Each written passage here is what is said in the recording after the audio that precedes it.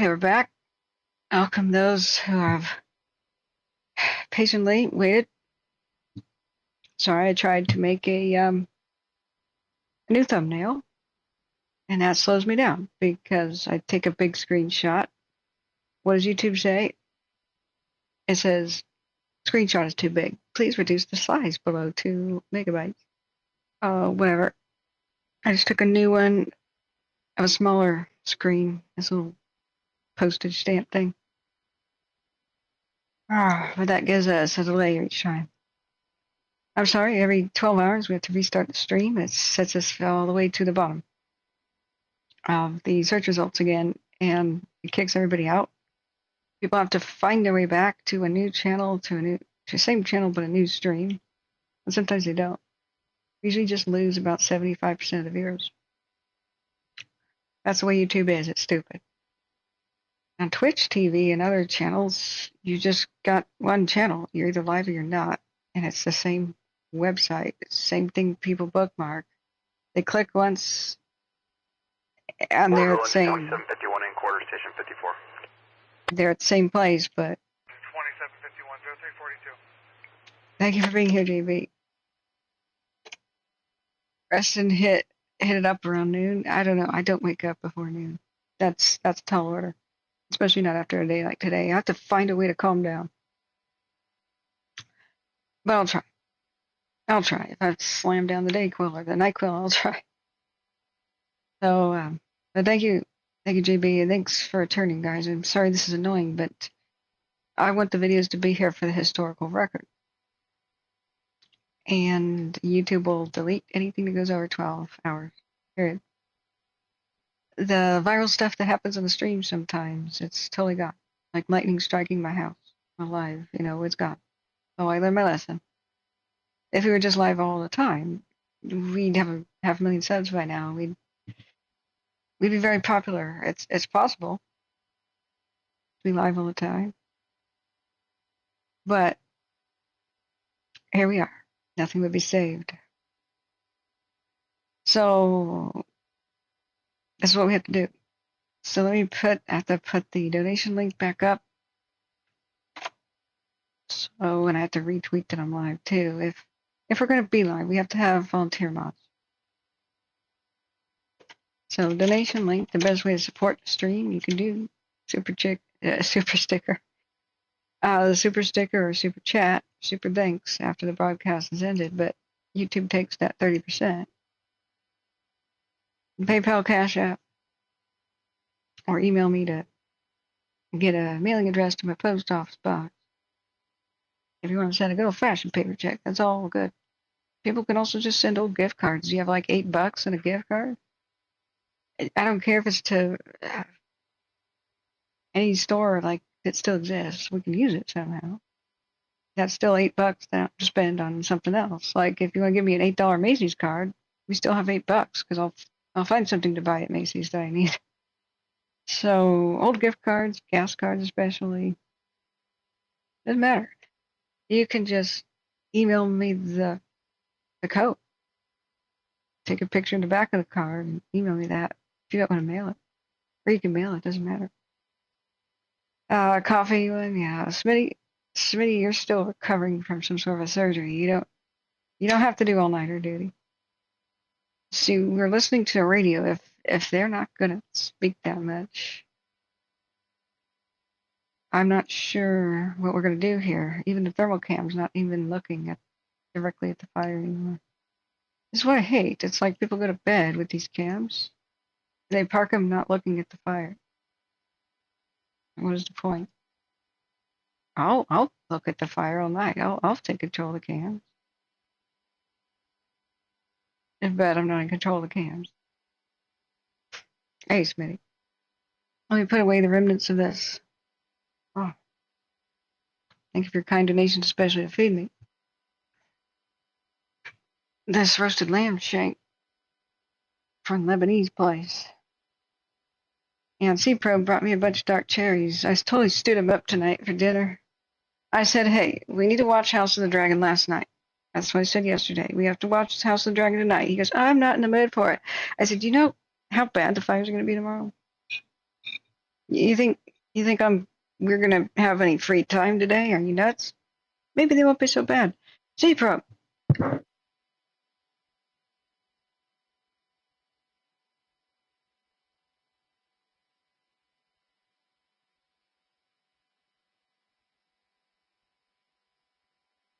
It wouldn't be so bad, but he makes me wait to watch it with him. I can't wait. I need to know what's happening with Team Green and Team Black. There's dragon battles. There's aerial dragon battles. How can I wait to watch something like that? Seriously. Seriously. But back to life and back to reality. I really hate being right about evacuations or evacuation notices from Red Bluff, nearly Centralia, nearly to Paradise. Unfortunately, unless it torrentially rains like really soon. Welcome to California's next big monster fire. Of course, it's Butte County. Of course. It won't stay there though. It's already migrated to Tama County. It'll go to Plymouth. You just wait. It will. Why? There's nothing to stop it. That's why.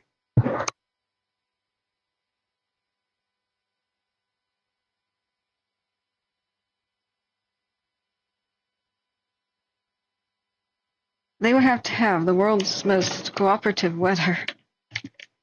Like a constant wind blowing it away from the county. Which doesn't happen. You know, it's a vitamin enough time to make some sort of lines. You just really can't stop it from going down or up a canyon. In this part of the world, it's just not something that happens. It's the worst terrain possible for fire. Just look at the history of what fires do in the region. It's because the terrain's about impossible.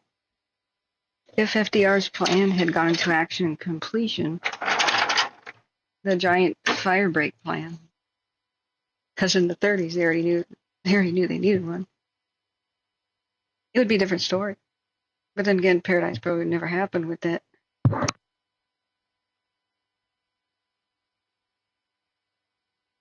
We have the same terrain, we have the same fuels. We also have a sucky climate now. If we have the same terrain and pretty much the same climate and the same fuels, we're going to get the same results over and over again. We can't just go, oh, maybe if we cut carbon or something that, like, we won't have to deal with this. No, we will have to deal with this. Doesn't matter, it's dry or not, wet or not, it's the winds. Winter winds could cause a disaster like this in winter. Remember, Paradise was in November. Santa Ana's Diablo winds are geography-based and not climate-based. Not change-based. There's nothing to do about it. They're here. They happen. Excuse me. Sorry, I just realized it's probably annoying kitchen noise. If I had like a $700 headset, you wouldn't be able to hear like background noise. But sorry, forget. This one's a $300 one. We're on peasant mode. The sportcasters, you know, they wear these things in their heads at the football games. I want to know what they have. We need to get some of that.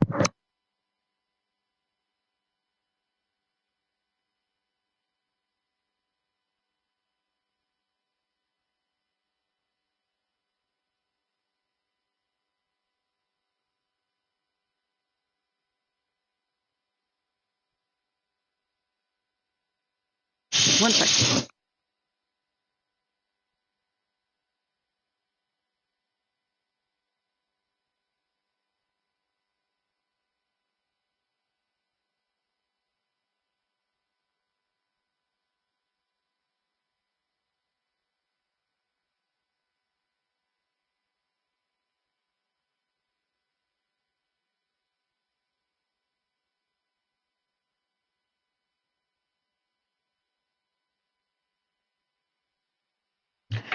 Sorry, I just had to wash my hands. You just can't touch your mouse again after you touch grease. It's just not good.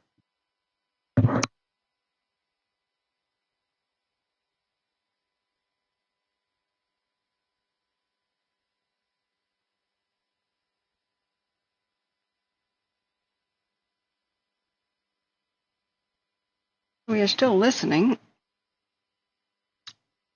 to Butte County. They're saying pretty much absolutely nothing. I'll have to refresh to make sure the feed isn't just trying to reconnect again like it was earlier. So I'm debating, should we just, all of us and mods, try to get some sleep?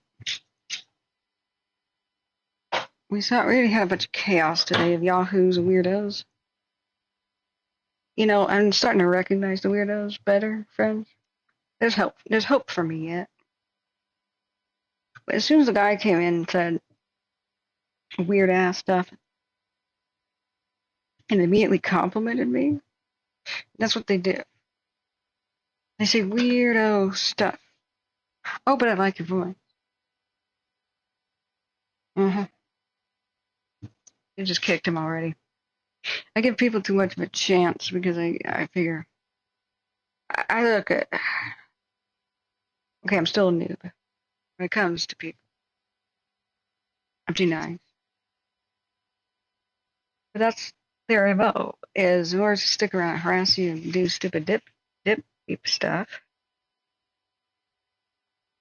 they vacillate between compliments and insults.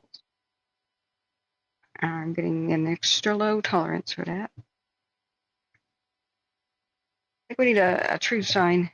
Let's play with AI for a second for like a cooldown. Let's see if AI can make us a sign. It has to be like a sign because I tried to put the rules today where YouTube wants me to put them. There's like a chat greeting. It explains what the rules are and the pre-made ones are. Be kind to people.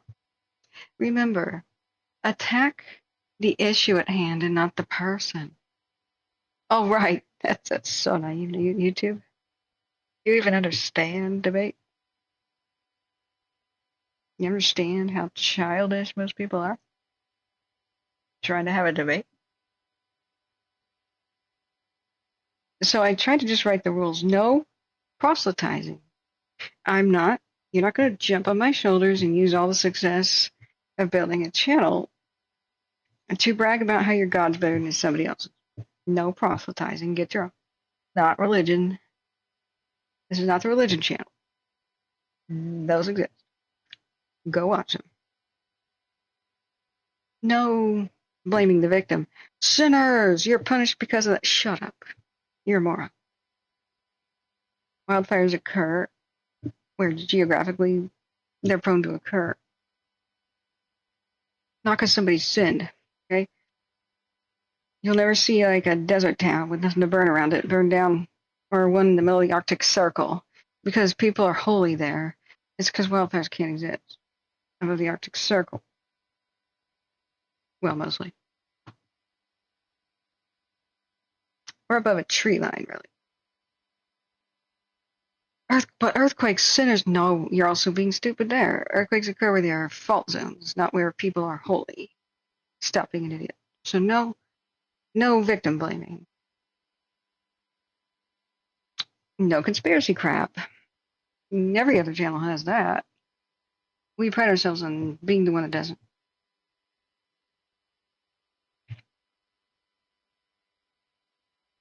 No making anybody uncomfortable. And it's about this time where I got to no conspiracies, no proselytizing, no weirdos, and no wackos. I ran out of space. Damn. Crap. So we need a sign. It has to be funny, cartoony. So people actually sit there and read it. So like no conspiracies will have a guy with a tinfoil hat on and like the no smoking sign over him, you know? Man, I love these cherries.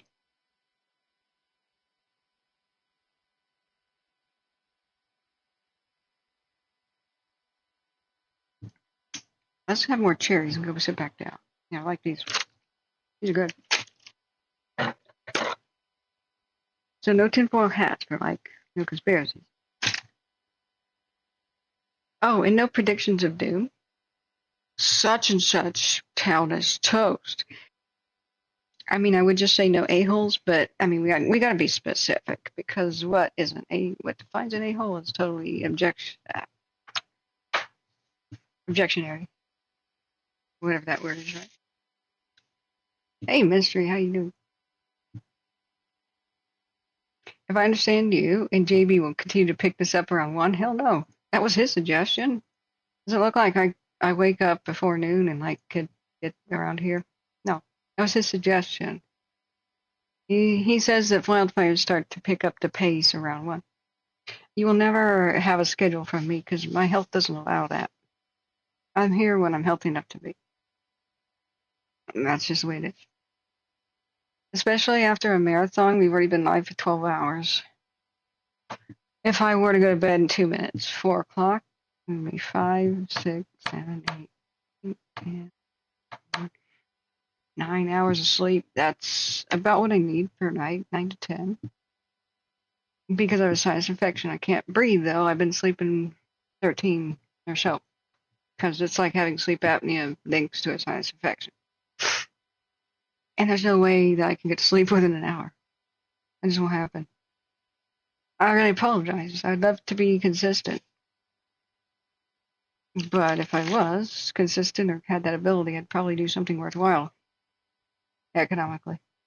And then I would be rich. And then I would just hire people to do this. If I had the ability to be consistent.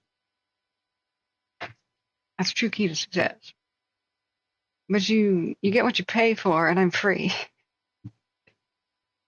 So there's that. Man, I wish this camera would kind of show both parts of the fire at once. But let's check.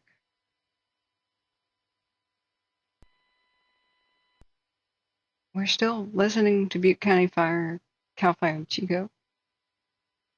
They're just not saying a lot. Morrow, engine 2779, interrupted station 73. It's a lie. Engine 2779, 0358. They are still speaking. Yeah, 2152, Division Delta on command.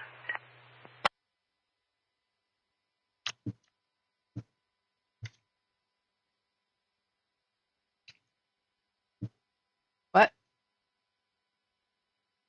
That would be cuckoo. I'm just ADHD or something. Hey, I'm the ADD, but without the H, because most women are. Almost never hyperactive. It's non-typical.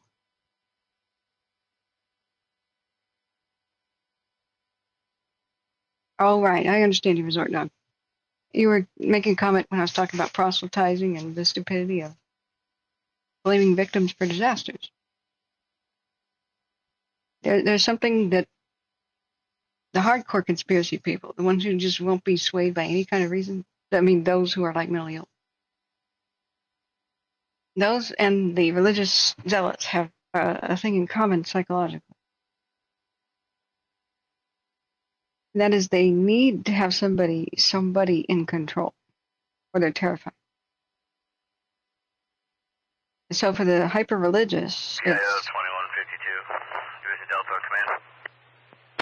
it's God. For the hyper-religious, God does everything, makes everything happen, every little thing. You spilled the sugar trying to pour it in your coffee today, that was God. God controls all. Been that way since the beginning of time. Everything you do has been preordained by and pre-planned by God.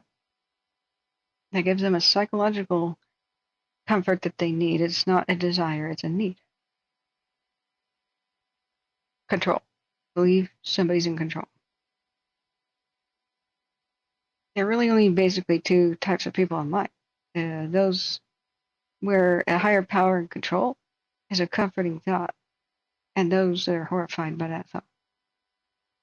So atheists will try to say they're more logical. In reality, they are just as emotional as a person who wants to believe a higher power is in control. It's just with their emotional need, the idea of somebody in control horrifies them, so they just don't believe that. That's not logic. That's also emotions. But you are one or the other, or slightly in between, where maybe a lot of people hope that there is a supreme being of some sort, but one maybe not in control, a very little tiny bit of their lives. They would feel like they have freedom of will. A lot of people are in between, and so they're kind of agnostic, wishy-washy, or just unsure.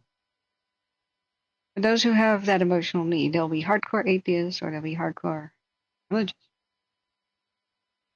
So the thing that the zealots have, being religious is not a crime. A lot of the nicest people ever are religious.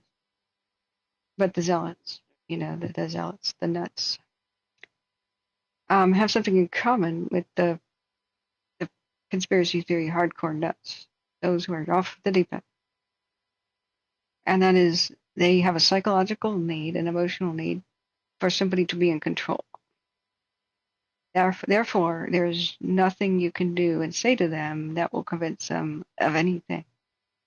Facts will not convince them of anything, no matter how compelling or how obvious. They will resist you and believe what they want.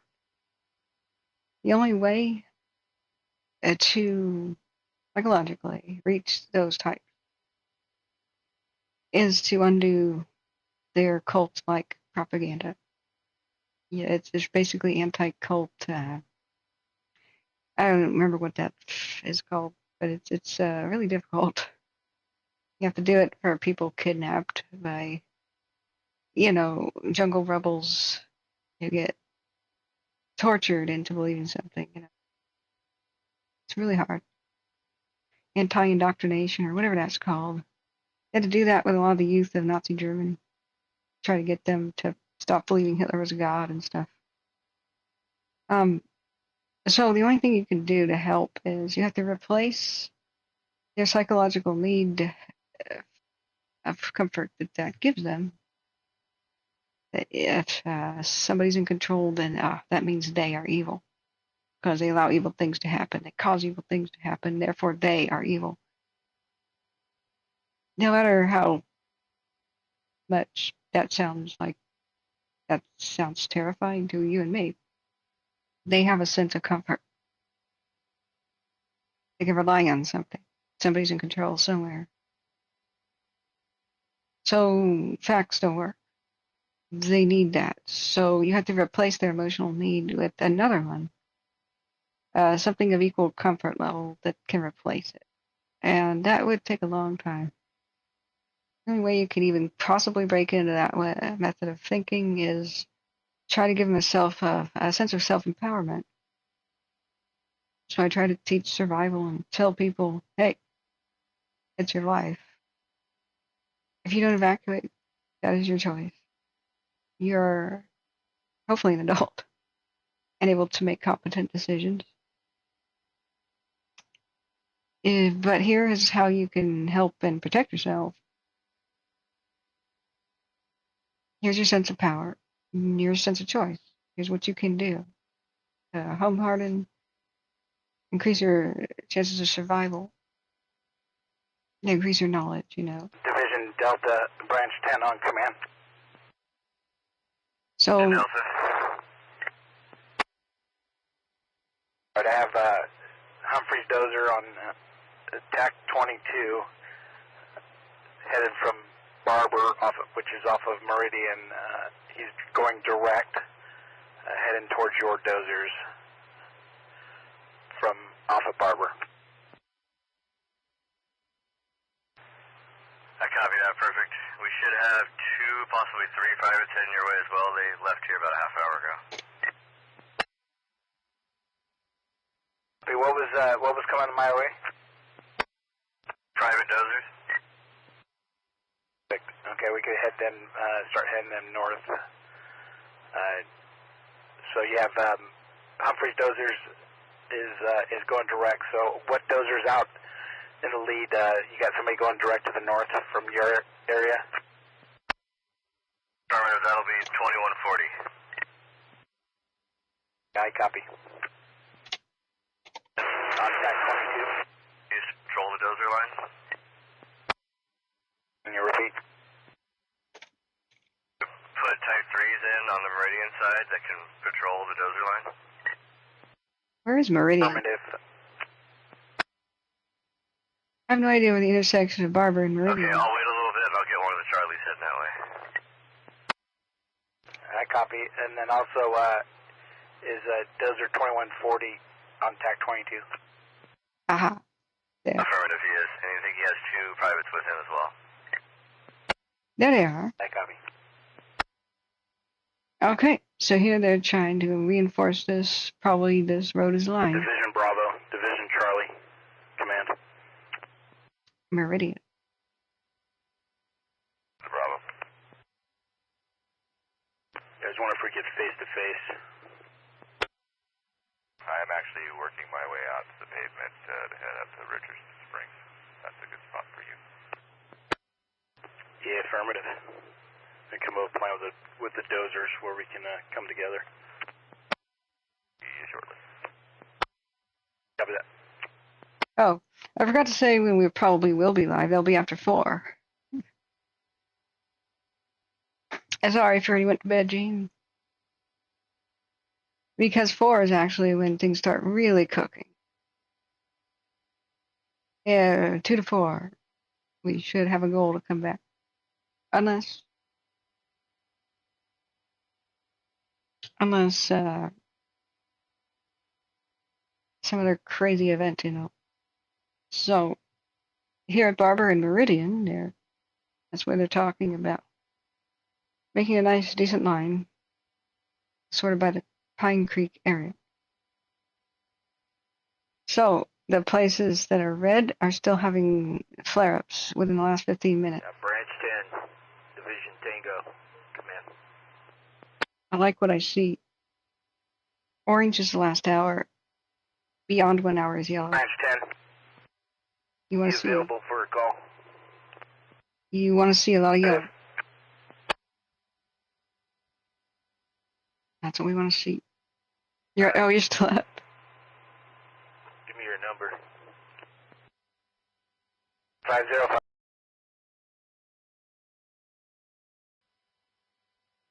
Alright, I muted that. It's some sort of radio thing anyway. What we want. Now, one is- more time. 200, 2505, 200. Whoops. Oh well.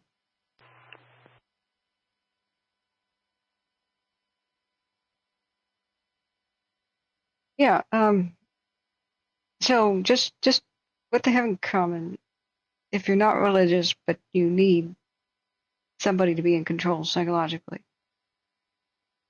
you believe in conspiracies and they, because if they are in control, the thing that really bothers me is, you know, when you're talking to one off the deep end who's very ill. I've even argued with some of them for a bit and learned my lesson. I have to give I learned that I have to put people through a couple of questions before I'll even debate any conspiratorial anything with them. But before I did that, man, this one person came in earlier in in 2020 and was arguing about space lasers and stuff. I just happily took him up on it. I've got an open mind, but you have to convince me. If you want to prove something that doesn't have any evidence, well, the only way to prove that is every other thing that can possibly explain it has to be shot down. So I'm like, challenge me. Let's go. Show me something that's truly unexplainable. I'm a curious person, too. And because I don't believe in anything till I see some evidence, in general, I'm a hell of a lot more open-minded than even the average scientist. Scientists are too dogmatic and religious for me. They're not very scientific, I've found. So, it's just stupidity. Like scientists saying the world's largest bird fossil couldn't even fly. Oh, whatever. It had like a 20-foot wingspan or something, Argentavis. It couldn't fly. So they're trying to make up excuses for why it was a ground bird with a gigantic 20-foot wingspan. Scientific stupidity. Obviously, it flew, and if you can't figure out laws of physics that allow for it, then you need to keep looking. That's it. Nature doesn't design stupidity, not for very long.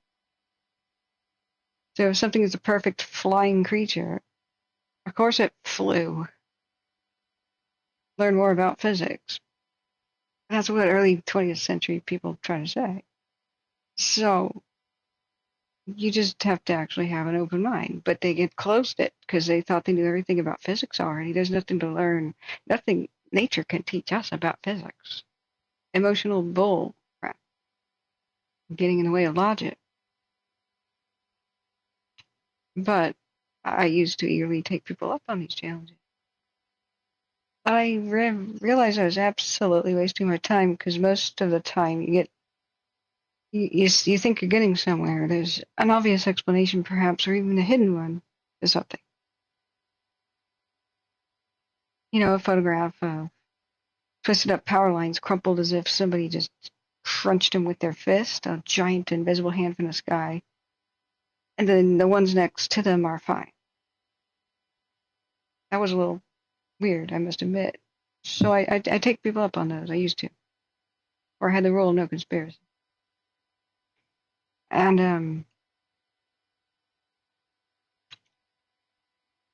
so I finally explained it. I had looked it up, and it was a fire tornado that, not just wildfire, that tore down a high tension power line. It's true, like F2 tornado. And if you didn't know anything about tornadoes, you know that it's a little tight column of damage.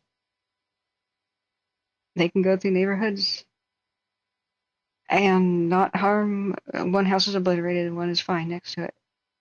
That's the weirdest thing about them. Oh, there. Oh, I gotta. Thank you so much.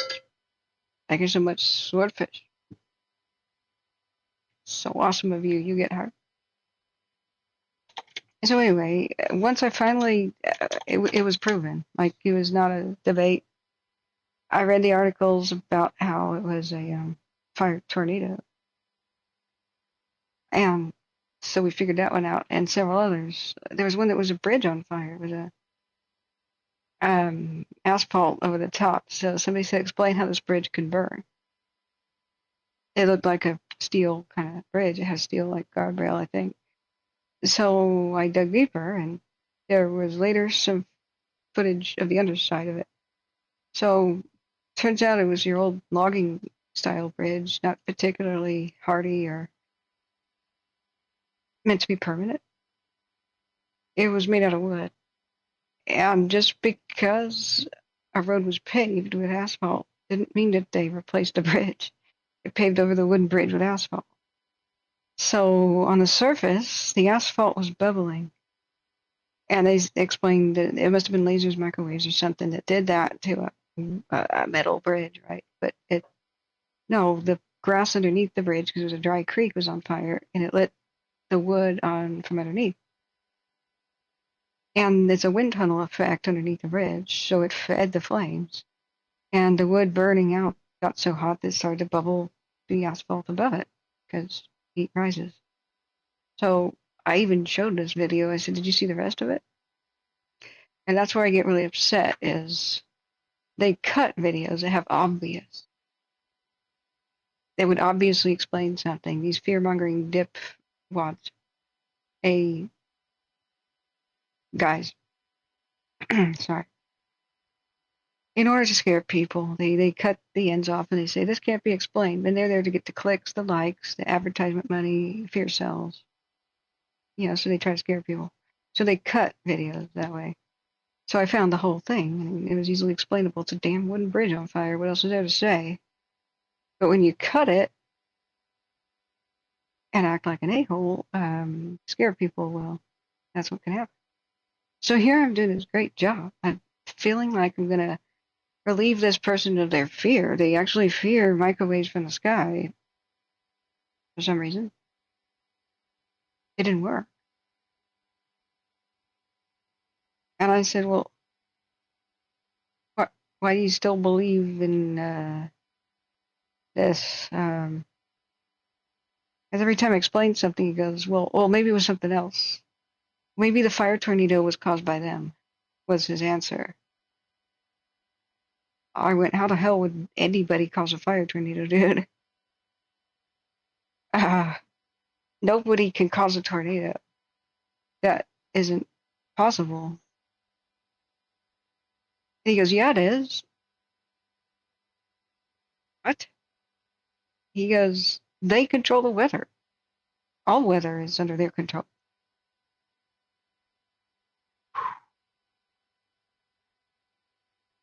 Ooh, that's when I realized who I was talking to. You can't reason with somebody that far. Psychologists would start writing in their notes, at this point. They would be writing paranoid personality disorder, ? Schizophrenia, ?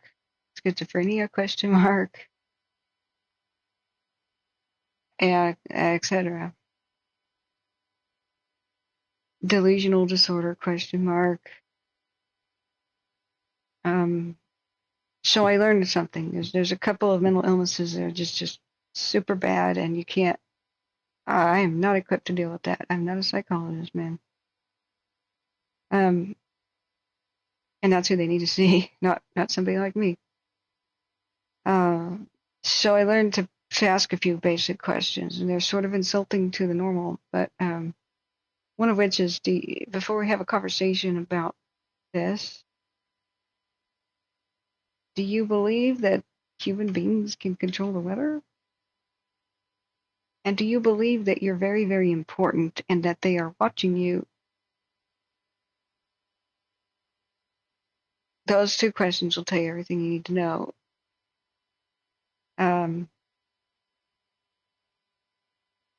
It means you shouldn't talk to that person, is basically what that means. Resort Dog says, Pride paid for extra pink auroras this year.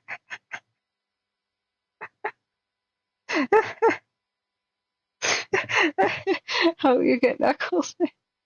You get knuckles. Oh, man. Hey, people can believe whatever they want. I just don't want them making my audience uncomfortable, or me either. Pacheco, Crew 2, Tango on command. Right, we're still listening for updates. This is really interesting. I've been replaying it because there's something to be said about this particular video. Pacheco, Crew 2, Tango, command, zone 4. Pacheco, crew.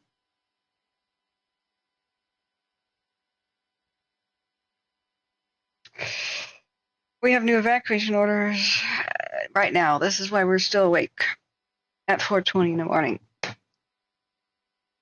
But dude, Resort Dog, oh man, I want to have a coffee with you now because I don't drink.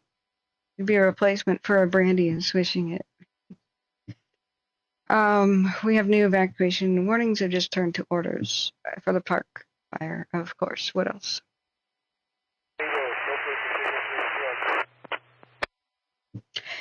In Harney County, zones 732. You listening, Diamond? I'm sorry. Tehama zones 732, 734, and 726 are now evacuation orders. Go now at 4:20 in the morning. Branch 10, operation. And there are expanded warnings for Tehama's 720B, 696A, and 500. But 500 is way the hell up here. I kept getting interrupted, but I kept looking north because we're going to have a constant south wind. Tomorrow about 1 o'clock, we're going to have 25 to 35 mile an hour winds that'll pick up around that. South winds. Hey, can you believe it? We might have the in-skip camera burn over. It'd be the third, but it's in the line of sight.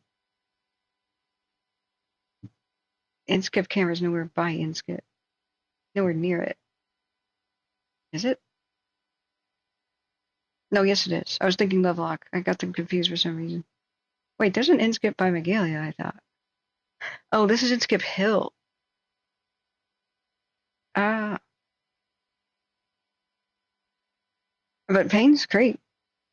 Everybody there should be ready to evacuate this. There's really nothing to stop this from. Charlie, operation. Maybe 36 itself. Good for Division Charlie. I don't know why they're not on notice. Just get an update and then any priorities or needs for tomorrow when I go in for a briefing that I can pass along.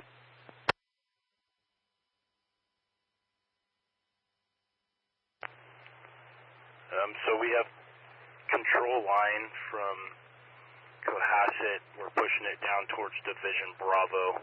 I'm meeting them right now. I'm hoping that we can connect, so at least from the hill we'll have good dozer line all the way to Cohasset Road. The priorities is just going to be perimeter control and mop up. There is a few structures that we weren't able to save. Operations covered. Oh God. There were a few structures we were unable to save.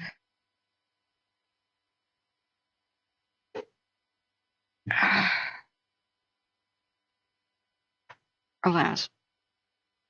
Whoever started the second damn fire today needs to be hung up by their freaking large toes with twine and paddled until red as a lobster by the community.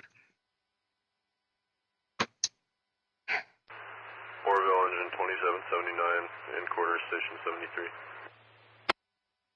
Some 2779, 0423. structures we were unable to save. A grim note at 4:20 in the morning. I spaced out on where exactly they were saying. We know that they were creating dozer line and stuff. Vision Tango, Pacheco 2 on command. Report. By Meridian and Barber. That doesn't mean that that's where they lost the structures, but yeah. I just clipped it. We could replay it, but I'm not tired. We know we have new evacuations. New evacuation orders in Harney County and new warnings. But here's the thing. They're doing the stupid old program. Okay? This is a great example of how stupid this system is. Telling people to get out 4 in the morning. Division Tango, Pacheco 2.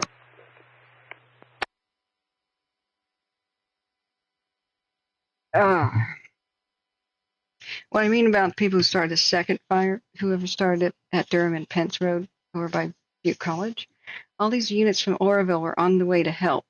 Seconds count with the real park fire. Pacheco Crew 2, Division Tango on command. And they were For Pacheco 2 on command. they had to do something else, Yeah, and I didn't. Was looking for an update of what your guys' progress is across Maple Creek drainage, and just confirming you guys are on the correct attack frequency, VTAC 14.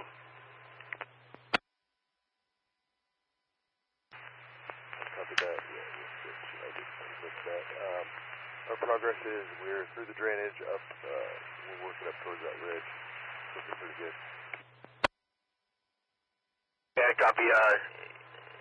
Yeah, I've got additional maps to upload with you.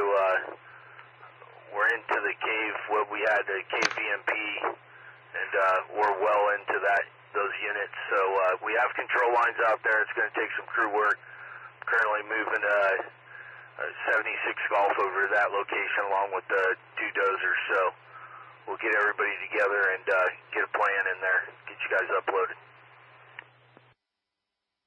Okay, copy that. Yeah, we'll just keep working towards that spot we were talking about. Are they going to be coming in behind us or working towards us? No, once you guys punch through and you're going to land on a road, it's our western control line. You're going to land on that. You'll tie into the back door of 9211 Charlie, and we'll get you all lined out. We're going to punch some line across we have 2 drainages to cut across, but they've already been cut out. We just need to clean them out, so they'll hold fire. Yeah, that's a good copy. We'll just keep charging forward and catch up with you when we get over there. Like copy. Yeah, and I'll do a radio check with you here in a bit on VTAC. They're talking about right here. Quadrant. Strike team 9244 Lima, Division Tango Command.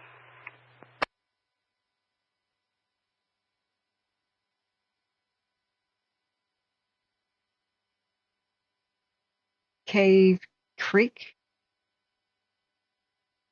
Those are line creations going well. Bravo 9244 Lima.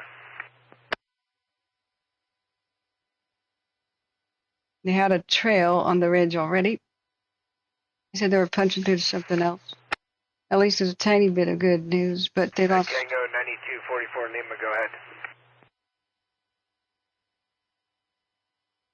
Can you meet me up on VTAC? Let's see if we can hit each other on that.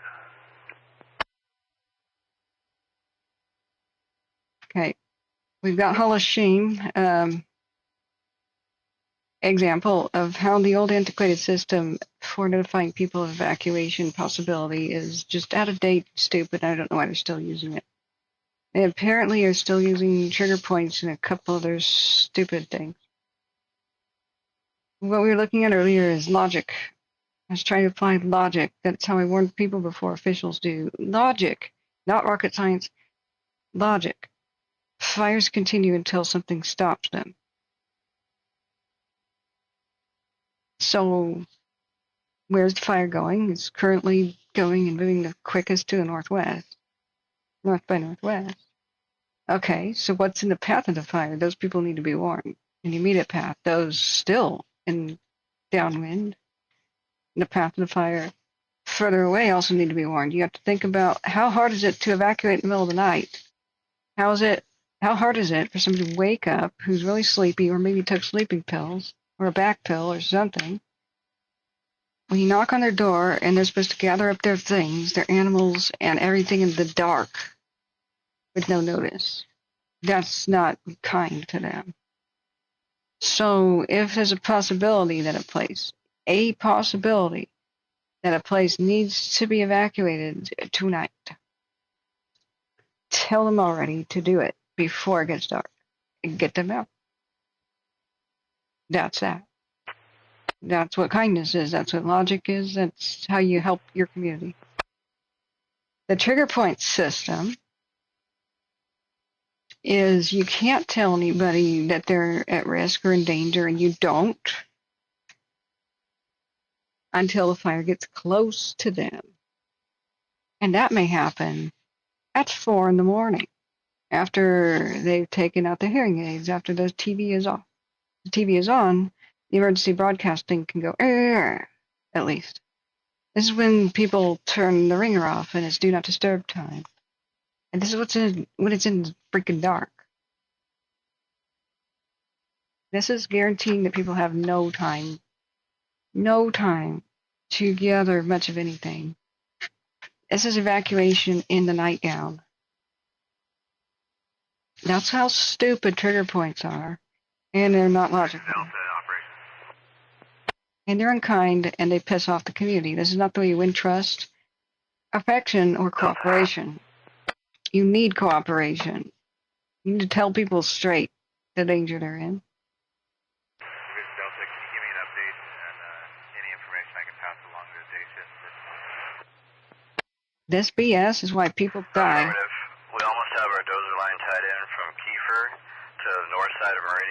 Barber.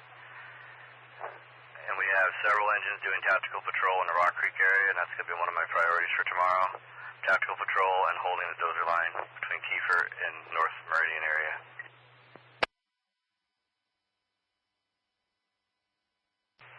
Okay, copy. Kiefer Road to Barber and tactical patrol around the Rock Creek area. Affirmative. Okay, and then is your line tied in to Division Charlie's where they were working on that side? Affirmative. My understanding is Richardson Springs to Cohasset is tied in, and they were working their way south from Richardson Springs to tie it in down on that end. But from Richardson Springs to North Meridian, it's all tied in.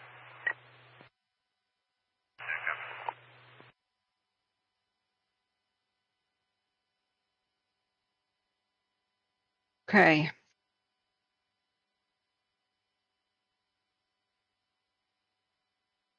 This is what we listen for. We know the trigger point thing is just stupid. Fires. Division Bravo, Deputy Operations. Oh, for God's sake.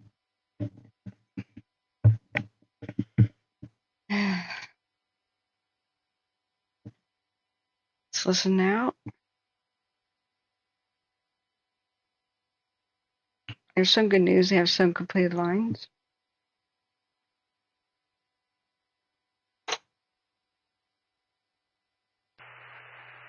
Division Bravo, Deputy Operations on command.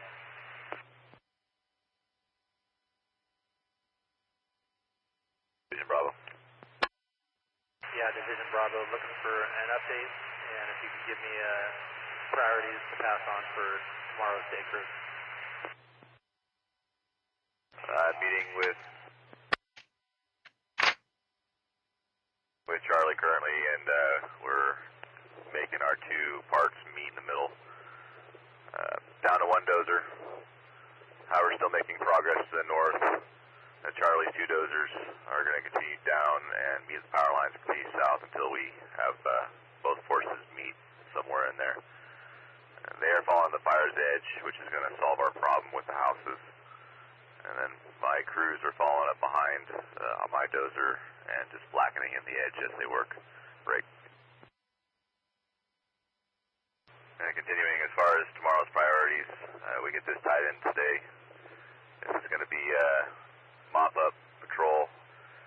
And the section that goes from the drop point coordinates I gave to you earlier this evening, the first coordinates, up and over the ridge where the power lines go down into the second coordinates I gave you, that will need to be plumbed. The rest of the division to the north from that location is patrollable, won't need to be plumbed.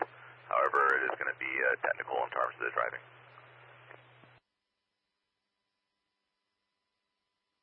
Division Bravo from Deputy Ops, I have a good copy on the update. Thank you. Division Bravo. Clip that because I didn't catch it quite all of it. Hey, thanks for hitting the like button. Remember, guys, you have to do that again. Got 26 already. You guys are so pro. I'm so proud of you. Okay, yeah. I'm not sure where they lost the structures. But that, if you want to rewind back in the stream, they said that at 4:20 in the morning. But remember to hit the live button or you'll be behind us. But you can always rewind. I enabled that. Some of it's grim, some of it's great news. So when he said that we're down to one dozer, Division Bravo, this is Bravo's update. He goes, my crews are following my dozer, blackening the edges as they work. So he's probably in between a road, like Meridian or something, and pushing the dozer just beyond it, not exactly on the road's side, you know. Division X-ray Deputy Operations.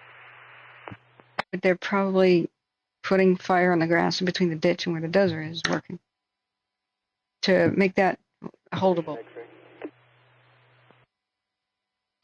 Division X-ray Deputy Operations, if you could provide an update and priorities for tomorrow's day shift on the division. The update is the fires dropped down off the ledge for the entirety of the Eastern Division as far as I can tell. Priority will be control lines with dozers and hand crews. Since it's dropped down out of the rocks, they should probably go a little bit more direct to make it a little easier on them. And to keep the fire north of Upper Park Road, Fence Road, all the way up.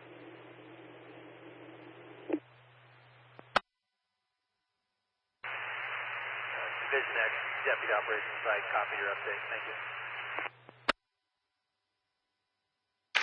Yeah, I may have a ability to get a map. They're probably printing out their battle maps right now. Let's see.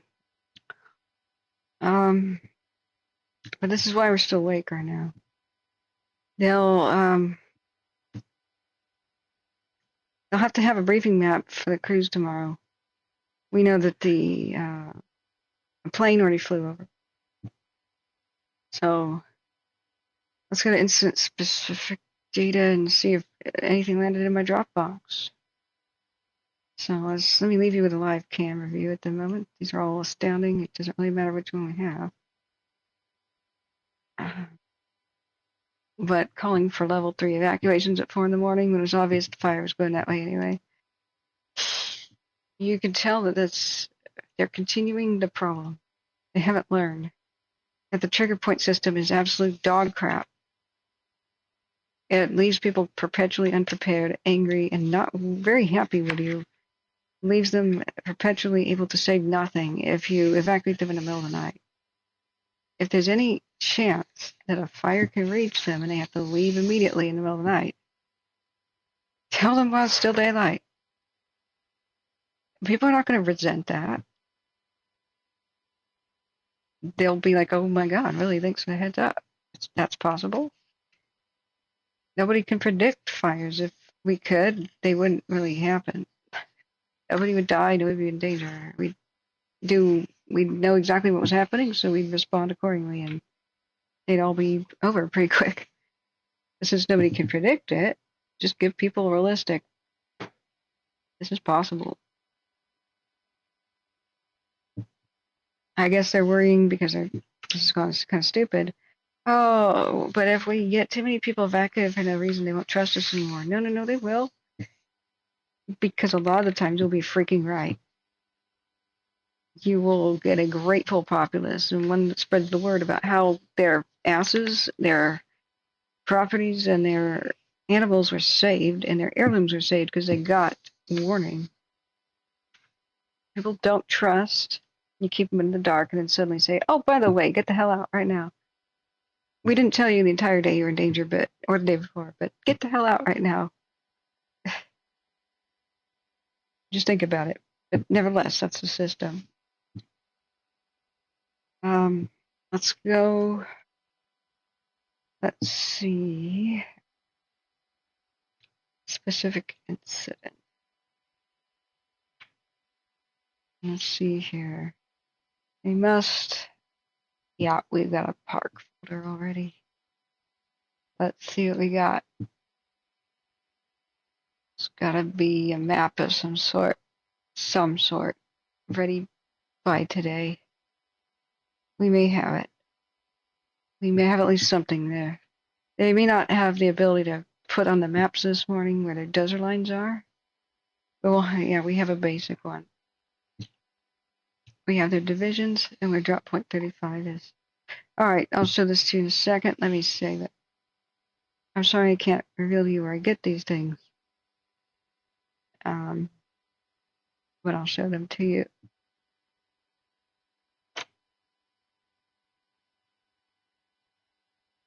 Okay, let me download the second one. It's not a totally complete briefing map. that report that was just given on the radio, where are they? Where have you put your dozer lines? Are you going to be complete with them? They'll be drawing new maps right now. They'll be available later today. This one's pretty comprehensive. I think you'll enjoy what I'm about to show you. We are no longer in the dark, friends. We have maps. So, let's open this. Let's see. Open the folder where I downloaded it. Gotcha.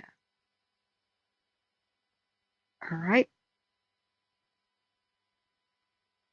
Let's open them both. Switch between both. For your viewing pleasure, drumroll please. Am I not the best streamer ever? Kidding. The battle maps. Here they are. At 4:43 a.m.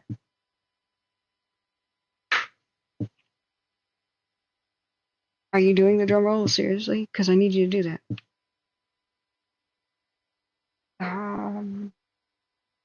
Especially while I struggle to figure out which window I have to open. It's for tension, of course. It's not like I don't know what I'm doing. Not at all. It's to build tension. Drum roll.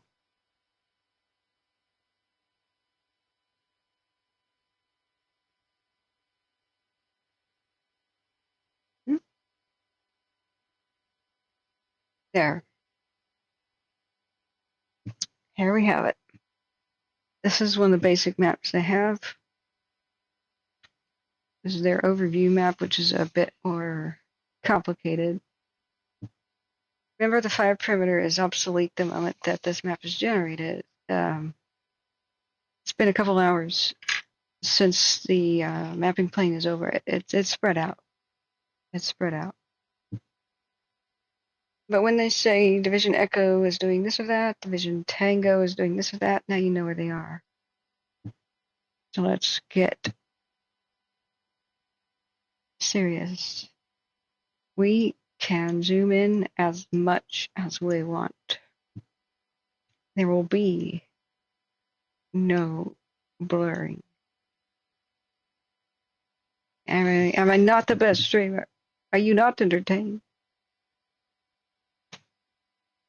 Okay. All right, questions. For everybody still awake, questions? Mountain Mike, welcome back. Well, one good thing is we're going to get black line the east side Chico. That's what I was saying. AJ Cat, Malheur. At least this may become a huge forest fire, which really sucks up in the mountains. Really, really sucks because the forest that survived Paradise, survived the Dixie, and others is now going to meet obliteration. Unfortunately, it's going to be very hard to keep it from running towards mineral, even. That's what I said earlier today. Even JB was like, oh, maybe not. And so I kind of backed down. If JB doesn't think it'll reach mineral, maybe not. And I meant in the near future, but it actually is getting close. That's the sad thing. All right, DP is a drop point. That's where their helicopters will land and deliver them stuff. Food, hoses, luncheons, milk, and Gatorade. Yeah, some people order milk. It does a body good. I mean, who wouldn't want milk? So Division A is at the heel of the fire. We just heard some check-ins and what the goal is for the different divisions. So X-Ray was the last one that just checked in. And I wrote down as fiercely as I could. They said, X-Ray, what are your priorities? He says, well, the fire is actually dropped off the ledge in the entire eastern side. Crap. So what they must mean here. God, this hurts my eyes. Okay, that's a tiny bit too zoomed in. What that must mean here is this is obsolete. The fire has gone down into this particular canyon right here. They haven't labeled it because this is not the world's most sophisticated map. This one is. Maybe this one has labels.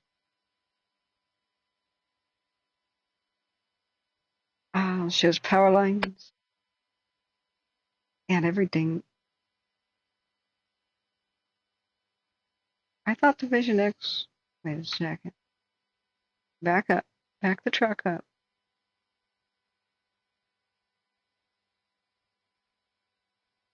Oh, Branch X. Okay, that's different than Division X. Okay.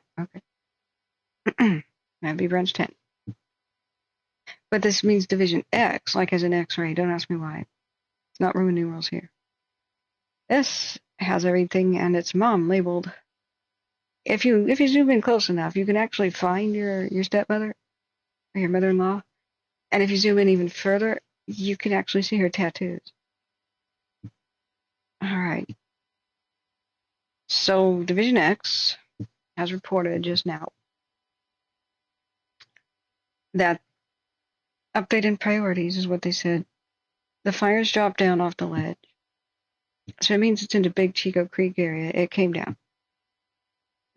For pretty much the whole length of it. This would be the red here. So this little brown spot, Chico, big as Chico Creek. When I said we could zoom in and see your mom or stepmom's tattoos, I meant it. There's Sycamore Creek. So it's down there. It's down there in Big Chico Creek. The next report was their goal is to keep it north of Pence all the way up. They must mean what? Pence Road isn't over here, so what do they mean? All the way up. These are like probably really bad dirt roads. Dotted stuff is like really bad dirt roads. So just what do they mean? They're in Pence? Can't be, that's even far away too. Pence Road's on the other side of Paradise, so what exactly are they talking about? I don't know. Could be that there's a Pence Fire Brigade or something. They're talking about the other unit. Is there just another Pence this or that, a Pence Peak? I don't know. I don't know what they're talking about. Is there like a Pence Avenue down here where they should not have sprawled, which all this sprawl is stupid, but anyway. It's critical to have space in between you and the mountains to try to catch wildfires as it rips down the mountains, but to build right up into the mountains is just all very stupid. Oh well. Wild 10-mile house trail, ancient gold rush roads. I would love to have gone here and filmed all the history. I did a little bit, not as much as I wanted to. It's hard to get escorts.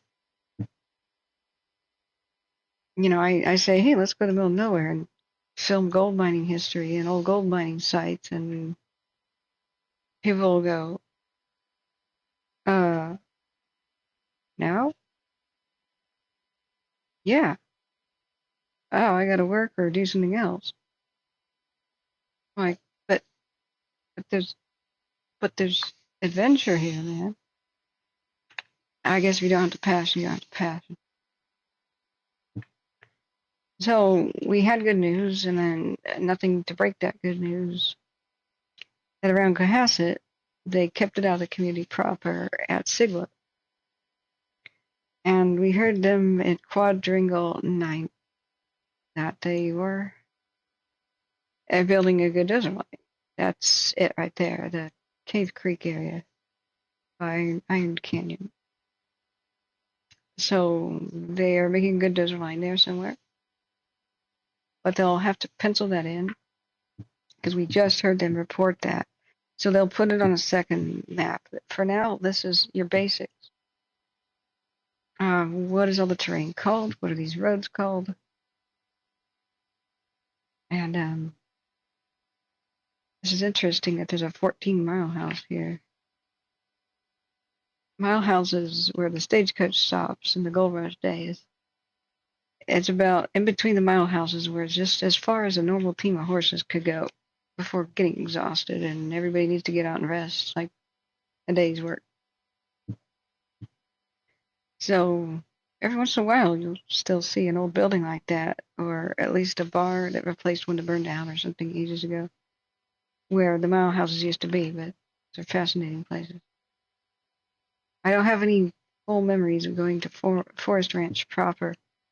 I explored the mines somewhat recently. 2019. Up in here. It's kind of off the map, though. Unfortunately, a lot of them are still on private property, and there's gates and crap, and that was really disappointing. And those who live on gold mining properties, they always think you're there to take their gold, no matter who you are.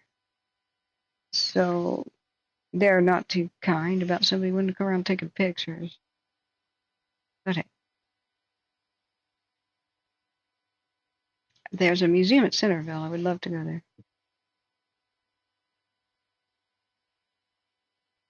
Let's see now. And half these roads that are supposed to exist are in a very pitiful state. They may not have really truly existed since about the 30s. All right, let me look back at you. This is hurting my eyes a lot. It's too bright. Ground Mike says for a nighttime fire, it burned really hot last night. Well, we still had 25-mile-an-hour wind gusts throughout most of the night. So, Angela says I've been mining between Big Bear and the desert. Awesome. Are you finding any flake or color?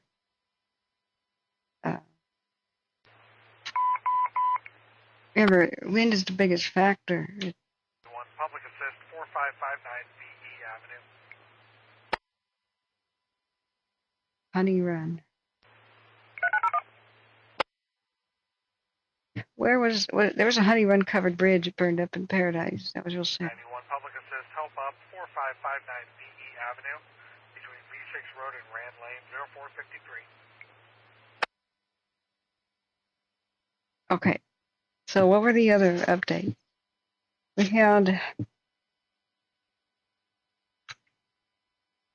had did I write them down? Delta, I believe. I believe it was Delta. Said the goal of tomorrow is once they complete the line, which is from Kiefer to Barber, to do tactical patrol all the way from there to Barber. The line from Richard Springs to Cohasset is done. Basically turning the road into a line. Or widening it or something. So they are working their way south from Richard Springs to Meridian to get that quote all tied in. Let's go over there. So there's Kiefer, where they had a big battle today with Nicolog over there. It jumped lines. It jumped over. The Sigler held, and so they kept it out of Cohasset proper. But it jumped a line at something island. It got into Rock Creek. Oh, that's Sycamore Valley Road. I'm sorry. That's where they lost structures, I believe. I'm sorry. They arrived to find some that were, quote, impacted. So when they said we lost a few at 4:20 in the morning here in the stream, I think that's what they were referring to. They begged for help and nobody was available at the time. A little bit later, Orville units got released from the second fire, from the one by Butte College. Whoever did that, they really screwed everybody here. That is very sad. So I'm just glad everybody's alive at Cohasset, and from those who got trapped from Richard Springs towards Cohasset.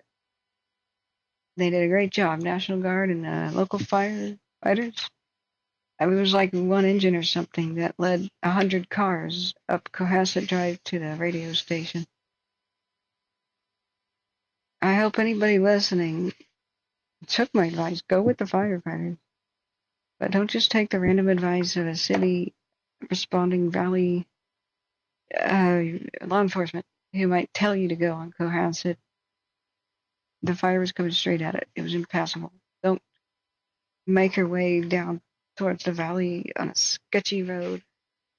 Don't leave a place of safety to do it. But if the firefighters tell you to go somewhere, especially if they escort you, you go with them.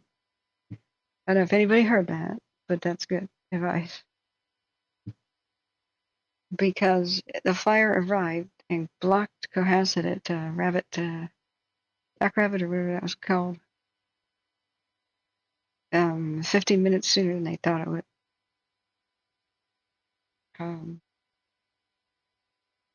And that meant that the responding units that tried to go up Cohasset to try to help up here, they couldn't. They had to wait for the brunt of the fire to pass.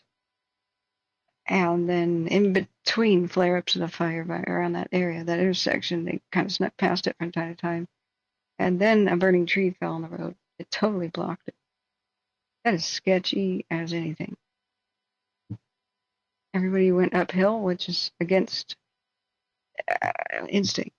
But follow the firefighters. They did right. They did right because the wind was blowing it northwest instead of northeast.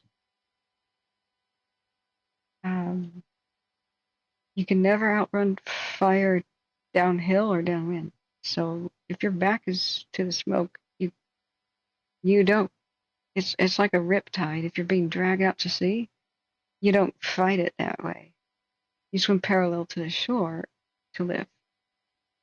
If you fight against the current, you get tired and die. But the rip current will be taking you one place, like that way. So if you want to live, you swim up or down. You don't swim against the current. Hope that makes sense. So if fire is going this way, you can't outrun it. The same direction is going. The same wind is going. Same way the wind is going. Cross the T, up or down.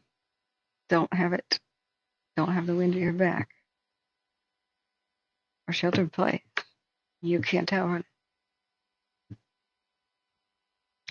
So, sorry, it's 4 in the morning. I've been doing this for more than 12 hours. It's crude examples.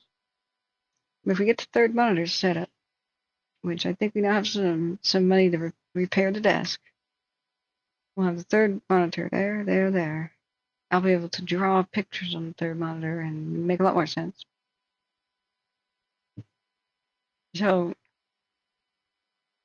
as far as we know, they've kept it out of Cohasset proper. Over in Rock Creek was a major battle. And by Sycamore Valley Road, that's probably where they lost some structures. There's a major battle at Nicolong, but they seem to get a handle on it eventually. These two divisions helped each other, Charlie and Delta. And Tango did too. They kept funneling assets down Marvel there. Engine 91 responding. Down there to help when possible. 91, 500. Look back at chat. Questions?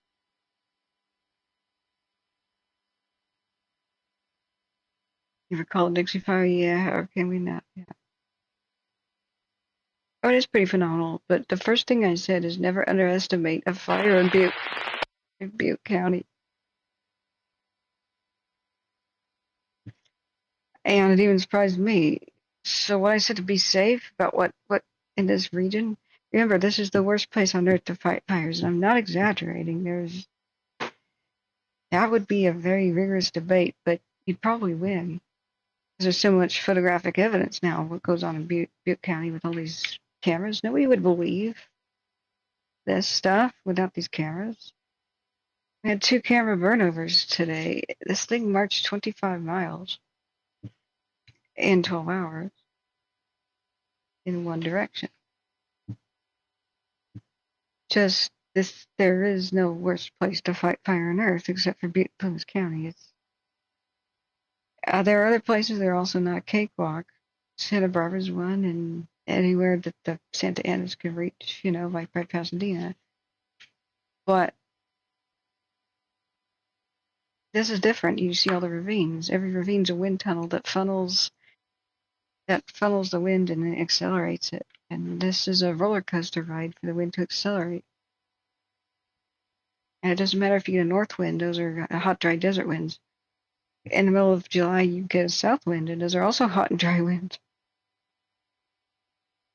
And even in autumn and winter, you get hot, dry winds from the Nevada desert, accelerating at hurricane force speed. Those are called the Diablos and the Santa Anas. There is no worse place geographically, pretty much in the world, to fight a fire. The top worst places on Earth are next to big oceans that can produce really big winds and alter the jet stream. Like, it's mostly El Ninos and La Ninas when the big Diablo winds and big Santa Anas go. It was El Nino during Paradise, 2018. And 2020 we had La Nina with the Russian Berry Creek destruction with the Bear and Claremont. It was still La Nina in 2021 with Dixie. This is what the Pacific Ocean does. This disrupts the jet stream. This causes the craziest of the winds. This causes the craziest of the droughts. And the longest of the Indian summers. It's El Nino and La Nina. And I think we're transitioning into one of them right now. Great. But that will never change. It's geography based. The Pacific Ocean would have to move. I mean, it's not climate change. Can't cut carbon or anything to change any of that. The Pacific Ocean would have to move, and the Sierra Nevada mountains would have to not be there for these Diablo winds to not blow. And for the south wind, the bay breezes to not blow. San Francisco Bay would have to dry up and close somehow. You know what I'm saying? We have to adapt. There's no way we can climate modify or have any real control. We just have to adapt to the way it is. And right now, these fires are running faster and moving faster because of the non-native grasses mostly. Most of California grasses are on life support and are nearly extinct. Some of them probably are. They used to have really mild and gentle fires, and it used to be mild and gentle. But every decade that goes by, there's a bigger replacement of the native grasses that just replenished the soil and roasted the acorns on the ground for the animals. With these rip-roaring, crazy flash fires, we can change this. We have to get rid of the invasive species. They're not from here. Many plants have an evil strategy for survival, and that is commit suicide by fire, sacrifice these individuals for the good of the species. The evil plants, the ones that are invasive, they are not there to take prisoners. They are there to kill all the other plants around them and replace it with copies of themselves. Why they're called invasives. They're kind of evil. The nature of a weed. So when we get the non-native ones here, their strategy is to promote fire that's so intense that it obliterates the other plants. Completely. Intense obliteration. And once that's complete, they are like, yay! Because the ones that have this strategy for species survival are the ones that go back to fastest and deprive the other plants of light and everything to take over. So here we are. there's a lot of things we actually can do to prevent this from getting this bad. We also have a lot of eucalyptus out here. Some of the trees that really burned up down towards 99 during the Paradise Fire, it went down to 99. And some of the homes lost, they had eucalyptus groves all over their yard. And their eucalyptus growing all the way down the canyon, like choking out the other trees. And they promote fires with the same kill everything else strategy. Make a fire so intense that all their plants die and we grow back faster. Even if their own seeds are obliterated, they grow back faster from the sides of the forest fire. That's the strategy for eucalyptus, because everything in Australia wants to kill everything. Australia is extreme. It's hardcore, right?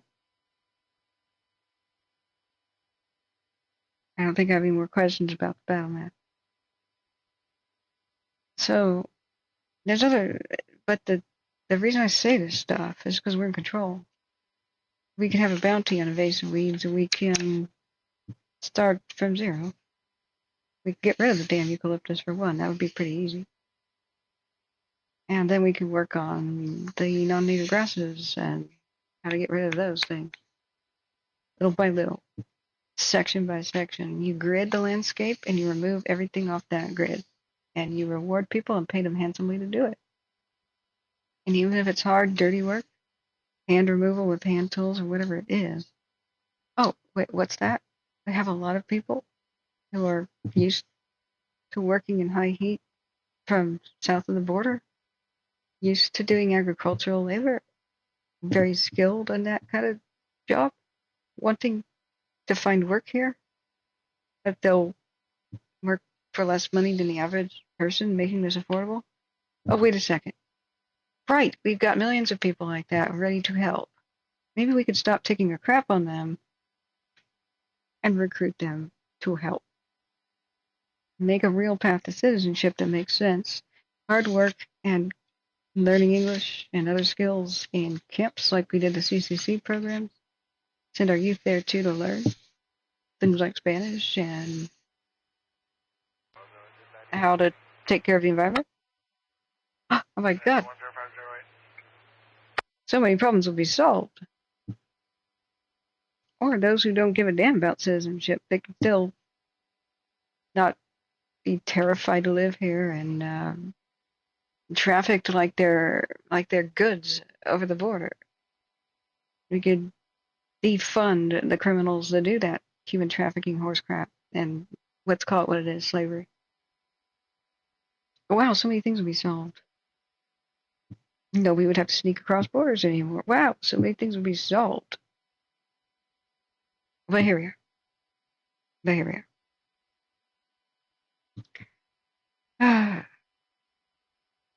And all somebody would have to do is work hard and then incremental wage increase, incremental trust increase. You could stay here longer and longer visas approved, bringing your family. All nice, head high, legal, documented, health inspections. Nobody brings tuberculosis in because they snuck in. You know. 2774, medical, 525 Airport Parkway. Yeah. I don't know. Maybe we make too much sense.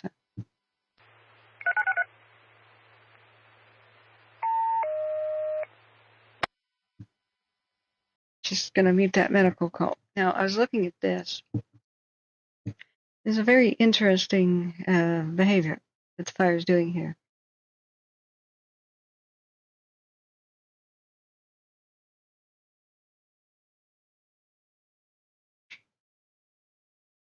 Yeah, somebody is ill by Larkin Road.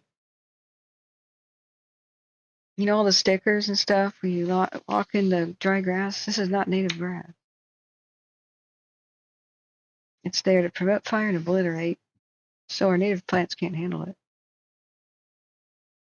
Too polite. Yeah. Bovine residue. It's bovine residue, friends.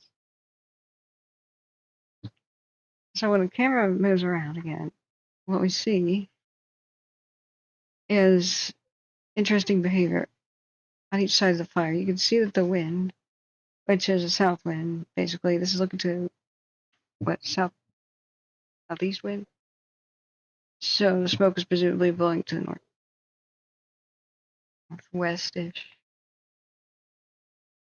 You can see the fire spread to the right against the wind. That's called backing behavior. It's slower than normal. But wherever vegetation touches each other, and it can, and it will, fire spreads even against the wind.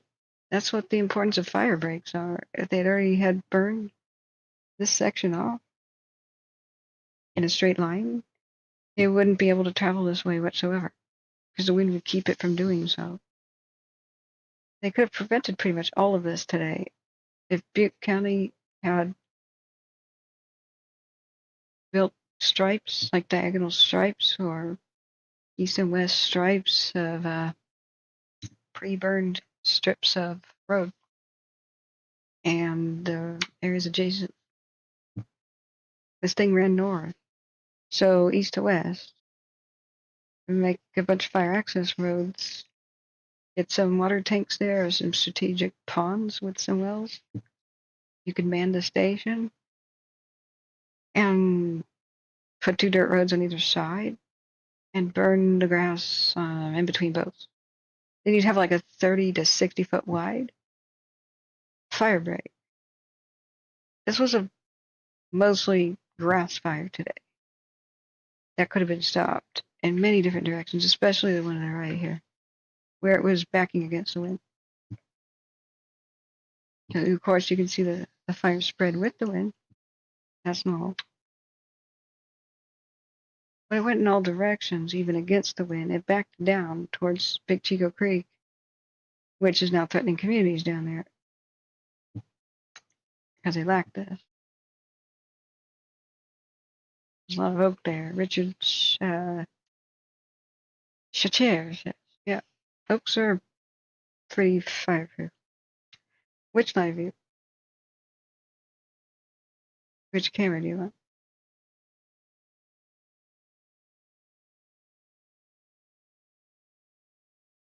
Oh, here's a 30-minute. And even with the wind, it's stopped right there. That might.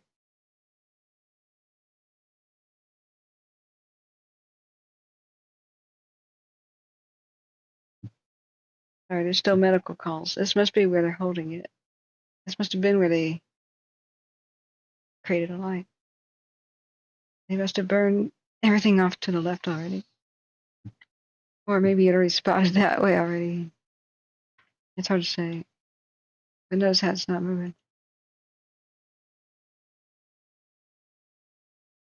Interesting.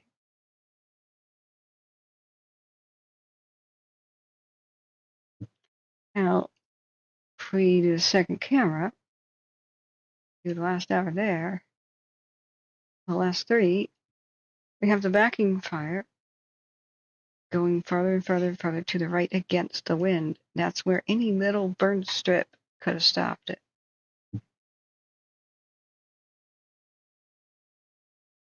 He's on the hillside.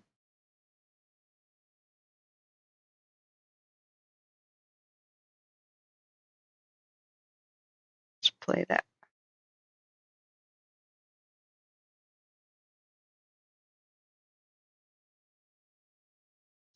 Man, I wonder what started the other fire today. That really screwed the pooch. They lost structures because Orville had to go to the other fire. Going on Durham Pence Road. They just ran into people and units at critical moments. This got way worse because of that. And this is the fire on somewhat relatively mild behavior. 25 to 35 mile an hour wind gusts. Yeah, I can imagine what would happen with 60s.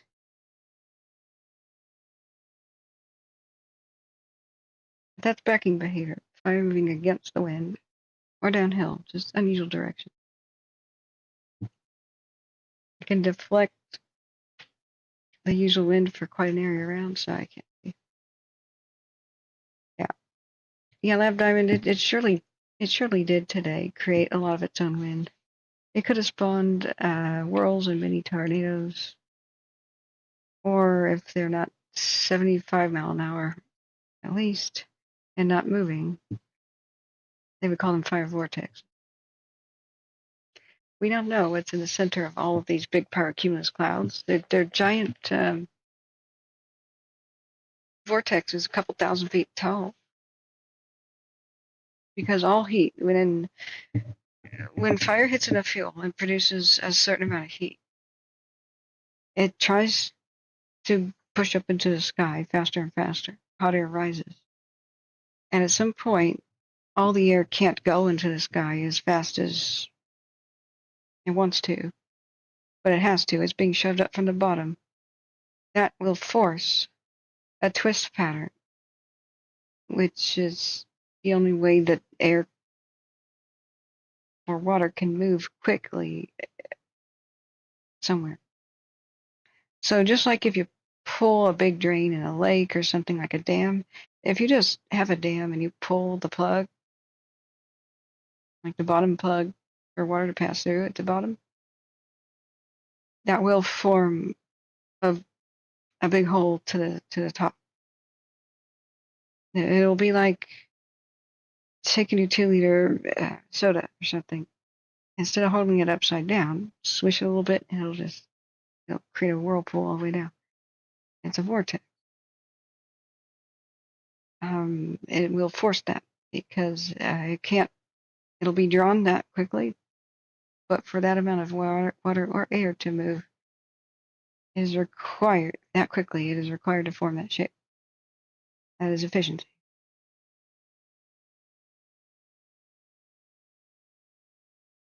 So we are 1 hour and 37 minutes in the stream because we started around 4. So just before 4. So if I were to go to sleep, we'd have to wake up and restart the stream. There were 3 of the guys videoed running away. I'm talking about the second fire. And anybody have a link to it? Is it like all on Twitter and I just didn't look at it? Like the one person who didn't see it? Is it like all over the news? I looked at the news and didn't even hear anything about it.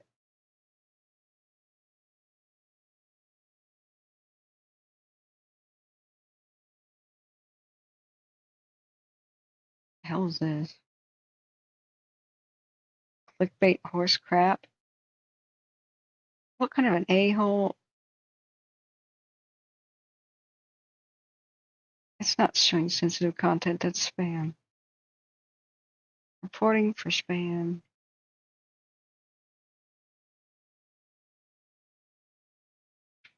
"11 seconds after this a-hole posts it. And blocking the a-hole too. Now what kind of an a-hole just spams like this again and again?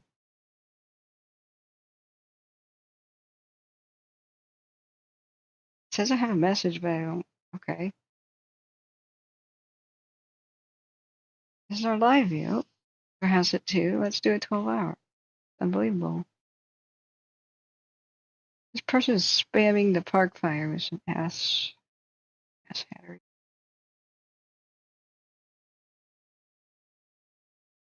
Well, if I blocked him, why can I still see this crap? There we go, refresh. Oh, there's another asshole doing it. Excuse my language.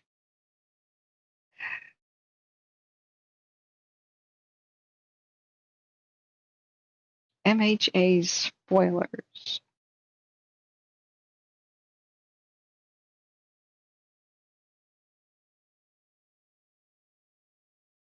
There's a guy licking a woman's tits. Pornographic spam on the X. I'm glad I didn't just show this. Wow. Okay, let me report this one. Child safety, violence, hate, abuse, and harassment. Sensitive or disturbing media. Okay, it's sensitive. Adult nudity.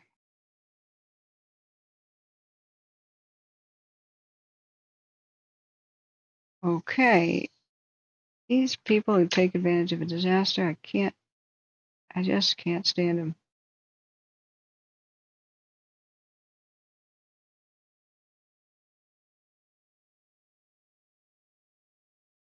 How do you both click porn and spam at the same time?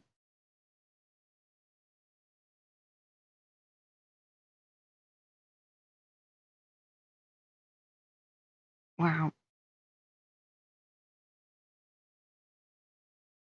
There's no rolling amount of this on the Park Fire hashtag. Wow.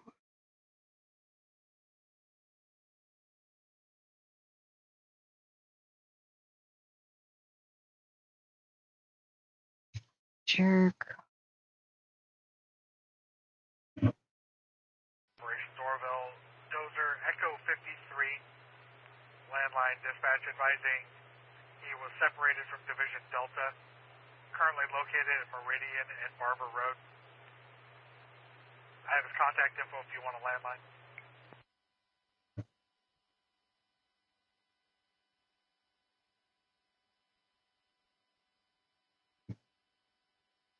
I can't even get to any Park Fire posts.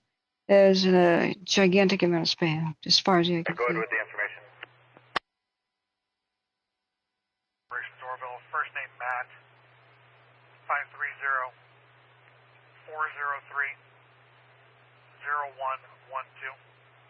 0523.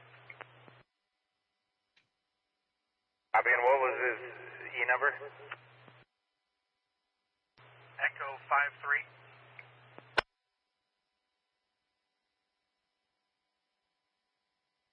Yeah, copy. So we're out to Division this. Delta. Go ahead. E53 was moved over to Meridian on purpose, working with Branch 10 on the project. Yeah, copy. Do you have contact with him? And just make sure he knows he's in the correct area? Or do you want me to contact him? If you have time to contact him, that'd be great. Otherwise, I can try and track him down. No, I'll do it. I got a service where I'm at. If he's any confusion, he's supposed to be at Meridian and Barber. Thank you.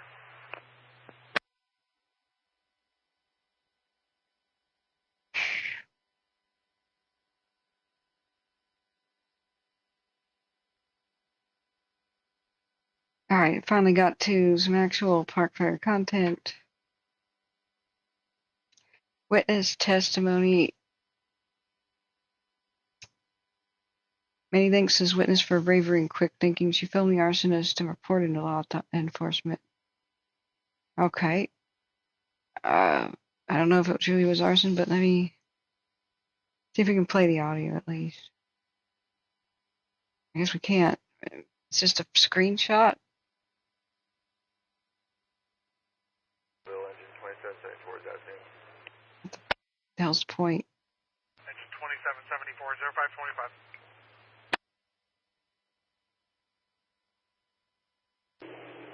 Deputy Operations, Division X-Ray.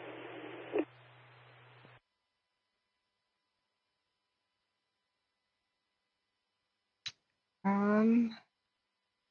don't want to look at TikTok ever for any reason. X-ray,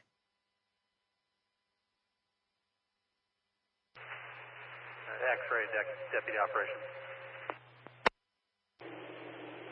Yeah, the fire is progressing several places within 100, 200 feet of Upper Park Road.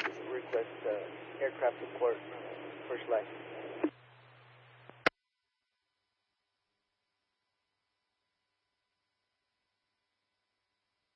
Jeez, okay.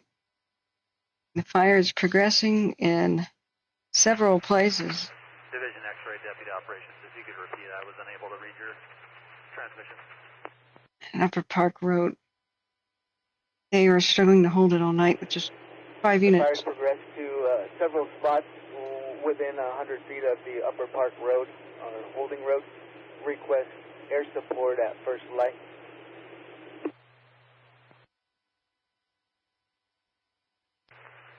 Deputy operations copies. Fires progressed to multiple spots within 100 feet of Upper Park Road. Thanks for the update. Sorry, the volume varies. That's not what we can do about it. Truck 91, medical, 2939 Yard Street. A lot of fuel. The latest evacuations have been at 4:20 in the morning. Good job.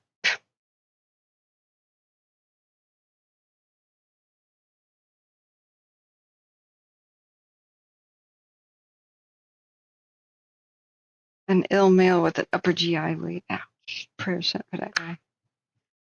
Now this was at 8:48.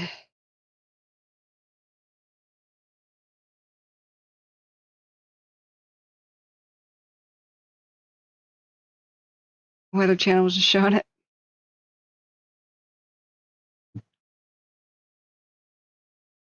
Yeah.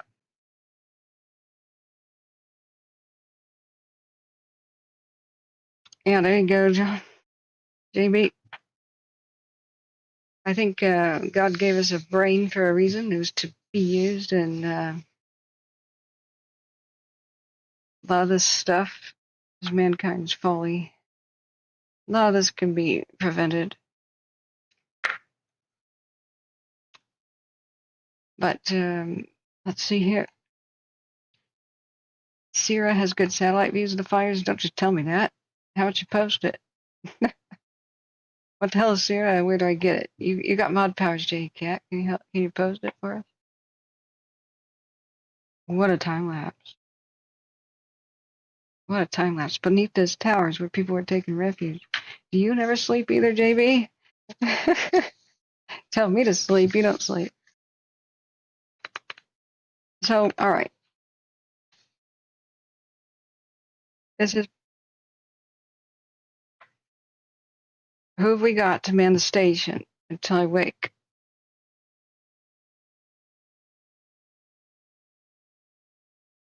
If we have enough volunteers, we can.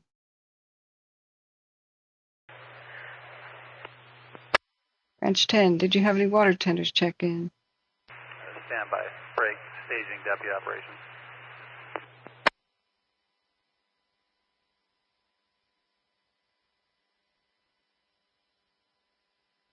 Operations, you broke. I need candy. And milk. I need some. Branch 10 from deputy operations. Negative on the water tenders. Nothing in staging. I need shots of milk. I'm sure somebody's had masticator today. I copy, for day shift, minimum 1 water tender off of Barber Road. So, JB, they're having trouble holding. Deputy operations copy. Request. Upper Park Road. 1 water tender, Barber Road. They're requesting aircraft at first light and anybody else they can get. They tried to hold it with 5 engines last night. That's heroic. That's a huge line to hold.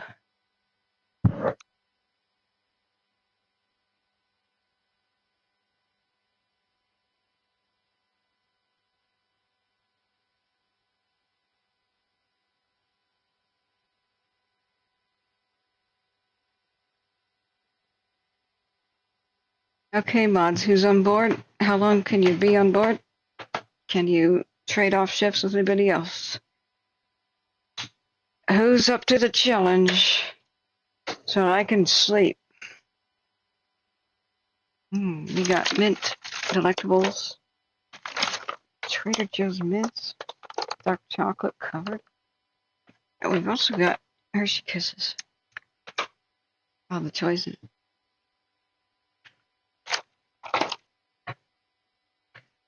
somebody's got to moderate while I'm asleep. We can keep the radio on. The unfortunateness about the cameras is they might just kind of shut off. Sleeping tabs, or sometimes the camera's like time the user out, and I can't do anything about that.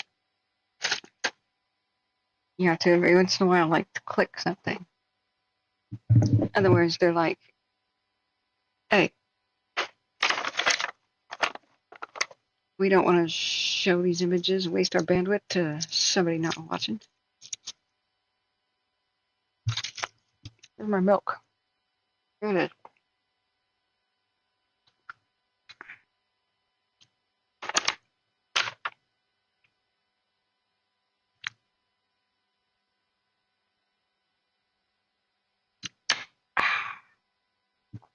Good milk.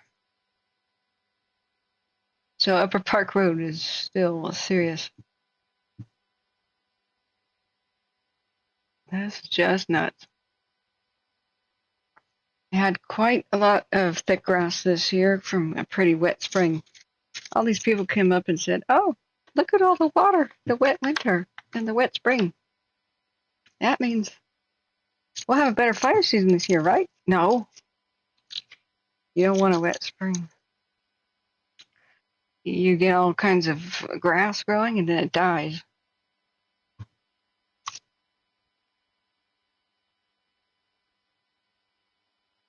Wet winters are fine.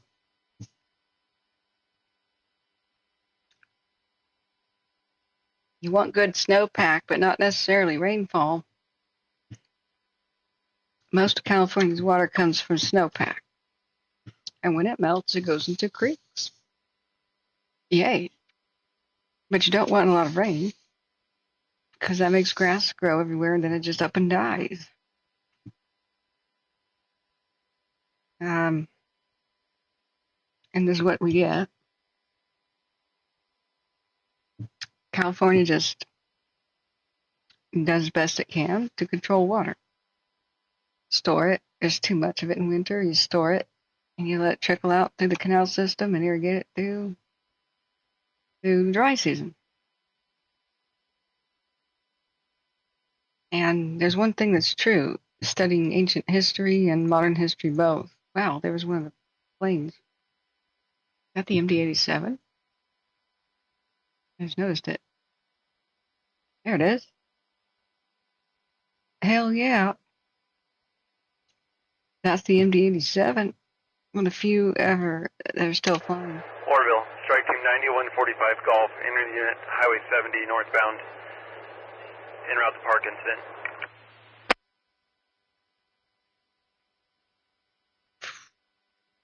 Strike team 9145 Golf. Change destination to Silver Dollar Fairgrounds for 0700 briefing. Strike team 9145 Golf. 145 Golf. 0534. AJB, I got the battle maps.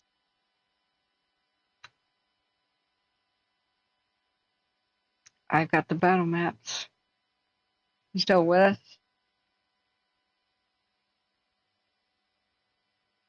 Any questions? Where is a division? Where's Division X-ray? Where's the dozer lines? I got your answers.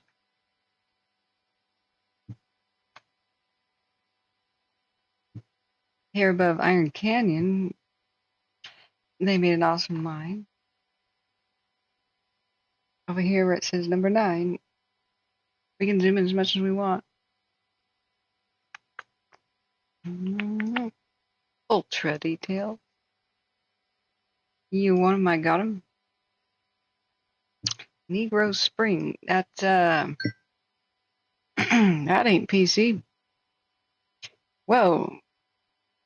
Sometimes there's maybe too many details here. Let's see. Steamboat Point. Maybe, yeah, maybe there's such a thing as too zoomed in. Orville, this is 91 SC. 910536.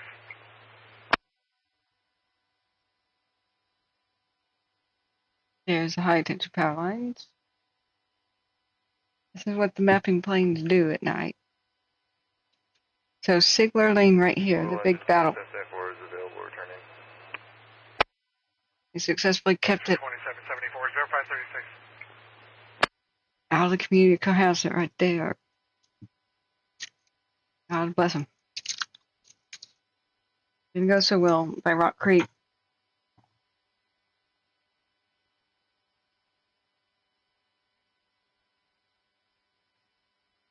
But here, Cave Creek,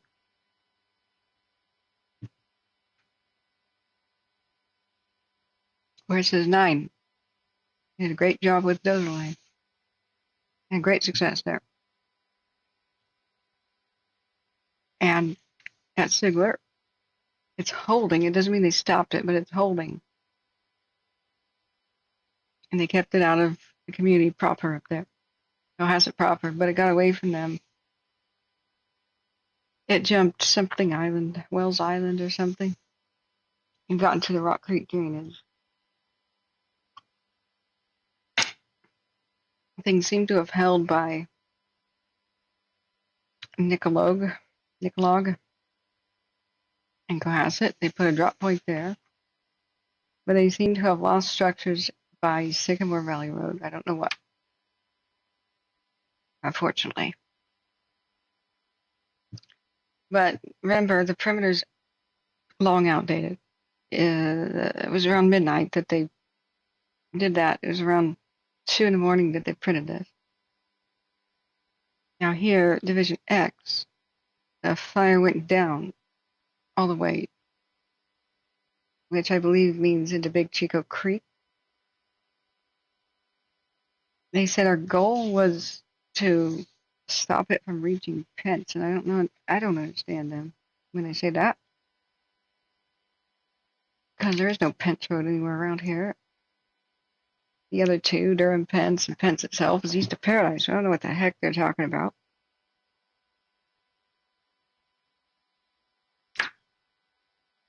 They said they wanted to keep it north of Pence, whatever that means. But they did just say, like JB was saying, report to the fairgrounds for your 0700 briefing. Wish we could have tuned into that. But that probably won't be televised. They'll get an incident management team at some point. Like Cal Fire Butte, I don't think they have daily morning briefings or anything on their channel like on YouTube. So, any questions? I want to go to bed. I need a mouse wiggler. I thought about that. There are scripts that do that, but they're also really sketchy. Ones that'll fake click on a website for you as if you were still interacting with it. That's an invitation for getting my ass hacked. Because if it can click on websites, what else can it do? Log me into others, malicious websites, and then steal everything. Download a whole bunch of Trojans. Oh dear. You're right, Mountain Man.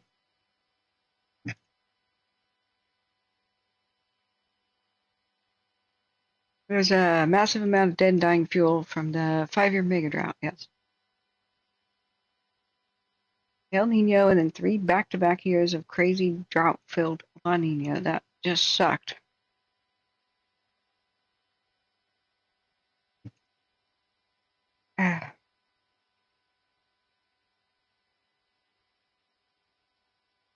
We can all agree that just sucked. But it's La Nina responsible for this crap. El Nino was 2018 during Paradise. One could make an argument that climate change causes a disruption to the El Nino-La Nina cycles. Go ahead and argue that till the cows come home. I don't know enough about weather to have any opinion on that. It's not my bag. But argue it elsewhere, please, because that will not produce anything productive.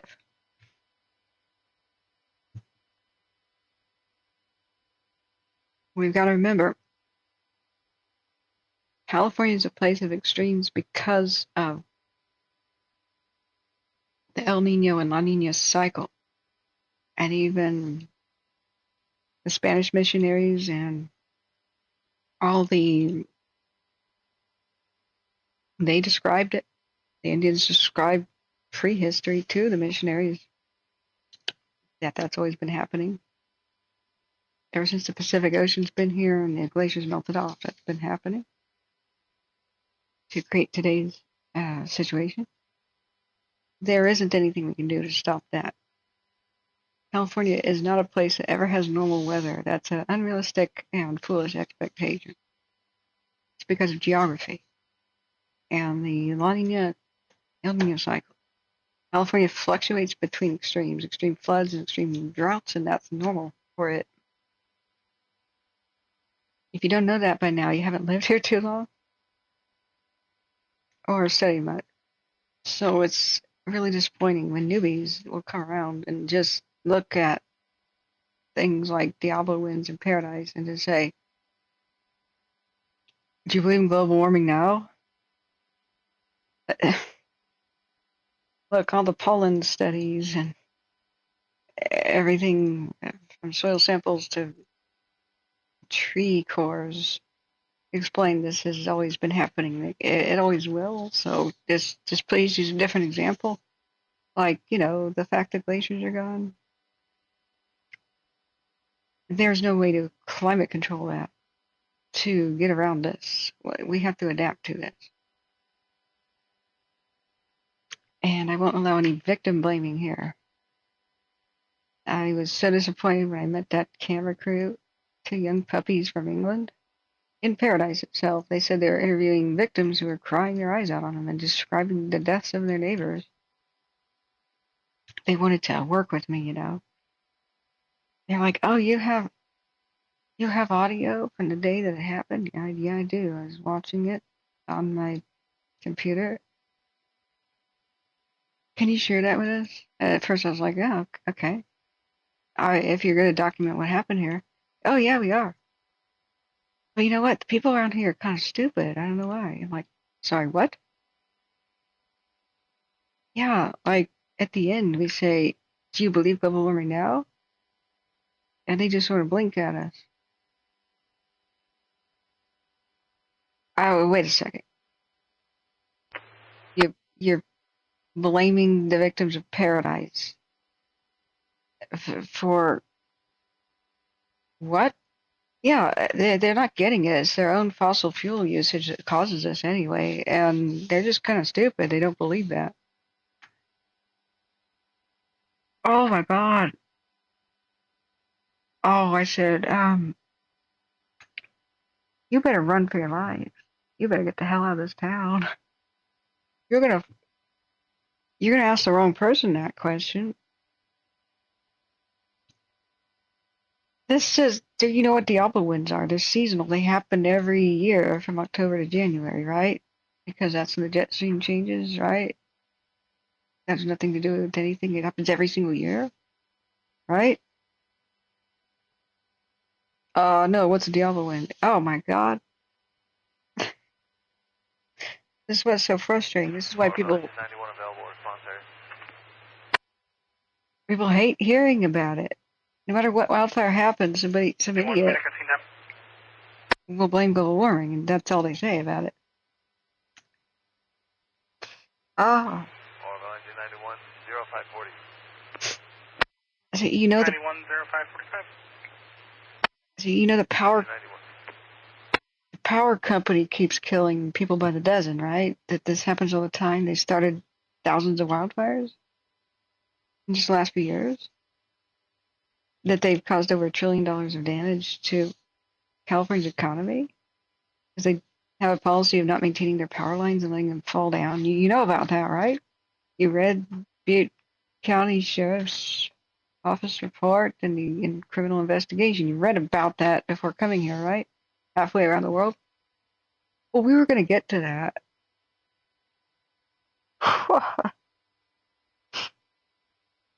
I said, I'm so surprised you are alive, and I just backed off. I was just too mad. I was just too mad. Can you imagine being taunted like that and victim blamed after giving a interview about how your neighbors all died, like your friends and your family? Hey, Smitty. So do we have any other mods ready to take ships? Just J-Cat. Are you still even here? I don't think we have enough mods to hold the fort. Can't just be you, Smitty. I know you're awesome, but you just recovered from a surgery. Angela Cortez says sleep evades me since October 7th. I know. Cascade Fire, where my friend died. And Santa Rosa burned down. I said, you know, the PG&E started like 9 wildfires that caused over $1 billion of damage. 9 different ones on the same night, right? Called the North Bay fires. That they killed dozens of people. That was a year prior to Paradise. You know, but they blew up San Bruno, right? The neighborhood with their gas pipeline. Have you watched that Aaron Brockovich movie where PG&E poisoned well water with their chemicals and lied their asses off about it, and communities got super rare cancers and they knew that, and they just watched kids get brain tumors and stuff? I kept lying about poisoning the water. Branch 10 Delta on command. Do you know about this stuff? Branch, correction, Division Delta Branch 10. Do you have any water tenders you can send my way? Just one. Use the resource. I need Water one water. tender. Saying I just need one That's water fine. tender. Give me one water tender. Orville engine 2774 is in quarter station 63. 2774-0548. They keep requesting that. They need aircraft immediately to hold Upper Park Road. Let's find out what that is.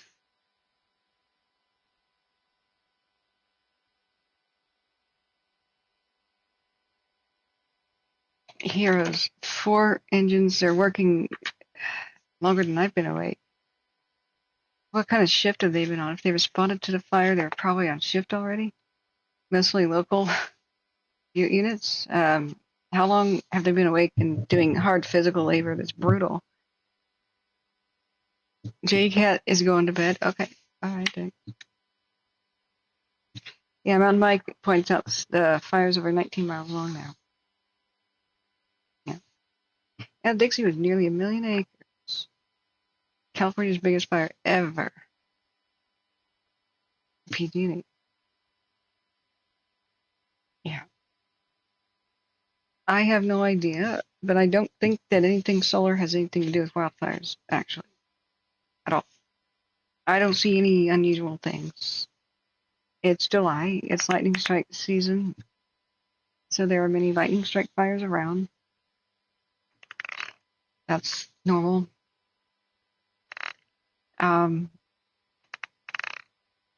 I don't think that solar flares or anything have anything to do with wildfires whatsoever. We've seen this happen time and time again in Butte County, like for decades. And it didn't matter what the heck the sun is doing. I make no connection. I think the only way we could ever actually find an answer out to that, I mean, I have an open mind about it, but I'm not into astronomy, and I just don't see a connection on the surface. Because I don't understand how it could affect them. It's always really freaking hot and dry in July. It just is. When you have a really wet spring and a whole lot of crazy dry grass and a lot of still half-dead trees with their heat stress from that 3 to 5 year long drought that was pretty severe, I actually see nothing unusual about this fire behavior. It's not unusually bad at all. considering all the circumstances, this is pretty typical results. And in the 1930s, FDR had a plan to prevent this crap because this was still happening in the 30s. It's happening in the 20s, turn of the century, and by the 30s, they said, well, by gosh darn it, we got to actually do something or we're still gonna have town erasing fires that come out of the hills. But FDR started this program, and Butte County got a lot of flack. I don't know if it's warranted or not. I'm just a messenger. FDR died in office, of course. Franklin Delano Roosevelt, the wartime president. And then the funding was cut. But they had begun in Tehama and Butte County this epic fire break. That would be a series of access roads and bridges for quick response. Some epic bridges too are warranted here, so that the fire crews can actually get to each other quickly. Right now they can't because there's no bridges across these ravines. There are tons of people in paradise here. If there was one bridge that went across here, if any of these roads went across, people would be fine. There are mass deaths here in this western part of town. There's nowhere to go. It's a huge, steep canyon. One bridge. Most of the town, on the west side at least, would have evacuated really safely, quickly. But they met as 1,000-foot drop-offs. Some people hiked to safety with following some really sketchy trails and ancient mining roads. You kind of see them where they used to be. Ancient mule trails to old mines and stuff. LiDAR. But they weren't seen for days, and they were initially on the dead list because it took them days to hike out. That's one hell of a hike. Treacherous. You practically need rope climbing gear. It's enormous. The runoff from melting glaciers dug these really deep. I just don't see a connection. I don't think any, when you consider the fire history of this area, I don't know how a solar flare would do anything bad, do anything really. I know how it can disrupt electronics in a vague way. It's electromagnetic, but we've got an atmosphere that protects us for the most part. They say you could see the northern lights last night in Washington, maybe really far north Washington. What the northern lights are those particles bouncing off our atmosphere, and we're protected, making the pretty lights. So Mars doesn't have a lot of that anymore. So everything gets stripped off the planet. It's why we have life here. In order to colonize Mars, we'd have to get that going. There's a way we could generate it. We could make a really big electromagnetic shield for the planet, but that's a tall order.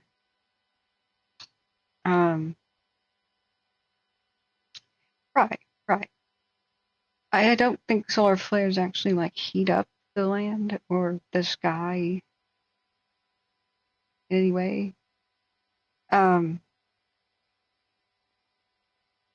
think we would have to crunch data, big data from many, many years, climate and weather data from many years, and AI would have to be powered to do it because it would be trillions of. You would have to connect the dots between trillions of weather reports around the globe per year, from different spots, going back as far as time as possible. Even the theoretical climate data from tree rings, as in the tree rings and stuff, you could see when solar storms occurred, somehow, I forget how. And digging deep with core samples, you can figure out magnetic data. they analyzed rocks and figured out like when our north and south poles flipped. Don't ask me how they do that. So it would take gigantic supercomputers to find a connection if there was one. Right now, I don't think we have the human capacity to crunch all that data. I think we'll get surprising answers to physics questions like that, especially the health questions. I think we'll find when big data number crunching happens. That's the only thing I really see a use for in AI.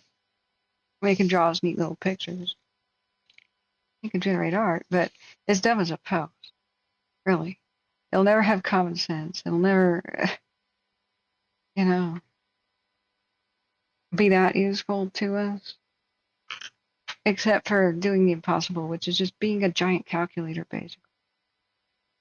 It will spit out stuff. We'll feed it, the medical records of, 1 billion people, their complete medical records, anonymize it somehow, see what the connections are made. And AI will be dumb as a post. So it'll come up with stupid answers like, did you know that everybody who has cancer has one thing in common? And we'll be like, what? What is that thing? And AI will be like, everybody who has cancer drinks water. Okay. Then we'll have to type it in. Please don't make that connection again. Next answer. Find a connection. Like everybody who has multiple sclerosis, what do they all have in common? What do most of them have in common? Genetically, diet, age, sex, race, everything, every factor. And it'll spit out stuff like 98% of people with multiple sclerosis have the same gut bacteria called H1N1 E. coli 6.5G. What? 99.9% of them? Say again? Huh. Well, there are trillions of gut bacteria. So humans can't possibly test all of them and connect the dots. It would take big data calculations like that. And then we'd give them a special antibiotic, a lot of patients with it, to see if symptoms resolved, or we would find people who had that gut bacteria and cure them of it, and then see if they ever developed MS, and they probably wouldn't. Things like that are going to happen with big data. We'll find stuff that we never expected, I'm sure. Maybe solar flares cause everyone to go insane. Like, I don't know. Like maybe there is a connection with the full moon and the amount of ER visits and stuff. Hey, good morning, photos. I'm trying to go to sleep, but I need mods. I'm hoping another one will wake up. But it's 6 in the morning now.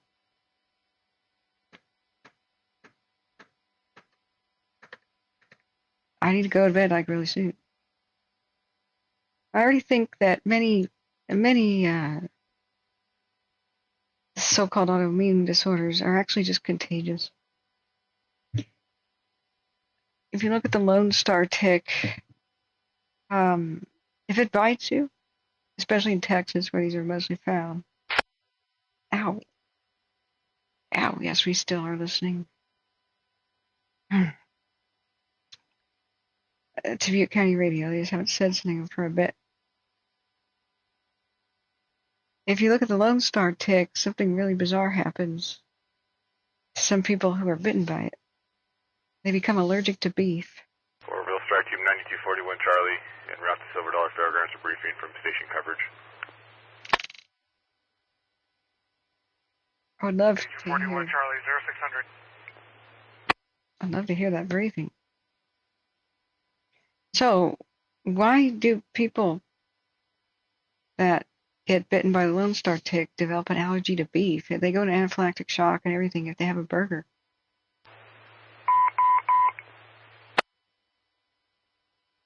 They 91 Medical 4559 VE Avenue. Well, I'm going to mute that. In the tick's saliva, this is our annoying sounds. In the tick's saliva, there's like a protein, and it's similar to beef. I don't know if it's a parasite or something like that, but it's.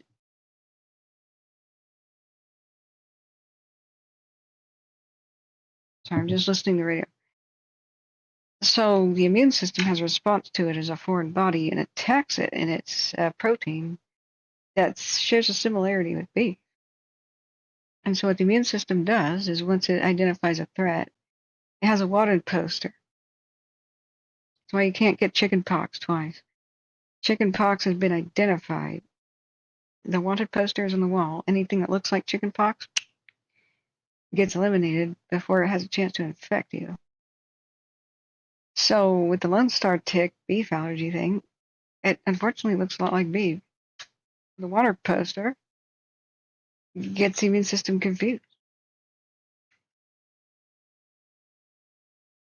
Oh yeah, there's big news about that. But whenever there's really big news, you have to wait for, especially scientific news. Don't even believe it for a long time, because the media is stupid. I mean, there are very few actual scientists that are journalists. So they sit there and they make a big sensational article about something, but then you got to read the fine print that comes out later.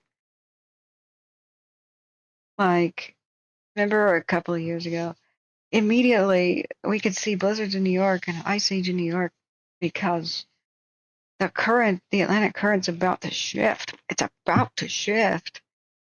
And so warm water from the Atlantic won't go up from the Africa, won't go up to the Atlantic and keep the New York area warm anymore. So it'll be frozen ice ball like the rest of Canada up there. Remember that a few years ago?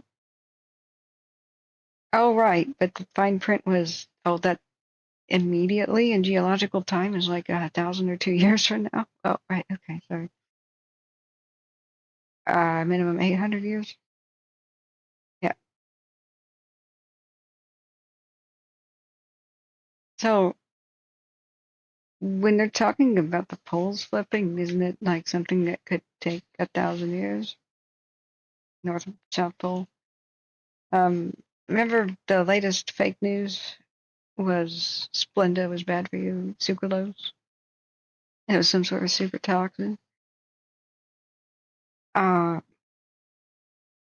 Well, that study was if you use about 1 million times the strength of the average person uses to sweeten their cup of coffee, like 1 million times the average amount that a human could kind of survive to even ingest. Like it was some insane huge dose you have to get it to be toxic. And so I just have to remind people that water is also toxic. You don't want to drink too much water. It's called water intoxication, meaning toxic, and drunken behavior, I guess. They used to have, there was a radio station that had a water drinking contest, and the winner had to drink the most in an hour. So people tried to drink 2 gallons in an hour.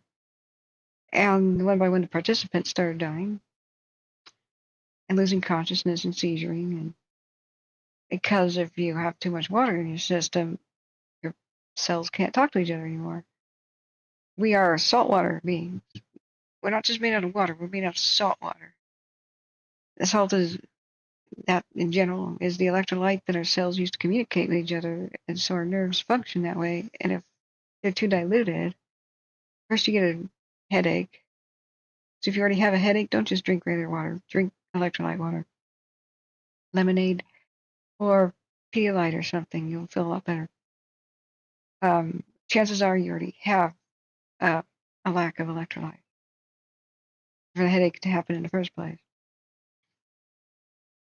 And so first a headache develops, and a severe headache, and then slurring of speech and lack of coordination because, your nerves can't do anything proper anymore. Then unconsciousness followed by death. So people actually died during the water drinking contest, and so too much of almost anything, it can be extremely bad for you. But that's the way it is.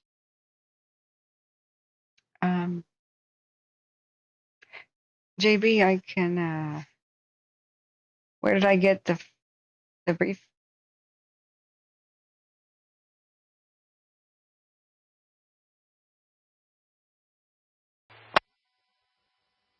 Okay, somebody needs to move up and cover a station at Jarbo Gap. You mean this? I can email that answer to you. I can't tell the general public, otherwise everybody will rush to get it. And in the same place, there's private phone numbers of firefighters and stuff sometimes. So sometimes when enough people are on there, real firefighters downloading this stuff, it takes a long time to download it. So if I told the world that it would jam up the system. Honey water. So I get it from the official sources. And then it goes to my Dropbox. So I could send you an email now. Oh, that's right. I was supposed to text you. Sorry, JB. I'll just do that. I was supposed to text you my address. You could send a donation. I really appreciate that.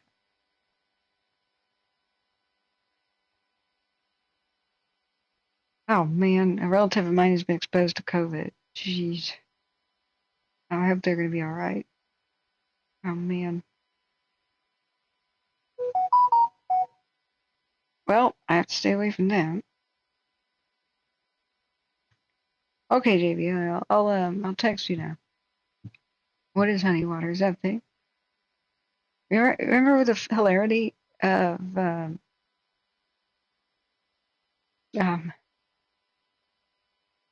Whole Foods before they went bankrupt for being like overpriced snob extraordinaire store?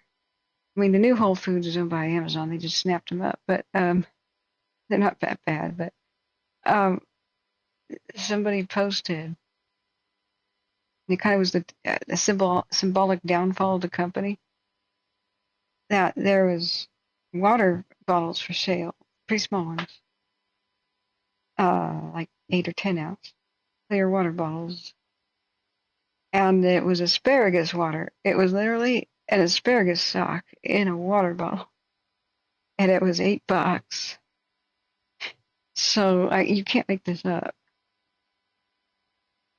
The Whole Foods asparagus water, yeah, it was just,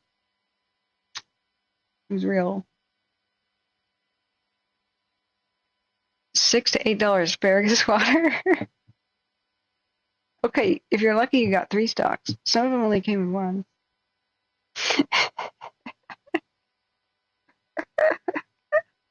Oh my god. But honey water, hey, I'll try that. You just pour honey in the water. I can't imagine it would mix very well.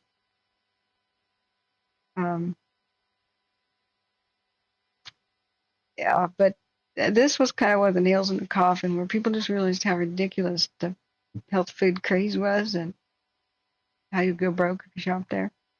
The nutrients from the asparagus do transfer into the water, was Whole Foods' reply.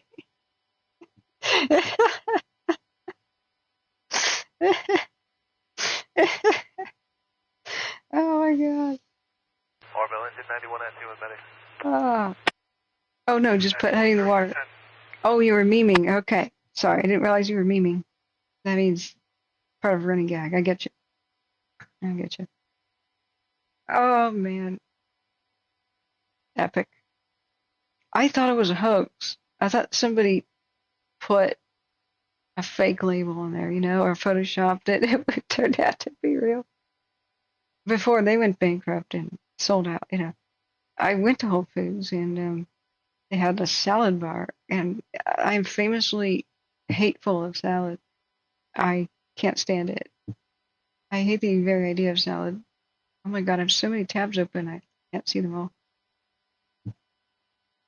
What is this? So I told people how to get back to my channel. Okay, the Cal Fire. Tehama County has signed up for alerts. Guys, if you're in Tehama County, sign up for the alerts. Here. I couldn't fit it in the description of my video. Now here's what's ridiculous. This is supposed to be Tehama County's evacuation map. And they don't have any evacuations here, but there are.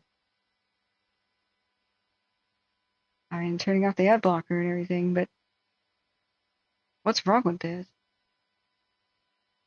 There's evacuation warnings on the way to Red Bluff, and there's mandatory evacuations to the east. So just what is the big idea here?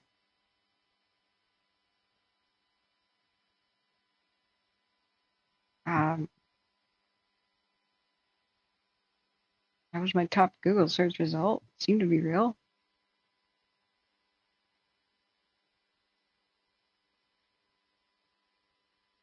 Tehama County Fire Department. Prepare for an emergency. Office of Emergency Services. Okay, where's your evacuation map? If I can't find this in 5 seconds, you have failed. Evacuation plan?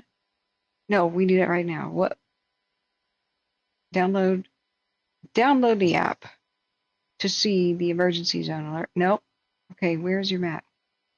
Where's your evacuation map, Tehama County? Where? If there's a fire coming down my road right now, I need to click this real quick. Where is it, Tehama County? Services, online complaints, no. Crime prevention, no. Tehama alerts, no. Missing persons, no. Records, no. Megan's Law, who the hell is Megan? Swine Scramble, what the hell is Swine Scramble? Tehama County, where do I go? Where do I evacuate? Failure. The Swine Scramble is a golf tournament? I found that quicker than the evacuation map. Where is your evacuation map, Tehama County? Right now, there's a fire coming down my road. Where do I go?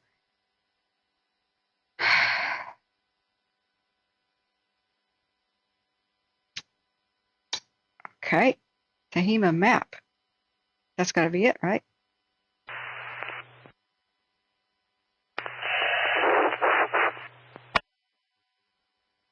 It took me to San Francisco Bay. All right, we'll go to Tehama County, right? That's Lawson County. Okay. Why did I have to dig that deep? Why is it just there? Tehama County, you are in an emergency right now. This is what needs to be front and center. This is why we do what we do. And guess what? You can't see Butte County. They use 2 different systems. Great. So you might think, I can just go to Butte County right now. No, you can't. How about being ultra confusing? This is just so freaking crappy. This is why we have to do what we do. Why do I have to tell people where to go?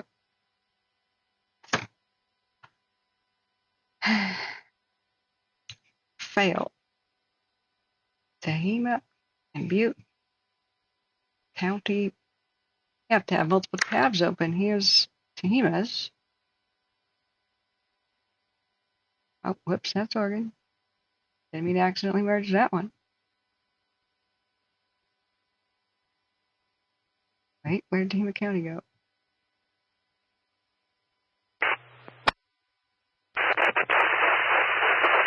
Also, why do I have a different one for Oregon? It's the state next door. Okay, and here's Butte. Wait, that's Mariposa. Crap. Where's Butte County? Where's Butte County?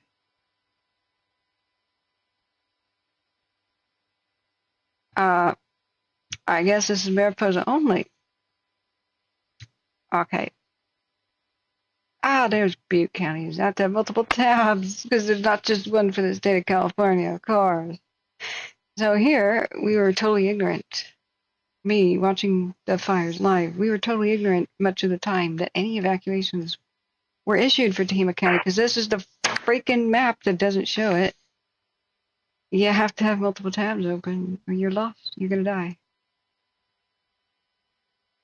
Of course, we're going to have a different one. There's Mariposa. There's Butte. Okay, I already lost in my tabs. Where did I? Okay. That's also Mariposa. Where did Butte County? Okay, where did Butte County go? There. Tama and Butte. Two totally different map systems. Two totally different apps you've got to have. Oh my god. Oh my god. So if you live on the border of the two counties, you got to sign up for Tehama County alerts and Butte as well.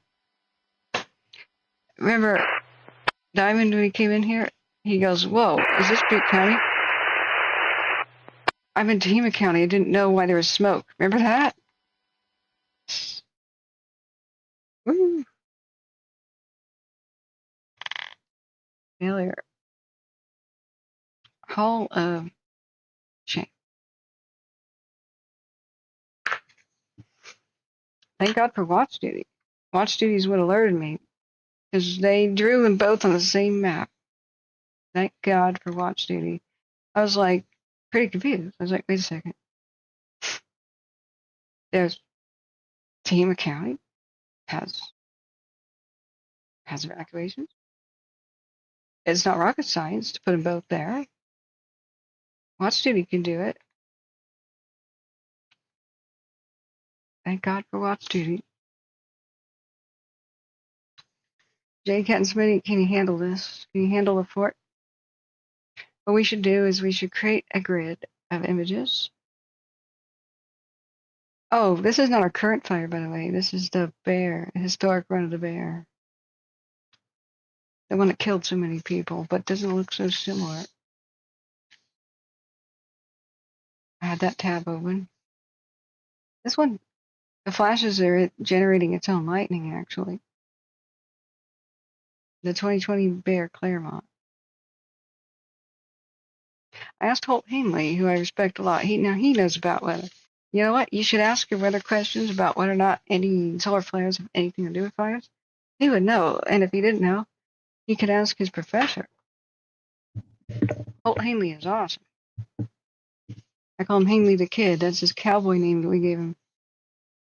So I asked him, can wildfires create their own lightning due to static electricity in the air of so many particles floating around the air in dry conditions, like in a volcano? Like Mount St. Helens didn't really start fires when she erupted. There was too much melted glacier involved. In the landslide, it was very wet. The ash tended to smother anything hot started by pyroclastic flows instantly. But yet, there were a couple of small wildfires that began because of the lightning. That's something I had to look up. And so loggers went out there and tried to put them out in the wasteland. I can't imagine what that was like. It was mostly Weyerhaeuser land over there. So I asked Holt Hanley, and he didn't quite know, so he asked his professor, because he was working on his doctorate in something, weatherology, you know. And his professor said, absolutely, yeah. Cumulus clouds could generate their own lightning. This is why you just can't defend your home from a fire making one. That's not possible. Yeah, what? You get up on the roof of your house with a sprinkler or something, you can be struck by lightning? My God. Yeah. Angela Cortez says Indonesia had a crazy pics of volcanic storm earlier this year. Yeah. Yeah, volcanoes create lightning due to the static electricity of the ash. Volcanic ash is not ash. They should rename that. People think it's harmless and you can breathe it because it's like wood ash, right?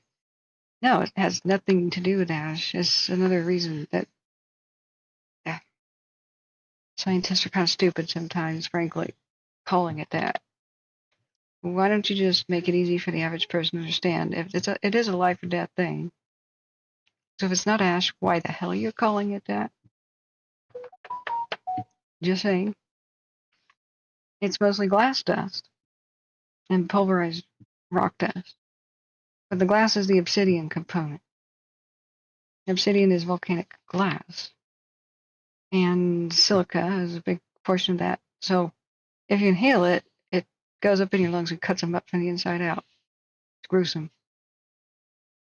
And in California, when they first invented the air-powered drill, gold mining, like hard rock mining, all that took off. Just drill the gold out, just drill those tunnels. Don't have to blast everything anymore. Oh boy, safer. All these 20-something-year-old gold miners. Remind you, this is the Bear Claremont. This is a different fire. The one that killed. This is a historic run from the mountains down towards Lake Orville. It erased Brush-and-Berry Creek and jumped Lake Orville. And it took everyone by surprise. This is what I show people to give them a reality check about what wildfires can do in Butte County. The impossible is the answer. So what ash is it's a lot of glass dust, crystal dust. These 20-something-year-old miners died at the age of like 24. You'll see around Paradise.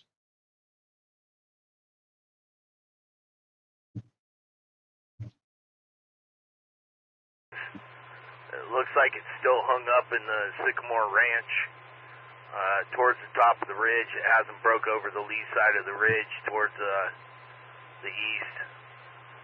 There is a two-track up there on the top of that ridge. I'm not sure if it's been traveled or broke down recently, but it appears that it is holding in that location. Good. 623. Engine 91. Because now it's daylight, I got a report. Unfortunately, I think they lost structures by Sycamore Valley Road over there. So it's just south of Richardson Springs. The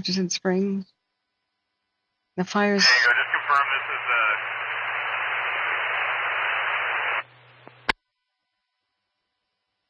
It's hung up. Big Chico Creek on Musty Buck, or are you talking in Division Charlie down near the toe of the slope? Could be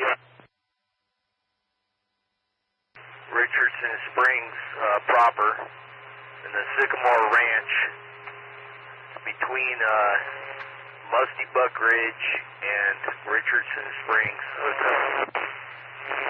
That ridge to the west.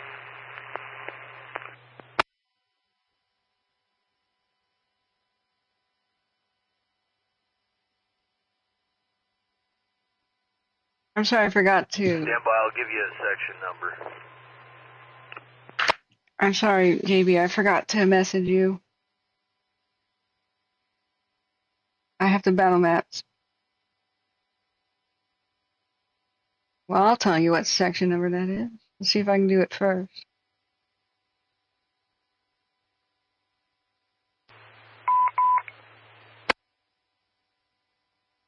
With a message to the unit, acknowledgement required. Sycamore.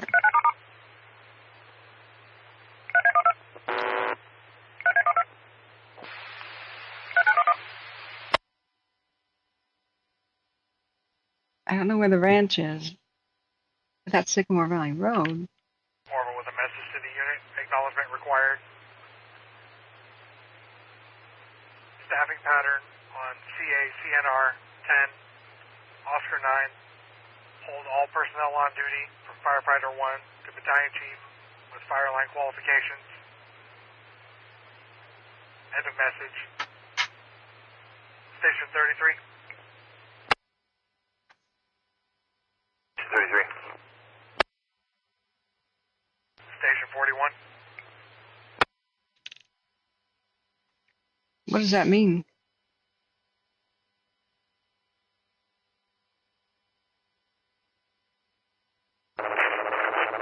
Station 91, WGSM1. Station 45.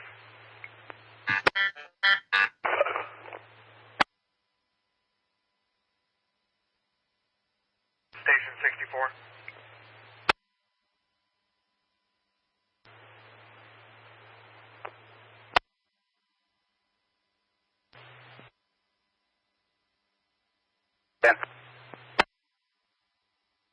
Yeah, I got a line of engines for both my water tenders, so unfortunately I can't free one up.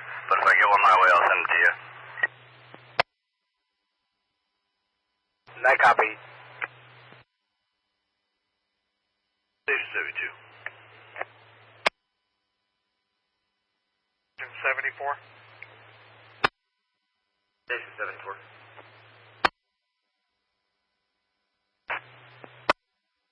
I put the fire in section 20 and 21. It's hung up on that ridge.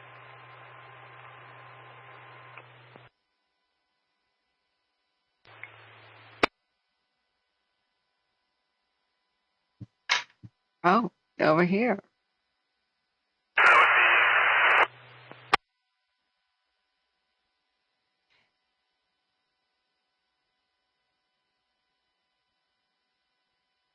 Station 91. That's a little bit too far in.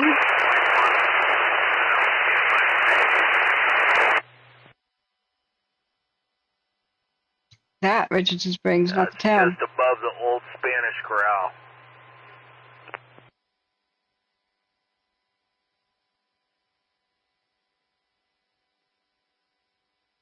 The old Spanish Corral, huh? Now, Caltopo may be able to identify that. Hung up means it's paused for a second, not really moving. I copy. That's reflected on the recent IRMS.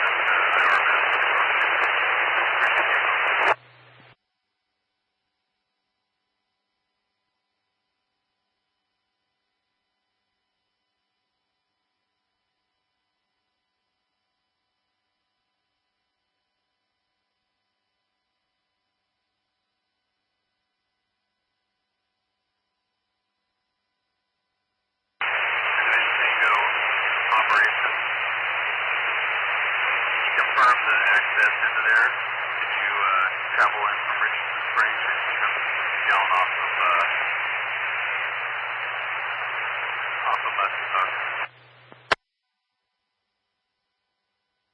There are access points off of Richardson Springs Road. You would have to get out some of the old topos, but there are access points in there.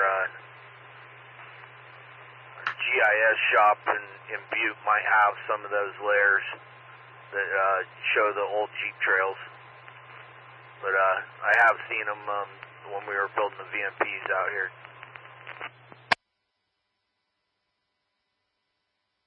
The GIS shop?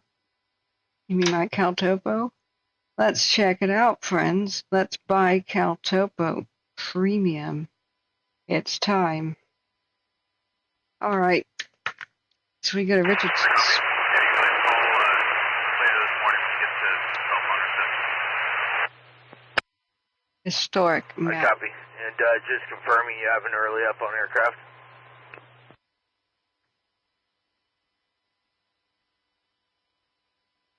Early up was tonight. Division Tango. Well, by the old Spanish Corral, Jeep Trail. Oroville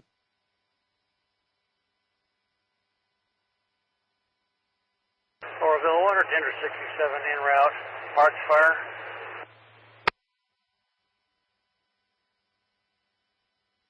Old Spanish Corral. 67. Report. Silver Dollar Fairgrounds briefing at 0700 and 0630. Tender 67. Got it. Operations Tango. For operations. Yeah, I stand corrected. The inversion's starting to lift. It did go across that valley, the old Spanish Corral. It went across that valley. It's hung up one more ridge to the east. Here. So that'll put it in section 16. 16. Well, they built a dozer line down here up in 9. Probably to where this trail went. This ancient trail. It's called Jeep Trail. I got your maps right here. Boys, you want me to send them to you? Yeah. Sheep's Hall's a pretty cool name. Alright, take care, J Cat. Thanks for helping me man the fort.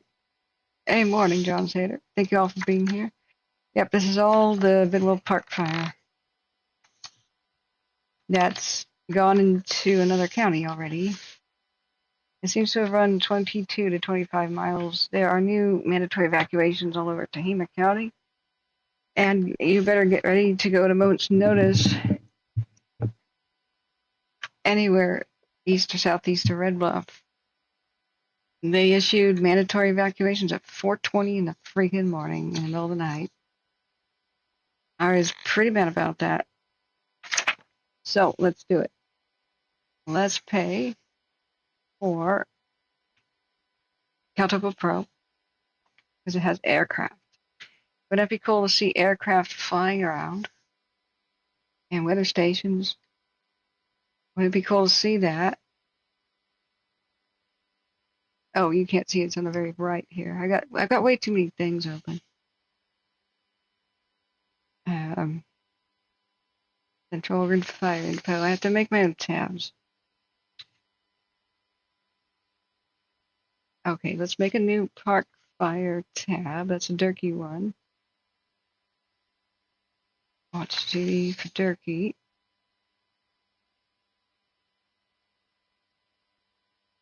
Man. Okay. Watch duty is create cameras. What is that? Wow. Bald Mountain Butte. Ugly. Okay, I can't get distracted. I can't get distracted. Alright, we're gonna make a park tab. You can't see it, it's up top.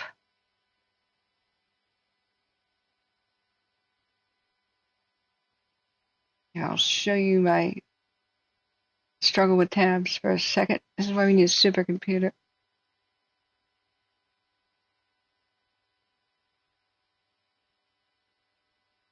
That's a lot of tabs. Don't give me any crap about it. I know it. Alright, so what you gotta do? Close a couple. That's a good one. Keep that. That. Some of these maybe duplicate cameras by now. Yep, watch duty for Rail training 2105 en route, Silver Dollar. Community has park incident. the two different, 0635. the two separate evacuation maps. We gotta do that. Close Mariposa. Rail training 2106, same traffic. It's the one for Eastern Oregon. 0635. But this one where it belongs in Eastern Oregon.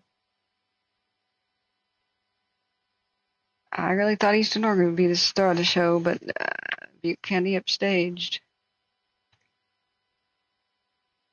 Okay, that's Central Oregon stuff. This is Central Oregon stuff as well. Okay, same place.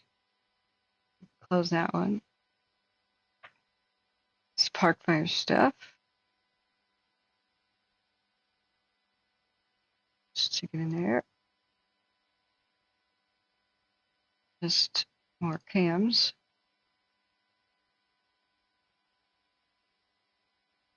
the Butte Lake.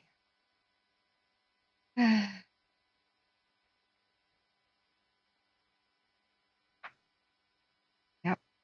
There's also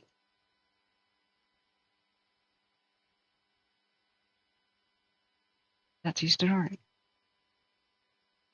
Okay. I tamed some of the tabs. You effortlessly click between them. This would not be possible on a normal computer, trust me. Just try it. Just try it out. We got a lot of things. Let's go to Chico's forecast.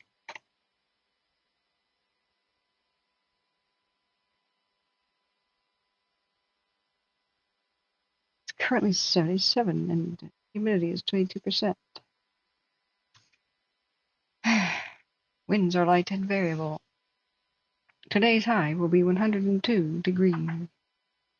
Tonight's low will be 71 degrees. Today will be sunny and hot with a high near 102. South by southeast winds 5 to 11 miles per hour. Gusts as high as 21.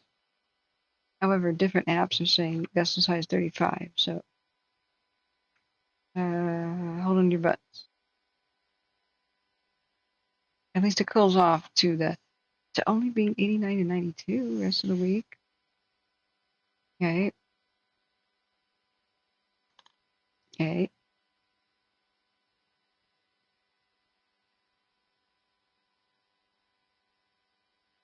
Central. That needs to be in the Central Oregon tab. Yeah, let's move that right there. Yeah, that's Death Ball Mountain. That's also Central Oregon. It's hoping some rain rained us out, but that stubborn son of a that blue fire is still going. Okay. So now that we've cleared that up, I can resize the window to proper. Now you can see on the side it has weather stations. Actually, my head is in the way. It says weather stations. And aircraft in the pro version. So let's do it. Randy McKendrick says life is good. I'm in mid-firewood gathering. 5 cords are in, another 3 are coming. Good job. Randy says it's kind of chilly in Fort Jones. 55 degrees, mid-90s later. Oh, yeah. Tess are in wanna go places. Says I still have some PTSD from the Thompson. Fires near my workplace in Chico. Oddly enough, this is protective of Chico now. This big burned up area in the hills is going to be a perfect fire line. You don't have to worry about much the entire rest of the year. So grass doesn't really grow until spring. At least the north end of Chico. What they should have been doing is they're making strips, strip after strip after strip, just big lines. Some northeast like so, and some due west and east. And if they had burned off big sections and actually completed the project that FDR did, started in the 30s, none of this would happen today. This is completely 100% preventable. Look, accidental or otherwise ignition is not preventable. But it's really not rocket science where fire's going to go and what it's going to do. We know the weather history of the region. Check. We know the geology of the region and the terrain. Check. We know the vegetation of the region. Check. You don't need computer modeling. It's just kind of easy to know what fire is going to do. You can also just look what fire's done in the past. It is a slave to the wind, terrain, and fuels. It doesn't have any magical powers. So if you get a good idea of what it's going to do if the wind comes from the north, or the east, or the west, or the south, or wherever else, you can account for that. And you can make your city walls, your pre-made fire lines. Fire will do the exact same thing in the exact same terrains in the exact same situation. Again and again and again. So it wasn't rocket science. They figured it out in the 30s. FDR approved it, designed the Great Firewall, California. They started construction, but he died. It's a big plan, like a big handbook for the public, and I can't find it right now. If somebody could find it, that would be amazing. But some of the roads were abandoned, the pre-made fire line roads. They went past and through Paradise. Butte County got a lot of flack after people dug that up and said, holy crap. Did you know that some of the little bridges and roads that were out of commission to the bridges could have helped people evacuate? I can find that article, then it'll link to the thing. So Butte County criticism for FDR's, let's see, the fire prevention plan thing. Maybe we'll just shoot out here. God, I should have saved that article so I could have.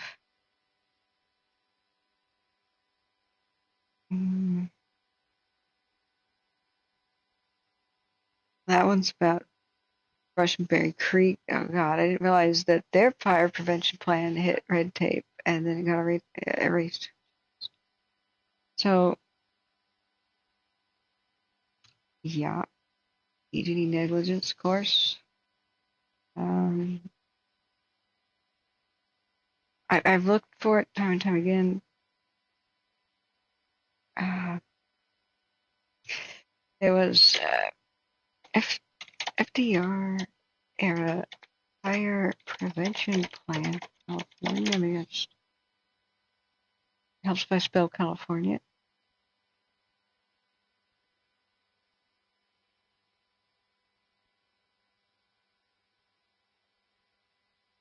Yeah, see, it's not a modern one, the old one.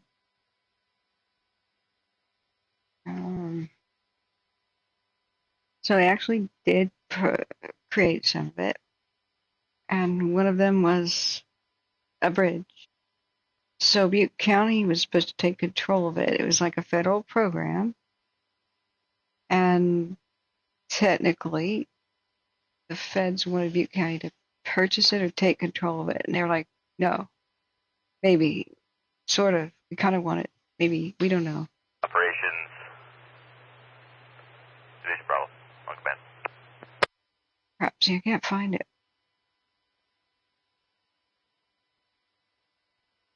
I know I saved it, but it's on another hard drive.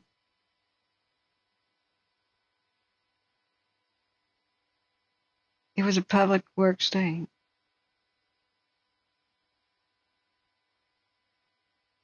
Can't find it. Operations.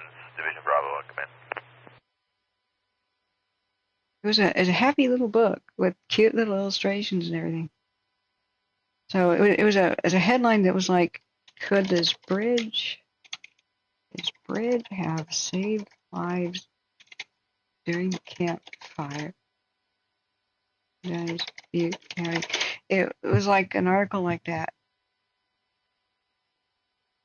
Operations. Division Bravo. On command.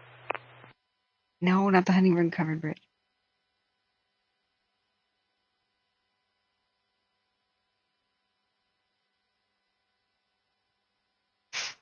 Well, that was really sad. Oh, yeah. Division Bravo. On command. Was it San Francisco Chronicle? An 800-mile fire break once protected California's forest, and what happened? Yes, the Ponderosa Way.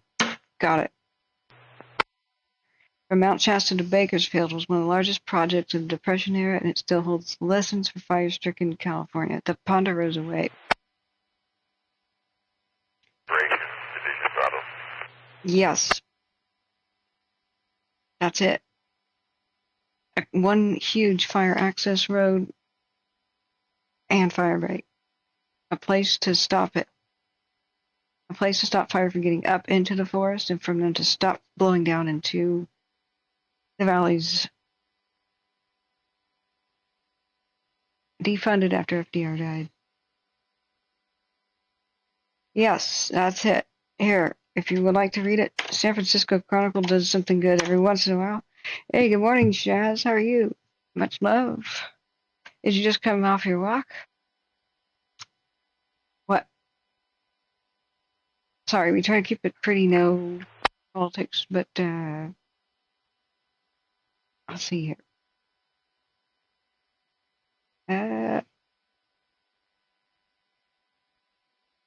Oh, back then there were 19 million people in the state instead of the 40 we have now. Okay. Oh, I know sometimes you can't do anything, but mind you, this is a grass fire, friends. Oh, we had 2 cameras burn over, Shaz. It was one of the most exciting nights ever. Like, absolutely unbelievable. This fire went to like 22 to 25 miles, and it's the size of Lake Tahoe. Look at that. See the big red spot? Well, that's Lake Tahoe. Right there. Just unbelievable.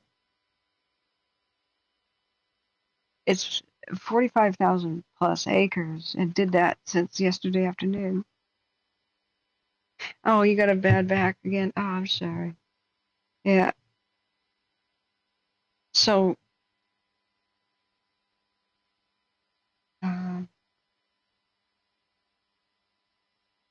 hey, Urban, yeah, I remind you, when we say environmentalists, we're talking about extremists. We don't like extremists of any kind. Hey, I'm an environmentalist. I've got my head on straight, though. Most people are. But the nuts are hateful of loggers. They just hate them. They want them out of business. They call them tree killers, and, no tree should ever have to die, and so a lot of things go wrong.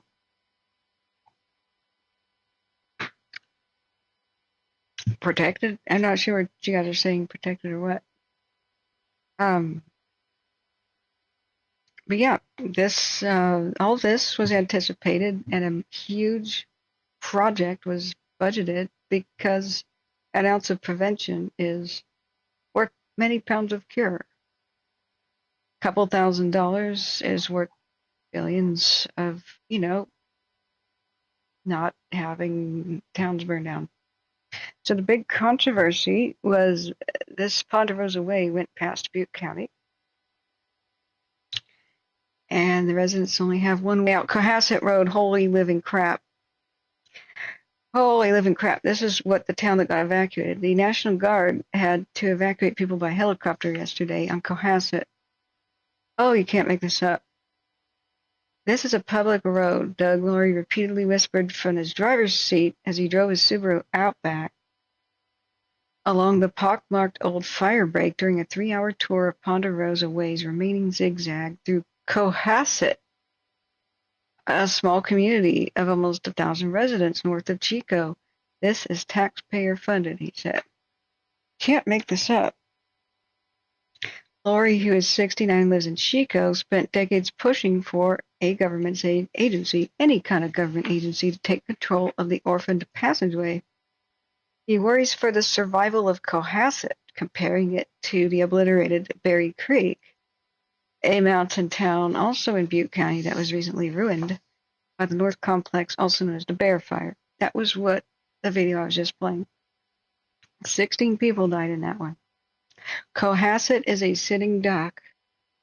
Lori said it's the next one to go. This is prophecy. But it's not rocket science. If we have the same situations in the same climate, the same terrain, and the same vegetation, you get the same results. You have to do something to prevent the same results. Residents of this dusty town have only one way out, Cohasset Road, and that trapped them yesterday when the fire blew to the northwest at rocket speed. If fire chokes off that 2-lane thoroughfare, the old Ponderosa Way could provide an alternative escape route. However, the dirt road is nearly impassable with the deep ruts and the pits the locals call bathtubs, and the logging roads that lead out to the paved Highway 32, which runs parallel, are blocked by gates by Sierra Pacific Industry. Well, they just got opened yesterday, and Sierra Pacific Industry loggers escorted them out. At least 80 cars went out that way.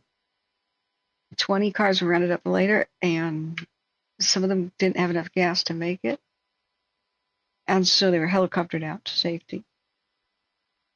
It's politics and it's turf battles, it's environmental issues, it's public safety. It would improve public access. It would provide emergency response. It would improve law enforcement. We could have had a mass death event last night. We didn't because the wind kept going to the northwest. It didn't turn towards Cohasset. You would have swept right over the town with no way to stop it. And more than 100 cars are sheltering in place at the tower that we saw. Orville, strike 29340, Charlie's entering the unit en route to the park on local. Can you believe this? Team 9340 Charlie, 0652. Laurie remembers riding with members of his family in their 1953 Chrysler New Yorker along a well-maintained Ponderosa Way out to Deer Creek to fish trout. After about the mid-'80s and '90s, the locked gates began going up. Ironically, that's to keep people out during fire season. 2756, 0652. That's so that yahoos don't go up there and camp and burn down the forest. The private companies are smart enough to keep people out of the damn forest during a red flag situation. I wish the public lands were like that. 4th of July, get the hell out of the forest. Winter fireworks, go away. It's too dry, come back later. But here we are. You know, when it's like 114 degrees and 20% humidity, don't go camping. Don't go lighting your campfire and your weenies. Laurie remembers riding with families in a Chrysler when the road was that good. But in the mid-'80s and '90s, the lock gates began showing up. All of a sudden, the public was being blocked out of public land by a timber company. Dum-dum-dum. Who was now holding up a cardboard box he labeled Ponderosa Way in a black Sharpie.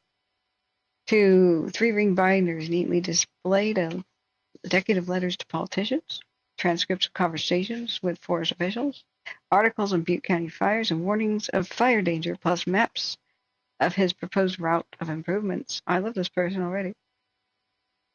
He lost the other half of his research and documents when his Paradise rental house burned up in a campfire.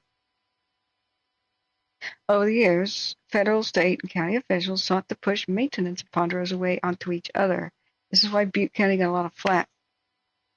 Like, Butte County, it's in your county, take control of it. No, we'd have to maintain it, we'd have to spend money. No, you do it. Somebody do it, somebody else do it. In 2007, the Federal Bureau of Land Management tried to get another agency to take it over.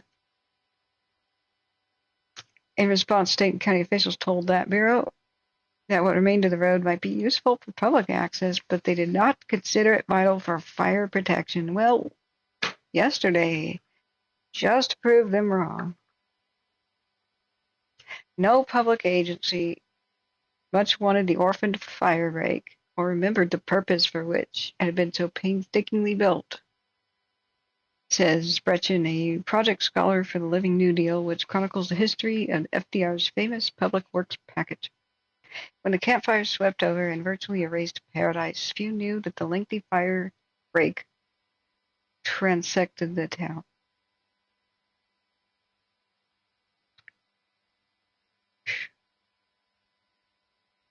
So here's your graphic. That over 3 years in the 1930s, thousands of unemployed men working with CCC camps built a nearly 800-mile-long fire break from Shasta County all the way to Bakersfield. I didn't know they completed the damn thing. This is part of the reason, when it was intact, that we didn't have these mega fires that erased towns. We had protection. We had the Great Wall of California here. We let it rot. and die. It's part of the reason why this crap didn't happen in my grandma's time. She came here in the 30s. Well, that and power lines were newer. Didn't like fall down all the time. So to get to the meat and potatoes, California had always burned. A 1934 article, which is 1 year after the Great Tillamook burn that woke up the nation, one west of Portland. A 1934 article in American Forest magazine described the Depression-era fire threat in the state in terms familiar with today's residents. Gates. From May until November, it is a tinderbox wherein even a spark from the shodded hoof of a horse has been known to spark a fire which burned 20,000 acres by nightfall. Look, it's 1934. Some things never change. The same piece related the hopes that the forestry and the state officials pinned on Ponderosa Way. It is not expected that the Ponderosa Way will start fires automatically. In the usual case, it will be necessary to get men quickly onto the threatened portion of the line to backfire and catch the spots. True. But at least you have the city walls built before the Huns come. Today, there's dozers right now building the equivalent right now. We could have just kept it. Have we ever learned that it's stupid to be reactive to fires? We know exactly what they're going to do anyway ahead of time. These dozers right now, if there are endangered plants in the way, they're screwed. It's a dozer. But if we carefully did this and planned it ahead of time, we can carefully go around. Some of those plants on the ground, I didn't realize this till I went to a ranger station, and the unburned portions near the Caldor fire are more than 100 years old. They grow really slowly. They just look like little bushes in the ground. But there's a little helpful signs that say, I am 285 years old. Please don't step on me. And when you're out there in the forest, don't step on my friends. Yeah, that's mostly been obliterated now by the Caldor fire. See, this is why you want to do this beforehand, so you don't screw up the environment. As it is right now, we are screwing up the environment. We have to, but the fire's going to do it anyway. 8,000 men began the work in 1932 in the winter. That's even before the Tillamook burn. They still knew about fire danger. The pay ranging from 55 cents to $1.10 an hour, depending on labor or skills. My dad was working in the 30s. His first job cutting tobacco was 16 cents an hour, so 55 cents was pretty damn good. In fact, that was child labor. He was 9. They carved the dirt belt between valuable trees, particularly the ponderosa pines, hence the name, and the brush and the chaparral, the foothills. Fires prefer to travel up slope, so the break was 50 to 200 feet wide, provided a buffer and firefighting access for lower elevation conflagration. Crews built the line wide enough for firefighting trucks, while constructing lookout towers too, and telephone lines to hasten the alerts. Genius. Isn't it a sad day and age when common sense is genius level?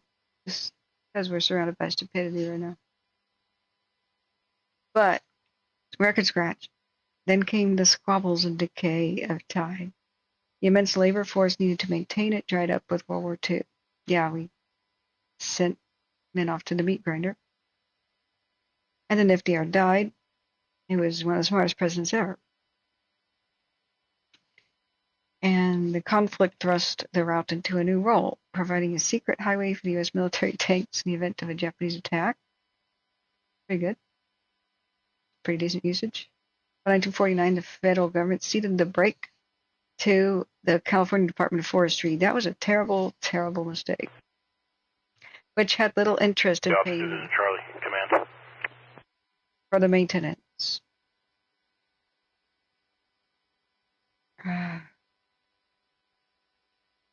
With state and county agencies uninterested in paying for a federal road, it was quickly and soundly forgotten. I had no idea it was ever completed. It was. So anyway, if you get to the meat and potatoes, how's that? Oh my God, that's the Black Bear Diner in Paradise.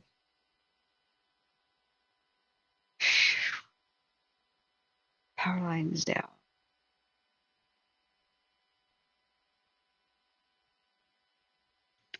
Nearby was wasn't it a Frosty Freeze?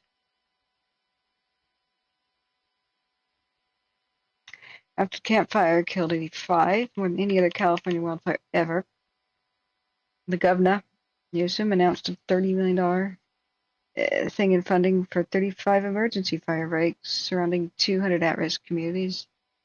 Completed in a year, the projects cleared 90,000 acres of dead trees and vegetation, focusing on evacuation routes and critical infrastructure like hospitals. Where the hell have you guys noticed that? I haven't noticed that. Is that real? Probably not. I mean, I don't see it, do you? Fire breaks? Fire roads? You guys see that? I don't see it. Blah, blah, blah. They supposedly raised $200 million for fire breaks and forest health. Across the state, CAL FIRE performed prescribed burns over 27,000 acres. 50,000 acres just burned up last night. That's nothing. The state's the size of Italy. That's nothing. Yeah, that's nothing. Christine McMorrow, a CAL FIRE spokeswoman, said the effectiveness of the breaks depended on many factors, such as, doing a significant amount of them. I don't know of any new fire breaks anywhere, honestly. Please tell me if you've got one in your community. Firefighters battling the creek fire near Fresno, which roared so fiercely over Labor Day weekend. Oh, the one where the helicopters had to fly and evacuate the hikers, used 5 new breaks. Some of those buffers were 200 feet wide after crews removed a dead tree. In some instances, they disrupted fire behavior enough to allow firefighters a chance to get ahead of it. Yay! Well, we have to pat somebody on the head, but here's the problem. It's a drop in a bucket. And those people would have died if not for the National Guard. Same thing with Cohasset last night. The fact that Cohasset is mentioned here is eerie. I didn't remember that.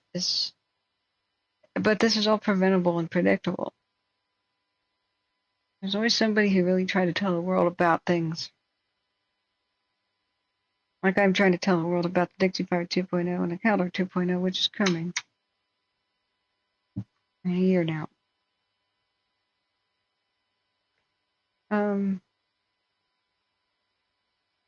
Hang on a sec. As's comment is, yep, that's all BS. Paradise did nothing to improve their evacuation route and fire infrastructure.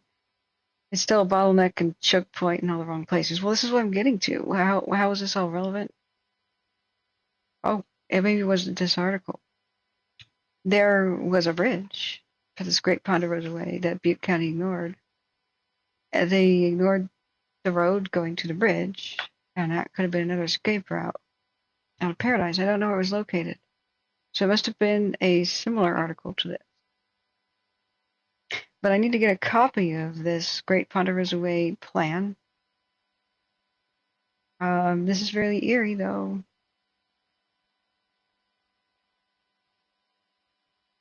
Whether the Ponderosa Way could have saved Paradise or offered an evacuation route for its fleeing residents may never be known. Actually, it's pretty damn simple. Just let's see where it went. Let's see where people died. And see if they could have taken that route out. So there's one thing that Paradise did that was awful, and I confirmed it. They narrowed their main, was it Skyline or Skyway? Excuse me. I don't remember if it was Skyway, but one of the main roads out used to have another lane for traffic, and they decided to put in some bicycle freaking lanes instead and narrow it down. Yeah, that killed. You just can't make this up. A town extremely, extremely aware of its own fire vulnerability just had to cater to the one or two crazy people that might try to bike from Chico to Paradise. It's such a steep road, you've got to be completely bat beep crazy to go up there on a bike. That is some green crap right there, some fake green crap. You're not going to encourage anybody to ride a bike from Chico to Paradise and commute there. Are you freaking crazy? That's the scariest Mr. Toad's Wild Ride ever. The steepness of that is like 12% grade or more. It's scary enough to go down it in a car. Yeah, Skyway. Wow. Wow. Sandy F says, I called it last night. I predicted this being huge. I hate being right. I'm sorry. It's going to be well on its way to Mineral eventually. They called for first light aid. They're still having trouble. There's only 5 units trying to hold Upper Parkway. They said we need anybody. Get us anybody. They're still not saying anything on the radio. I'm going to reconnect just in case. They're just not saying anything. And they said there's nobody to give you. He goes, well, okay, should we try to hold it with 5 units? They said, yes, hold the line. He goes, okay, well, we're so spread out now. Can you give me another captain? Because, he couldn't even yell and shout instructions that far. That's how spread out they were. They said at first light, give me aircraft. So they put a first light aircraft request in. Let's see if they get. Yeah,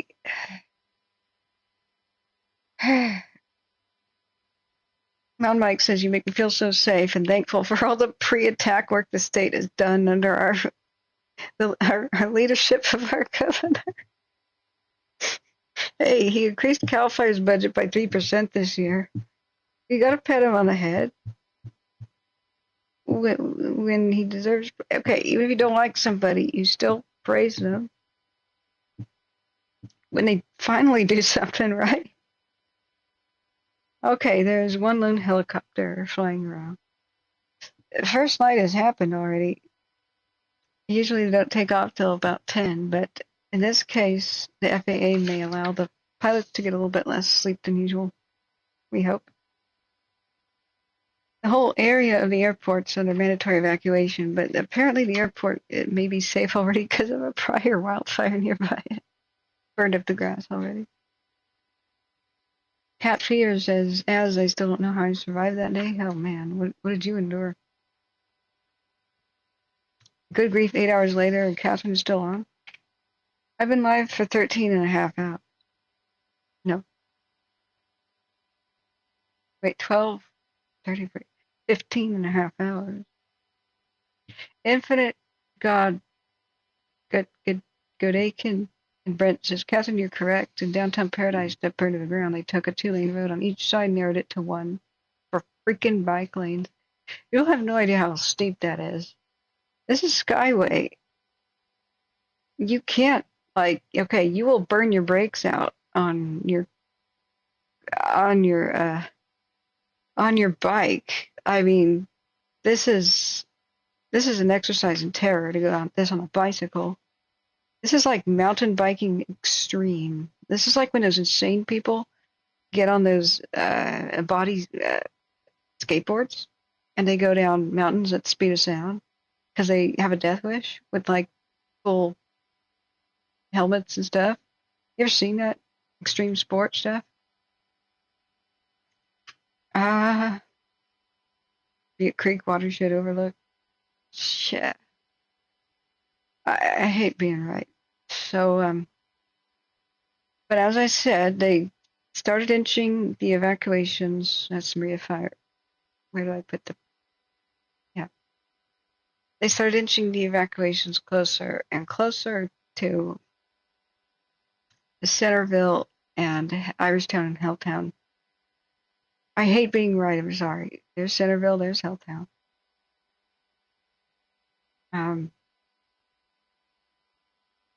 And so when I was saying Lovelock, Sterling City, Beaver, DeSalb, Carlton, Paradise itself, be ready. I didn't mean for like tomorrow, but we knew it could be. When I said Los Molinos, get ready, level 2's on the doorstep, all the way to Reading. I didn't say Reading. I was too chicken beep to say Reading. But everywhere east of 99 to Los Molinos, I said get ready. And now the officials agree. And at 4 in the morning, they said everybody here should mandatory evacuate. Why don't you just tell them? Like I said, the fire's going to keep trying to go to the north. If nothing is there to stop it, tell everybody to the north to get ready. They didn't. They just went, all 3, leave in the middle of the freaking night. Okay. But here we are. I'm sorry. I hate being right, but I'm that jaded. I am even surprised by what it did. My own advice was never underestimate what a fire can do in Butte County. I did. I managed to do that. Somehow.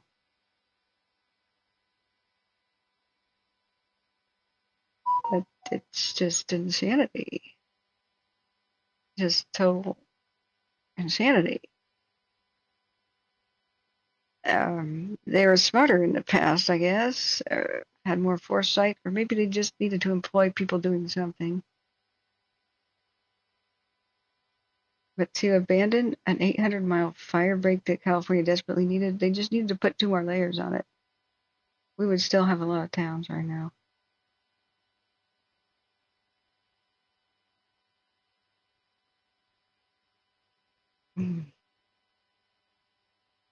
Those are like 75-foot tall flames in some places.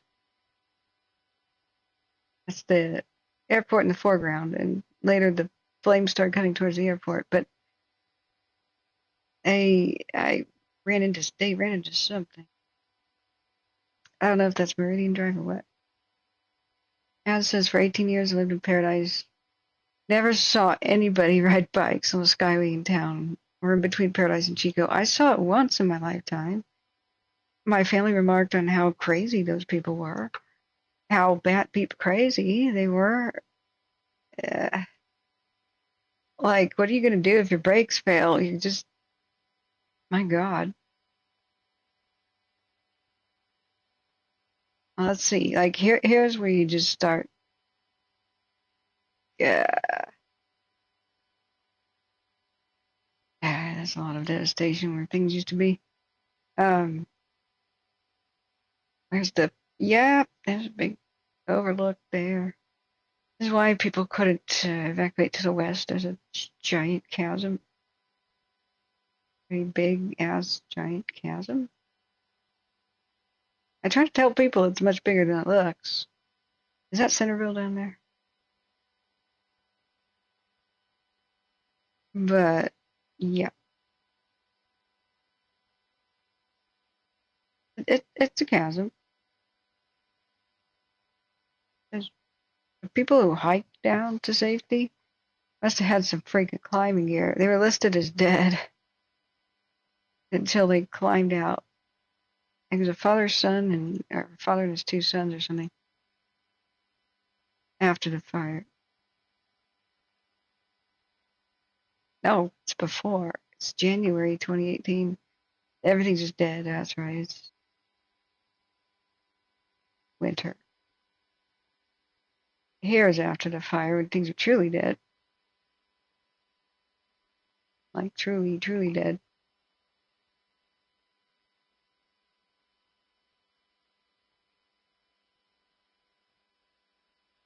truly, truly dead.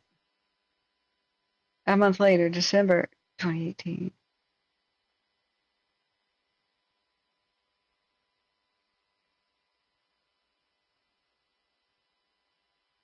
And memories. All right, let's get off that. Well, where's a good illustration of just how freaking steep it is? Where in the skyway could we show that? Yeah, it just doesn't come across in photos, but you'll burn your brakes down. And we had our cars struggle. When we had this old beast GM pickup, we bought the biggest piece of junk pickup we could so we could exercise our dogs, take them to the cabin sometimes. We used to take our dogs to river bottoms down by Marysville, and then we would let them out of the tailgate, and then we'd run the pickup at like 20 miles an hour, and they would just chase the pickup. That was a good dog exercise. And then my stepdad, back in the day, safety wasn't a concern for people. He would let us hold onto these handles up and ride on the tailgate as it bounced up and down like 20 miles an hour on the river bottoms. If we fell out, man, that would have been some serious injury. But hey,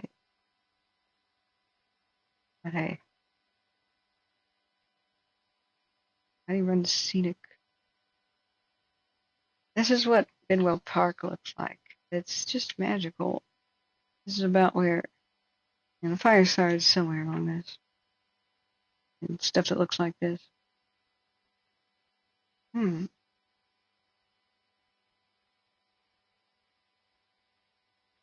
be beaver activity. There's some beaver in the Yuba. You'll smell them before you see them.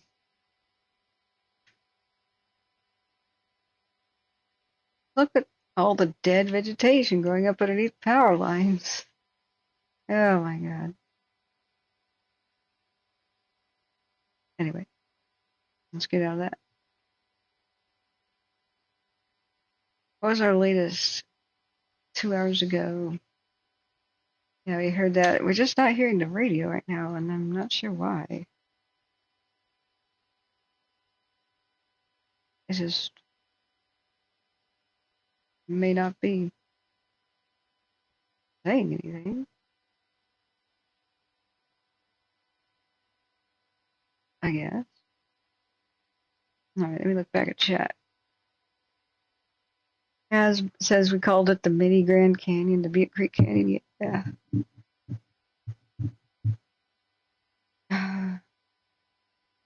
Hey, Reese Carlisle says they bike from Chico to Paradise on Old Honey Run. Some Supermen do, I'm sure.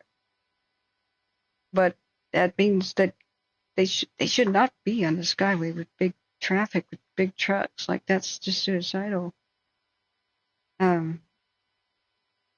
Man.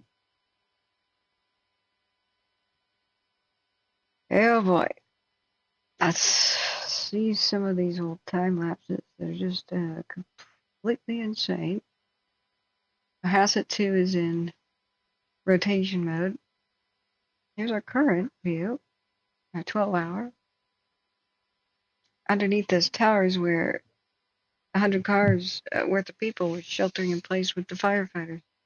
The other firefighters who were going to come escort people out got stuck and couldn't pass Jackrabbit something and Cohasset Road. They said, you got 15 minutes before a fire gets there.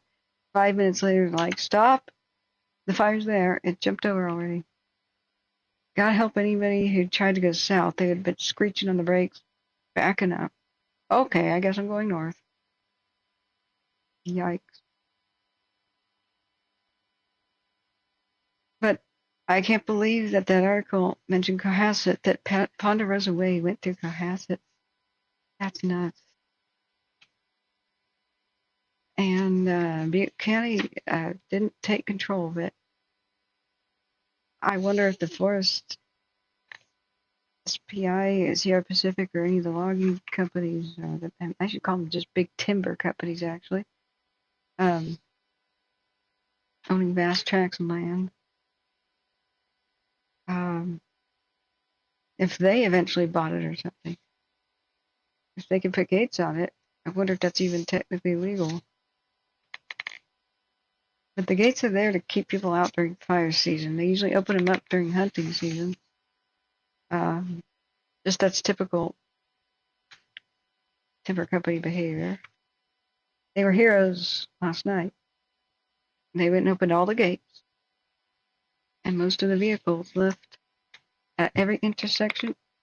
They directed traffic and told them which way to go. And sometime later, when they were gone, they thought everybody was out. And another fire crew came up with 20 carloads of people. And so National Guard was picking up some people by air who didn't have, or their vehicles were out of gas, or didn't have one. So they landed up there at, here, just below where this tower is. And so somebody from Search and Rescue, could be Butte Posse or some nearby posse or something, had just spoken with the SPI guys and got them back and knew the way and led the rest of the cars out. And the rest of the people took the free ride with the National Guard. As says there's no beavers in Butte Creek, just otter, salmon, and beautiful trout. Sounds like you know what you're talking about. Geomagnetic storm from the sun can cause radio blackouts. It can. But you know what caused radio blackout? Is the camera burned over because that was so infuriating. We saw the camera making it just fine. It was just the fire where it was in short grass was not doing anything. And so I was like, oh yeah, the camera will just be fine. It probably is. But then the camera pivoted and we could see the solar powered generator right there for the camera and the radio functions, presumably. And there was a wire going up to it, an exposed wire, a power wire, with just regular plastic insulation on it, not too high above the ground. And what's growing underneath the wire is a big ass freaking bush and a small tree. And once the tree was on fire, it burned up the wire, and as soon as the flames hit the wire, camera feed gone, and so were their radio comms and their cell phone service. For a freaking bush. Our kingdom for a bush. Yeah. Cat Fever says we chose to leave paradise in California before it could kill us. I don't ever want to drive through flames ever again. Yeah, my brother did too. The whole PG&E broke up my family. It almost killed two of my brothers. There was another PG&E fire that my other brother, the one who died of cancer, barely survived. I can't remember the name of that one. Mike says Dye Creek Ranch and Paynes Creek will be on the path of the park fire if it continues today. Yeah. They're evacuated, I believe. Paynes Creek got the evacuation warning at 4 in the morning. Not the warning, the order, get out at 4 in the morning. Freaking kidding me. The fires continue until something stops them. They're using the stupid old system of wait to tell people to get out till the fire gets closer to them. Okay, well, if you have no way to stop it, then why the hell? Warrenville, Pike County's in service. Winds are out of the southeast, 12 to with gusts of 20. Visibility is 20 miles. Marvel out of the southeast, we got visibility for 20 miles. That sounds like a pilot.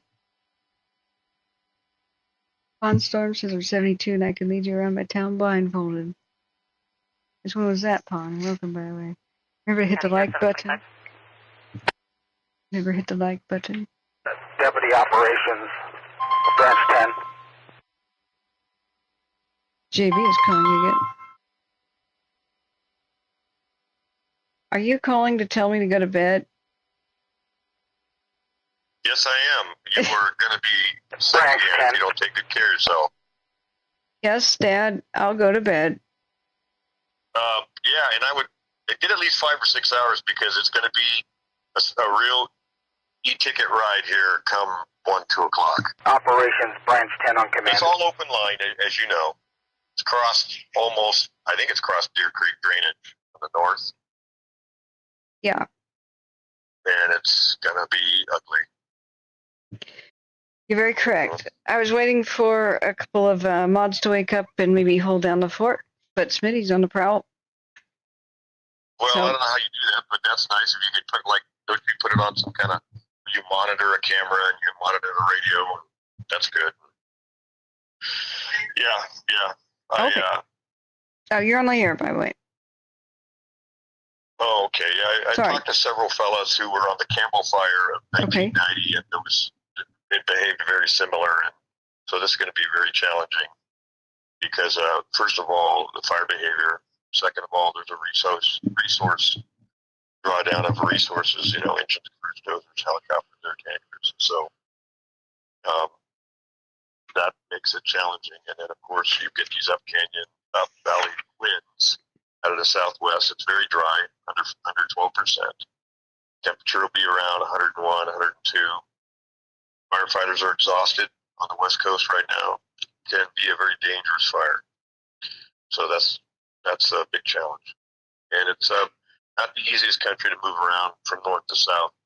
There's a lot of drainages that run from the east to the west now toward Highway 99. So, and it's a lot of salmon habitat, creeks. Those creeks are a lot of salmon habitat where they spawning grounds for salmon up to Sacramento. It's trashed. Yeah. It's now going to be trashed. Yeah. Well, when you get that ash in there, it's bad for the fish. But, then there's the way back on Cohasset, the little town of Cohasset. There's all kinds of rural residential homes in there, so. Yeah. Did you hear me just read what the Ponderosa Way plan of FDR and an 800-mile fire break that used to exist from Shasta to Bakersfield? Oh, yeah, that's part of the history of the 1930s. The Workers' Power Administration, WPA, built that from the Pitt River, Shasta County, all the way down to Tehachapi's, I think. Yeah, so it went to Cohasset, and this article was somebody from Cohasset saying Cohasset's a sitting duck, and in order to make it an escape to Highway 32, we would need to reopen this and fix it. And that's just what happened last night. This was unreal, this article. So, yeah. Right, and the problem is, though, even if you have a fire break of 12 or 15 feet of mineral soil, when you have these winds going in alignment with the slope and the wind direction or in alignment, it's going to cross that with that kind of fire. It's not going to hold it. You have to go to a rooftop and build a freeway. Well, it would have been a quick response route, that's for sure, and people could have evacuated. But some of the backing that the fire did against the wind could have been stopped by a fire break, that's for sure. Backing fire, yes. Yeah, it backed into Big Chico Creek down the hill. And anyway, they're starting to talk on the radio, and I'll do what you say. I'll just set up the cams, and it's time to go to bed.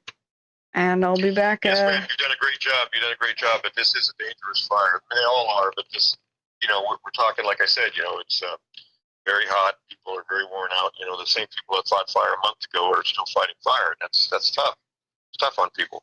It's tough on the firefighters. We have to give them our love every step of the way and our appreciation. Yep. People hit the heart button as soon as you called. Put a prayer up for them. All right, take care. Thank you, JB, and we appreciate you and your service and all of your advice. I'm going to bed now. All right. Good night. All right. Good night. I mean, good day. Bye-bye. Oh, he's right, though. He's right, though. Yeah. But that's just eerie. You have to read this. You have to read this. That somebody in Cohasset was trying to get Butte County to keep it open as an evacuation route for Cohasset because we don't have one way out. It'll take us to Highway 32. They used it last night to escape, but and thanks for the love hearts, guys. They had to get the gates open by the timber companies. Butte County should have taken this, maintained it, expanded it, Goodness. I wonder if this person's still around. Doug Laurie here? Yeah, maybe I could interview them. When is this article made? 2020, November. Perhaps I can get in contact. But just eerie. I was just talking about how this should have been completed. It was completed. It was abandoned. A giant quick response route. It was, I should have told JB it was 200 feet wide where it needed to be. That's not nothing. And it was wide enough for many engines to respond. Yeah, I mean, they're not foolproof. Division Bravo, Division Charlie, command. Wow. Okay. Bravo. I'm going to set up the cameras. Hey, is your TAC, CDF TAC 20?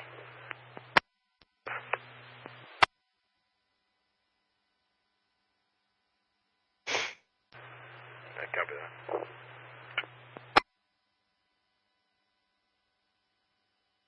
Now there's radio to listen to. All right, what are our cams? Not the one that burned up, not the one at the Springs. We've got Cohasset, of course. Wait, we got Hamilton. Hamilton City 1. Is that a good one? Now I have to peruse them first. All right. Larch, California. Butte County. Oregon House is offline. That sucks. Bravo, Charlie, command. Cohasset Hill. Bravo. Yeah, I can't get you up on TAC. That column, is that interior? Or I'm trying to get my dozers back up here. But if needed to trek further south, I can. Let me see if I can get a better vantage point. Stand by. Floraville, engine 73 out of service, mechanical. Do we have a mechanic on the ridge today? Oh dear. Engine 73 standby, we'll confirm. Break. Bald Mountain Butte. I'm over next to Station 5 right now. I gotta get better eyes. I cover that.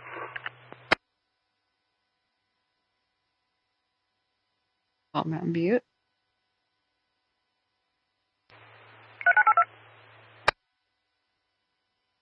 Oh, Pine Creek. We had the cam burn over. Platte Mountain. Platte. But which Hamilton? Engine 82, public assist, help up 14416 Coulter Way, cross of Troy Way and Asheville Drive, 0733. Hamilton City 1 then?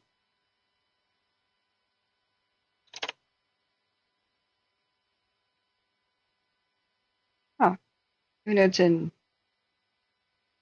panorama mode, it seems legit. I mean, why not both? Just in case it pivots. Hamilton City 1 then. What else we want? Pine Creek is just going to stare at this lonely little tree all day. What a crazy event that was. Hello, copies, yeah. From my vantage point, it is all in the black. Yeah. Copy that. Yeah, it's going to... I just don't...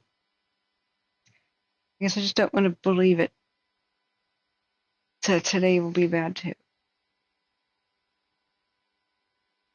But it's real. So get my ass to bed. Try to come back around 4 p.m. So. Engine 82, 0735. Hey, it's Benny. Yep, get that sleep before the heat. It's real hard to turn off the adrenaline. I hope you guys know what I mean. If you don't, I can't explain it.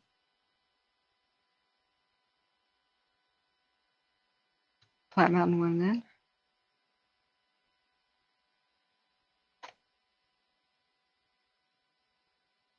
Whoop.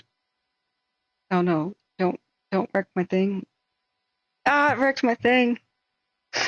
I didn't hit save. I actually clicked on one of the cams. Oh, suck. Suck. Hate you.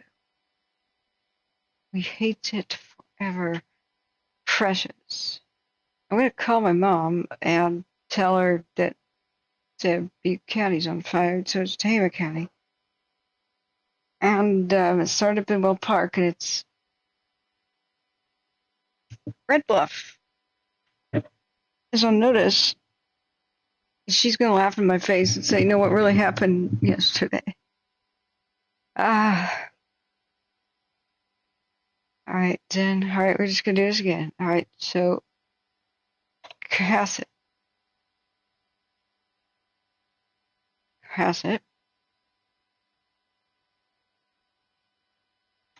Hamilton City. That'll give us good far off views. Deer something, right? Deer Flat Mountain and Deer something.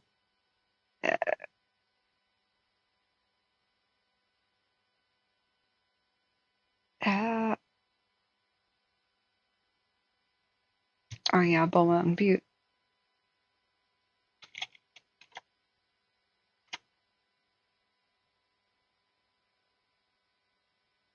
Bull Mountain Butte too. Okay. And what was the deer one earlier? That was Colby. Yeah, that's a good one. Totally forgot about this sucker. A 12-hour time lapse from that guy. Oh yeah.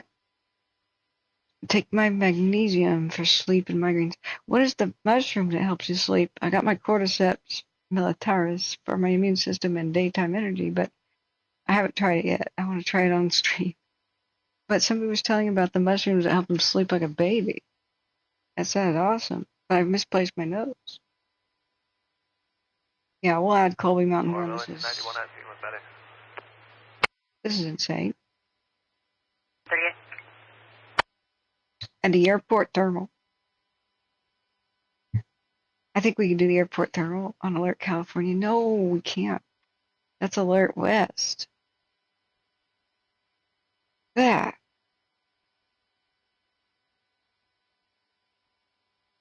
Oh, that was eerie. Did you see that?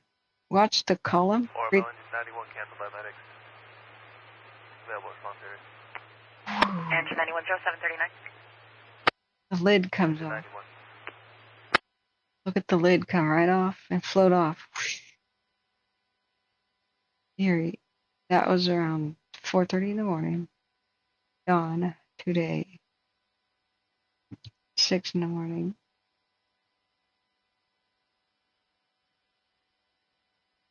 7 in the morning.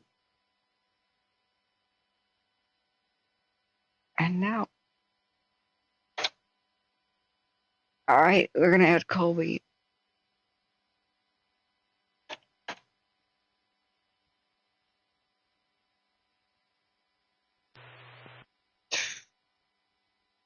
All right. That sucks. We can't. All right, why does Alert California not have access to the Alert West thermal camp? This makes me angry. What's the difference anyway?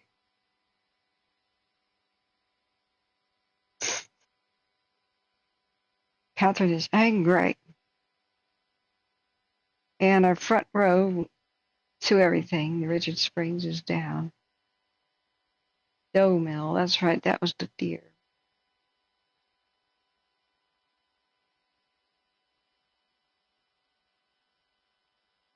Okay. Yeah, this will be important because the fire may get close to it.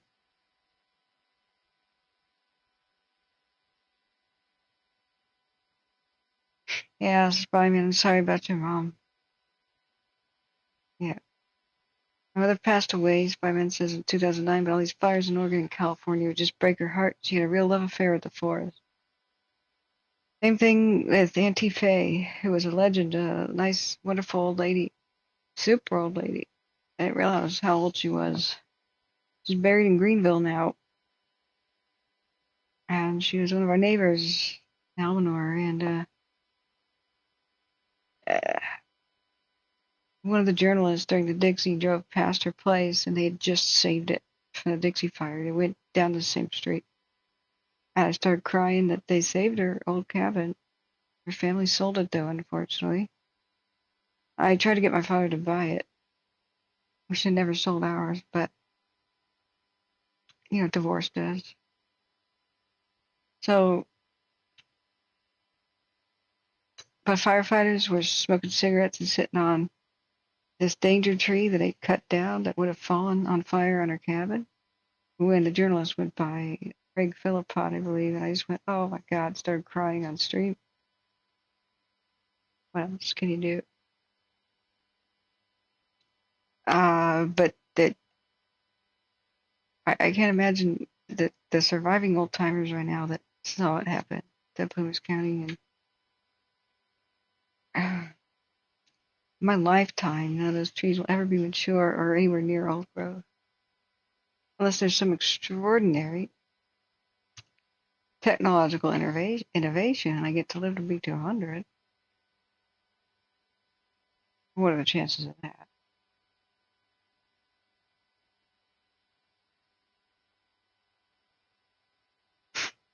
Yeah. Oh, look at the Deer Creek Highway. Okay, what angle is this?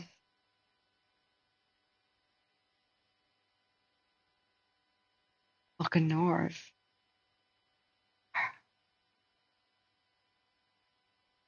Dang.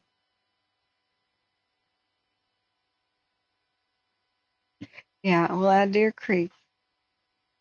Yeah. Yeah. Okay, I have to just make the deal with my body. I need you to sleep right now. That's what I need. Then we're going to get up. We're going to do this again. When we're needed, we come through. Please hit the like button, guys. Subscribe. You'll never find us again. And thank you so much for the kind donations. We'll get this laptop in order fast. And then as soon as I have it and a couple of accessories, maybe a little bit of making sure the car is running perfect, tune up or something, then I'm coming to California. And we'll be here. I've got relatives that now have pretty good internet. And if we can get further funds, you know, I can stay longer. And maybe rent a travel trailer or something.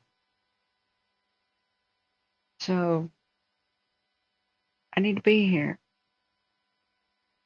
I need to be here.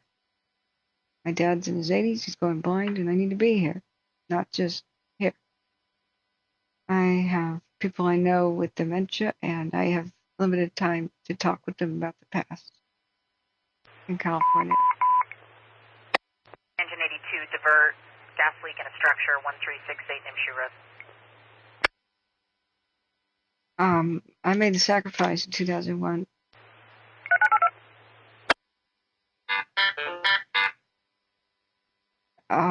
To be doing Firestream instead of being in California.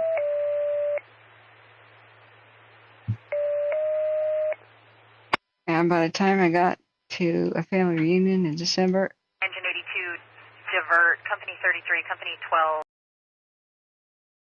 my uncle didn't recognize me when I went there.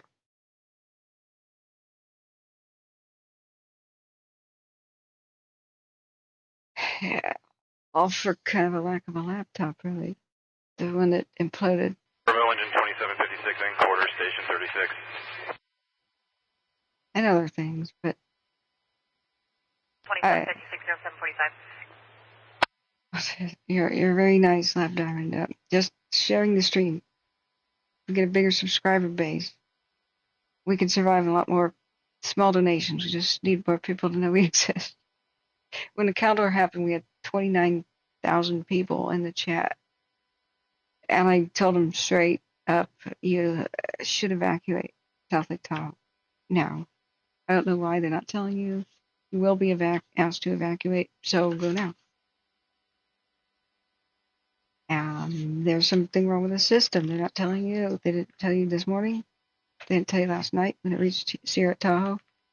But there's nothing in between you and a fire now to stop it. It will go over the plateau. It will rain embers down, and Tahoe will survive if the wind is not blowing that way. It will not survive if it is. From 6,500 feet, embers are going to rain down like embers are Engine 820746. going to be like snowflakes. I need one more cap for the grid. East Los Molinos. Could, it might be important.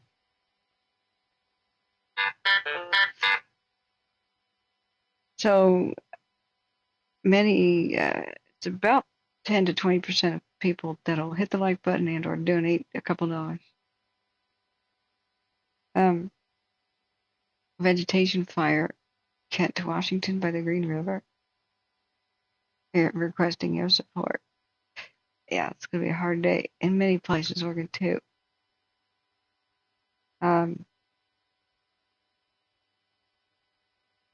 So it's true, running empty. Hey, Kate Garcia, thanks. I had a lamb shank. Thank you so much. And I ate the remains of it last night, but I was able to order a lamb shank. What a good meal. But you know, it's not really true. Like my imagination is worse than watching any of these. I'm a very creative person. It's a curse. I am the kind of person who will just sit and think about something at night. All right, we're gonna put in East Los Molinos.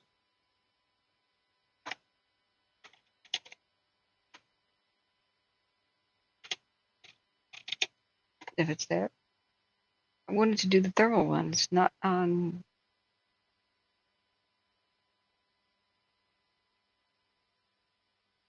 It's not. Hey, how did we lose one? Wait, we didn't.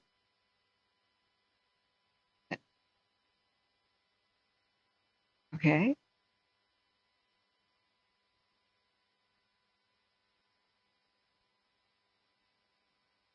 Oh, this is never quite right.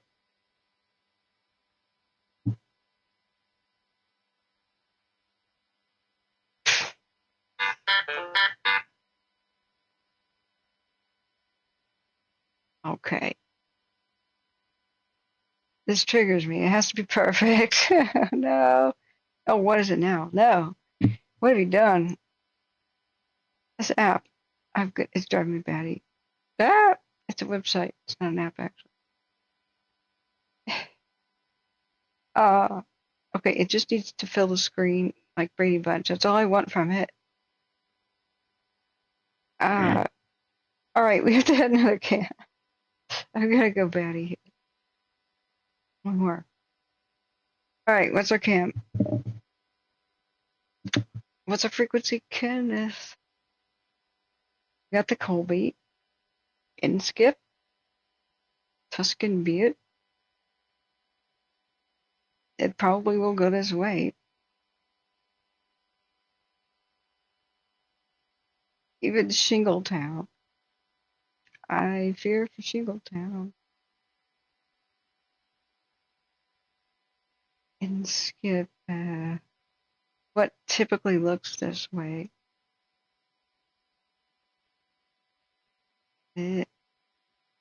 Tuscan Butte. Seems like it has trees kind of in a way. And skips are both rotating. Morgan Summit is not looking the right way. Ink red. Ink's red. Two cams burned over.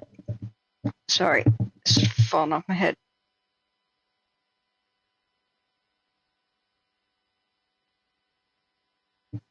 I don't know that this is very compelling. Is that a bird? Hey, maybe we should make it condor camp. Hey, it's duck. That's cool. Well, it's not cool, and that's probably an animal fleeing a wildfire, but hey, let's check condor camp.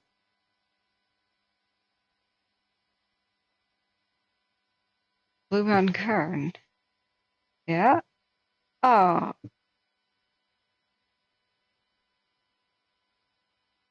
I was not looking at the perch. Okay, it was an idea.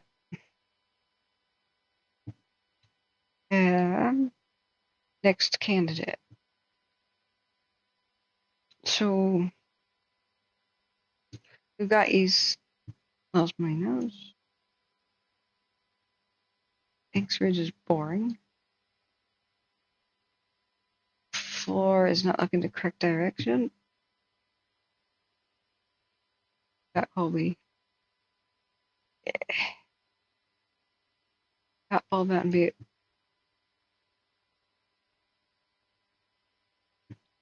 Well,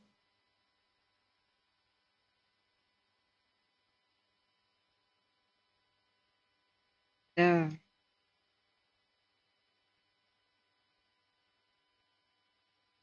That's pretty far away. Oh my God. Look at all the dead trees. Forest fire waiting to happen.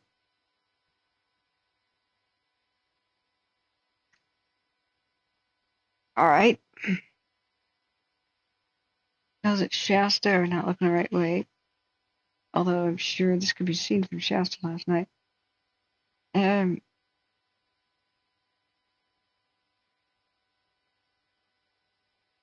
Pine Creek burned over, and so did Richard Springs.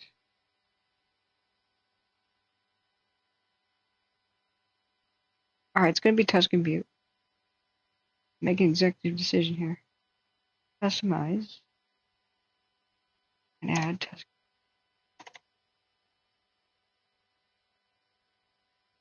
Ta-da! Done. We're done.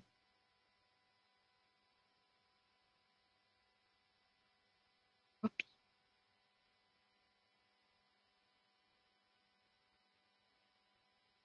Okay, let's hope it doesn't freeze. It may detect that there isn't any activity. Well, it may detect no activity.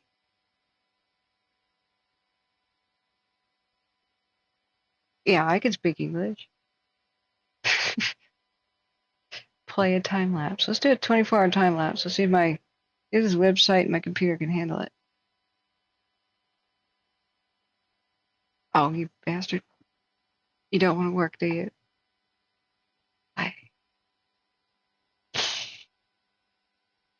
Are you capable of 12? Yep. Their limitation, not mine. Yeah, Cohasset Hills here. It's center top. That's Cohasset one.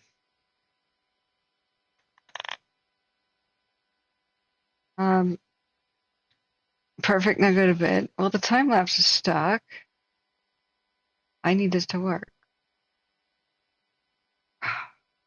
I got the hardware, but it don't have the capability to deliver. Devon L, welcome. Where were you here in 2020? Yeah, that's when I started everything. If you go to the archives of my stream, the oldest video called Red Monday. I mean, I technically started things during Paradise, but I wasn't live with a webcam or a speaking voice. So it doesn't really count. I didn't have the fire knowledge I do now. Then I was here for 96 days in a row. As soon as the Dixie broke out through its end, I only had 6 days off. I don't know how I did that. Don't ask me how I did that. And then in 2022, I mostly traveled through California during the fire season, but my laptop died, so I couldn't really take the show on the road. And in 2023, I streamed from June till December 15th. That was the last fire of Ventura County. And here we are again. See, it sucks when people come and find us years later and say, oh, I wish you were there. I wish I knew you about the time. Somebody came in yesterday and said, so you're back streaming? I'm like, yeah, have been almost every day since July, June 6th. I'm worn out.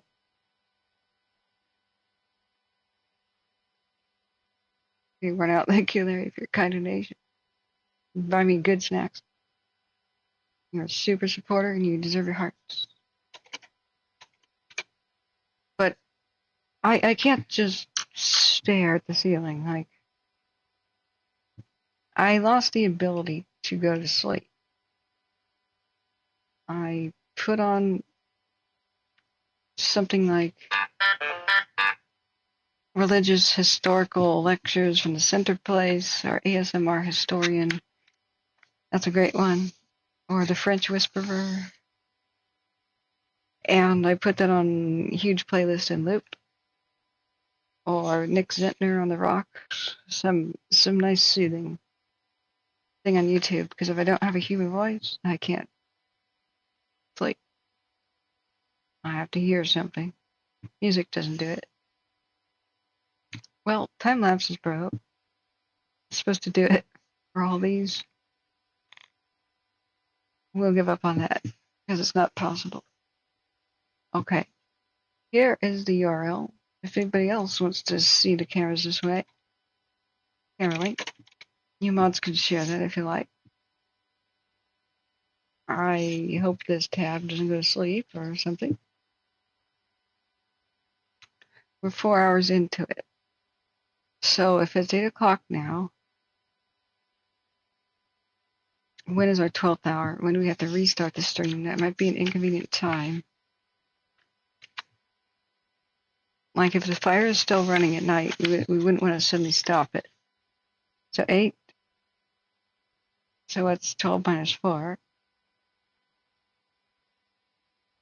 Oh, 4. Yes, 8. So 8 hours from now, maybe 9, 10, 11, 9, 10, 11, 12. You'd have to restart the stream at 4 p.m. So we do it now.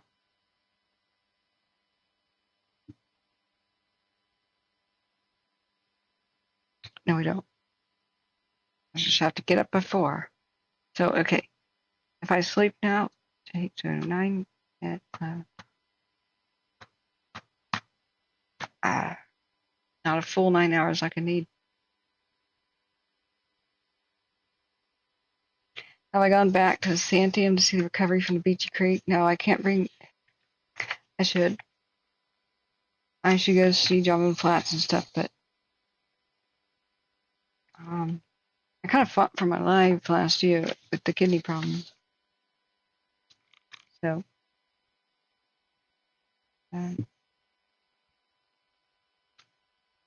don't put any exclamation marks running on empty. It sounds like you're trying to tell me what to do. If I'm mad, if I'm angry, I can't sleep either. You're welcome to suggest all kinds of things.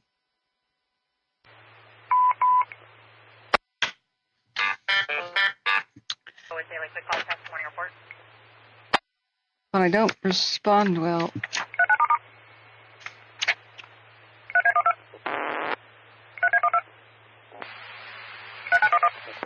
Look, you need to learn about motivational skills. I'll give you a quick crash course. There are people, like if you manage a workplace, that want to please you, that you praise them and they're over the moon and they're full of energy and bubbling with joy and doing an awesome job suddenly. They're that kind of motivation. There are 2 types of ways to motivate people. The velvet glove. You stroke their fur. You praise and then you motivate them with what good can come from something. So in my case, that would be, if you got sleep right now, you could feel awesome and alert in the time that you need it. Just in time for the time that comes where you need it. Velvet glove. There are some people lazy ass mofos and belligerents and stupid types or whatever, or the stubborn, or sorry, I'm bashing the other side. Those you motivate with the iron fist and threats, and you stress them out.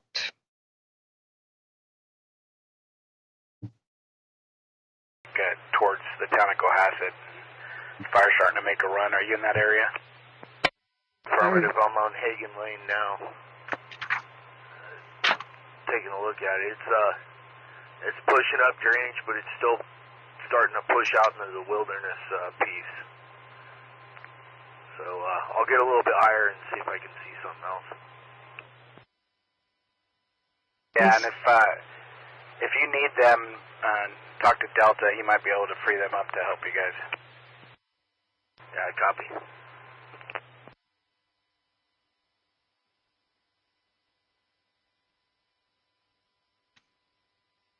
All right. So if we restart the stream right now,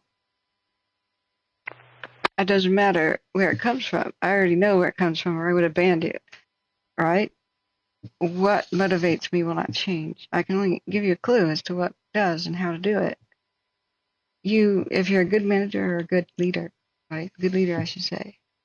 So in any situation, you identify very quickly who you need to use the velvet glove on and who you use the iron fist on. Some people respond to pressure and tension and fear, and some need it. I will break out if I get any more tension, pressure, or fear loaded on my back, and therefore I get really pissed off by anybody attempting to do that to me. 40803. You don't do that to the old horse struggling to keep up with the pack horses. Your cokes. Bingo. Cohasset Structure Group on command.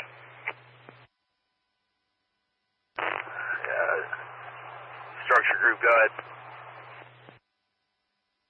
Moving some Butte engines up to Hogan right now, and part of 9171 Charlie as well. Some of the resources have to go get fuel, so they're going to be a little delayed, but everybody's heading to Hogan. Hogan is making a run. Okay, we do have engines in place on the structures on Hogan. I'm currently making my way up to the end of Hogan and see if I can see anything else, but this time I don't see anything pushing on the community itself. It's looks like it's burning off on the interior. Affirmative, I would agree. It's just kind of moving laterally and doing nothing but good. I was up there a half hour ago, and 32 Charlie's up there. They got an eye on it. If you would, just bring the engines up and stage them in the area where I met you earlier this morning. Let me get a assessment of what's going on. Copy, sounds good. I already have them going to Hogan to get engaged. I'm running to get fuel, so I'll try to gather them up when I get back up there. Okay, sounds good. Wow, some woman trained you good. Can you confirm the command net for today for the park incident? That's okay. Air 16 go pop up command 2, tone 11, and additionally, if needed, CDF, air to ground 8. Yes, immediately agreeing with a woman and apologizing. Just tried to raise. No joy. Copy. Try again, and we'll try to hit them up on Butte command from yesterday and confirm if they've done the switchover. You will go far in life.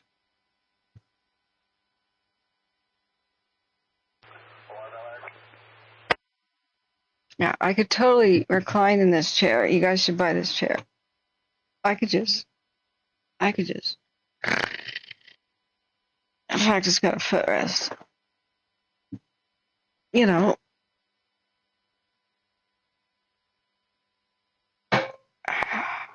just kind of.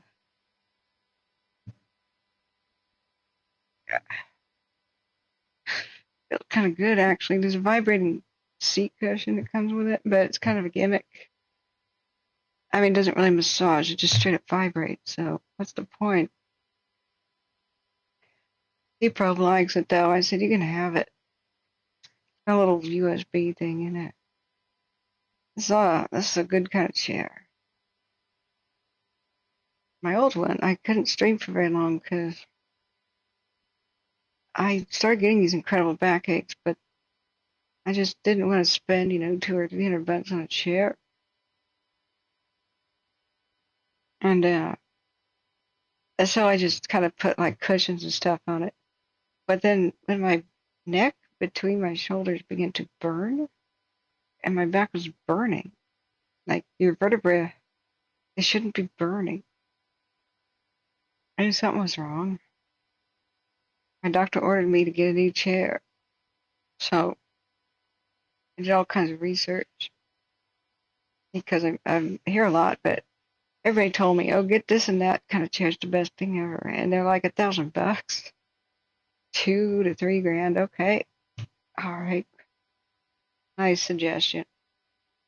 Alexa, turn off T1. Alexa, turn off T2.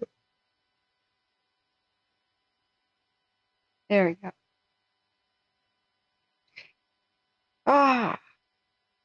So then I ordered kind of a cheap one on a sale off Amazon. We put it together. Oh man, it's the same brand here. It was kind of cheap. And it felt like, you know, that cheap fabric, like in Coach when you're in the aircraft and yeah, it's okay when you put your sleeve on it, but you roll up your sleeves and you start getting a rug burn like on your arm. It was like that. So I packed it up, sent it back to Amazon. And then this leatherette one, of course it's fake, but you know,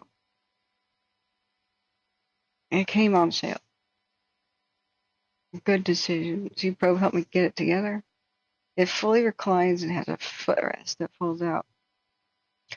Yes, the vibrating seat thing is a gimmick, but the neck pillow is all you know. Engine 82 at you have a single family, single story, approximately 1,800 square foot, investigating. Yeah. You know, if you just... To Orville, you correction, you cut off, I copy, single story, single family, 1,800 square foot residence, repeat. Orville, engine 82, affirmative, investigating. You sort of recline a bit. Engine 820809. It kind of gets your body to knowing that it's relax time. It's time to get settled down. Time to get settled down. I should buy a second one.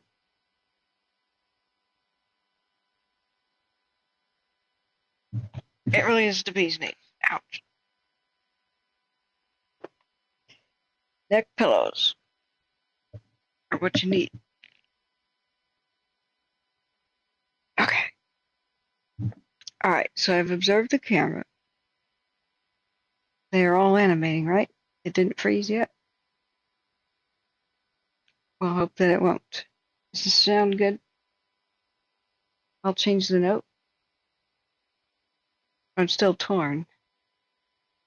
I feel like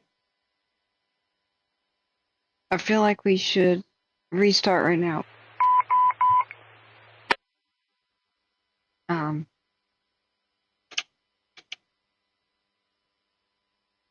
91, medical 214 Elm Parkway.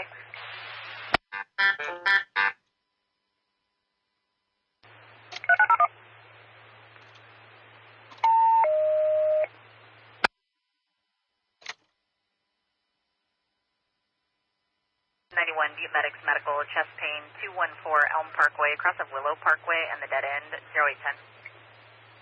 Thank you, Wake Doc, for your kind donation. Every little bit helps. Okay. I don't want to wake up and immediately have to restart and explain it.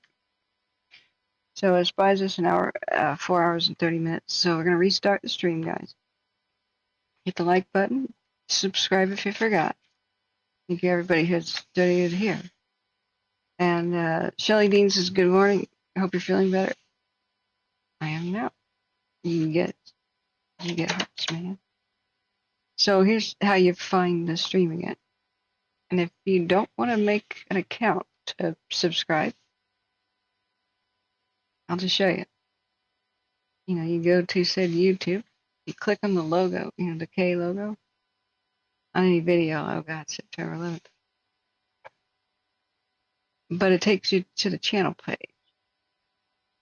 So this is where you always see the new lives. They're right there. You can go back to my video archive, back to 2020, and hit the live button and sort by oldest. I only had 331 views on day one when all this started. Anyway, this is what you bookmark. This is how you bookmark it up there. This is what you refresh now to see the new live broadcast, because I have to rename it and restart. So this is what you should share, the channel page, this link, with others like who are not that technically savvy. Morrow engine 91 responding. And your social medias and stuff. So 91, 0812. So people see the new stream. So, but yeah, don't sweat it, guys. If you can't donate, don't worry about it.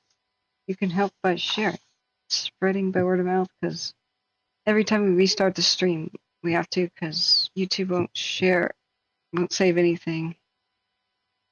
Won't save anything that goes past 12 hours. So unfortunately, we have to do this. Hey, good news. All evacuations have been lifted on the Maria fire in Calaveras County. Good news. So, yeah, that's the same exact notification. So, what we're going to do is restart right now so that as soon as I wake up, I don't have to be in a panic about restarting it at the time and trying to explain all this, because all hell still might be breaking loose. That's the same notification about the Maria fire. Watch Duty's gone mad. So here, go here. This is the channel page. I'm about to restart it with a new title. It'll be really similar. Just refresh and join the new one. Thank you, friends.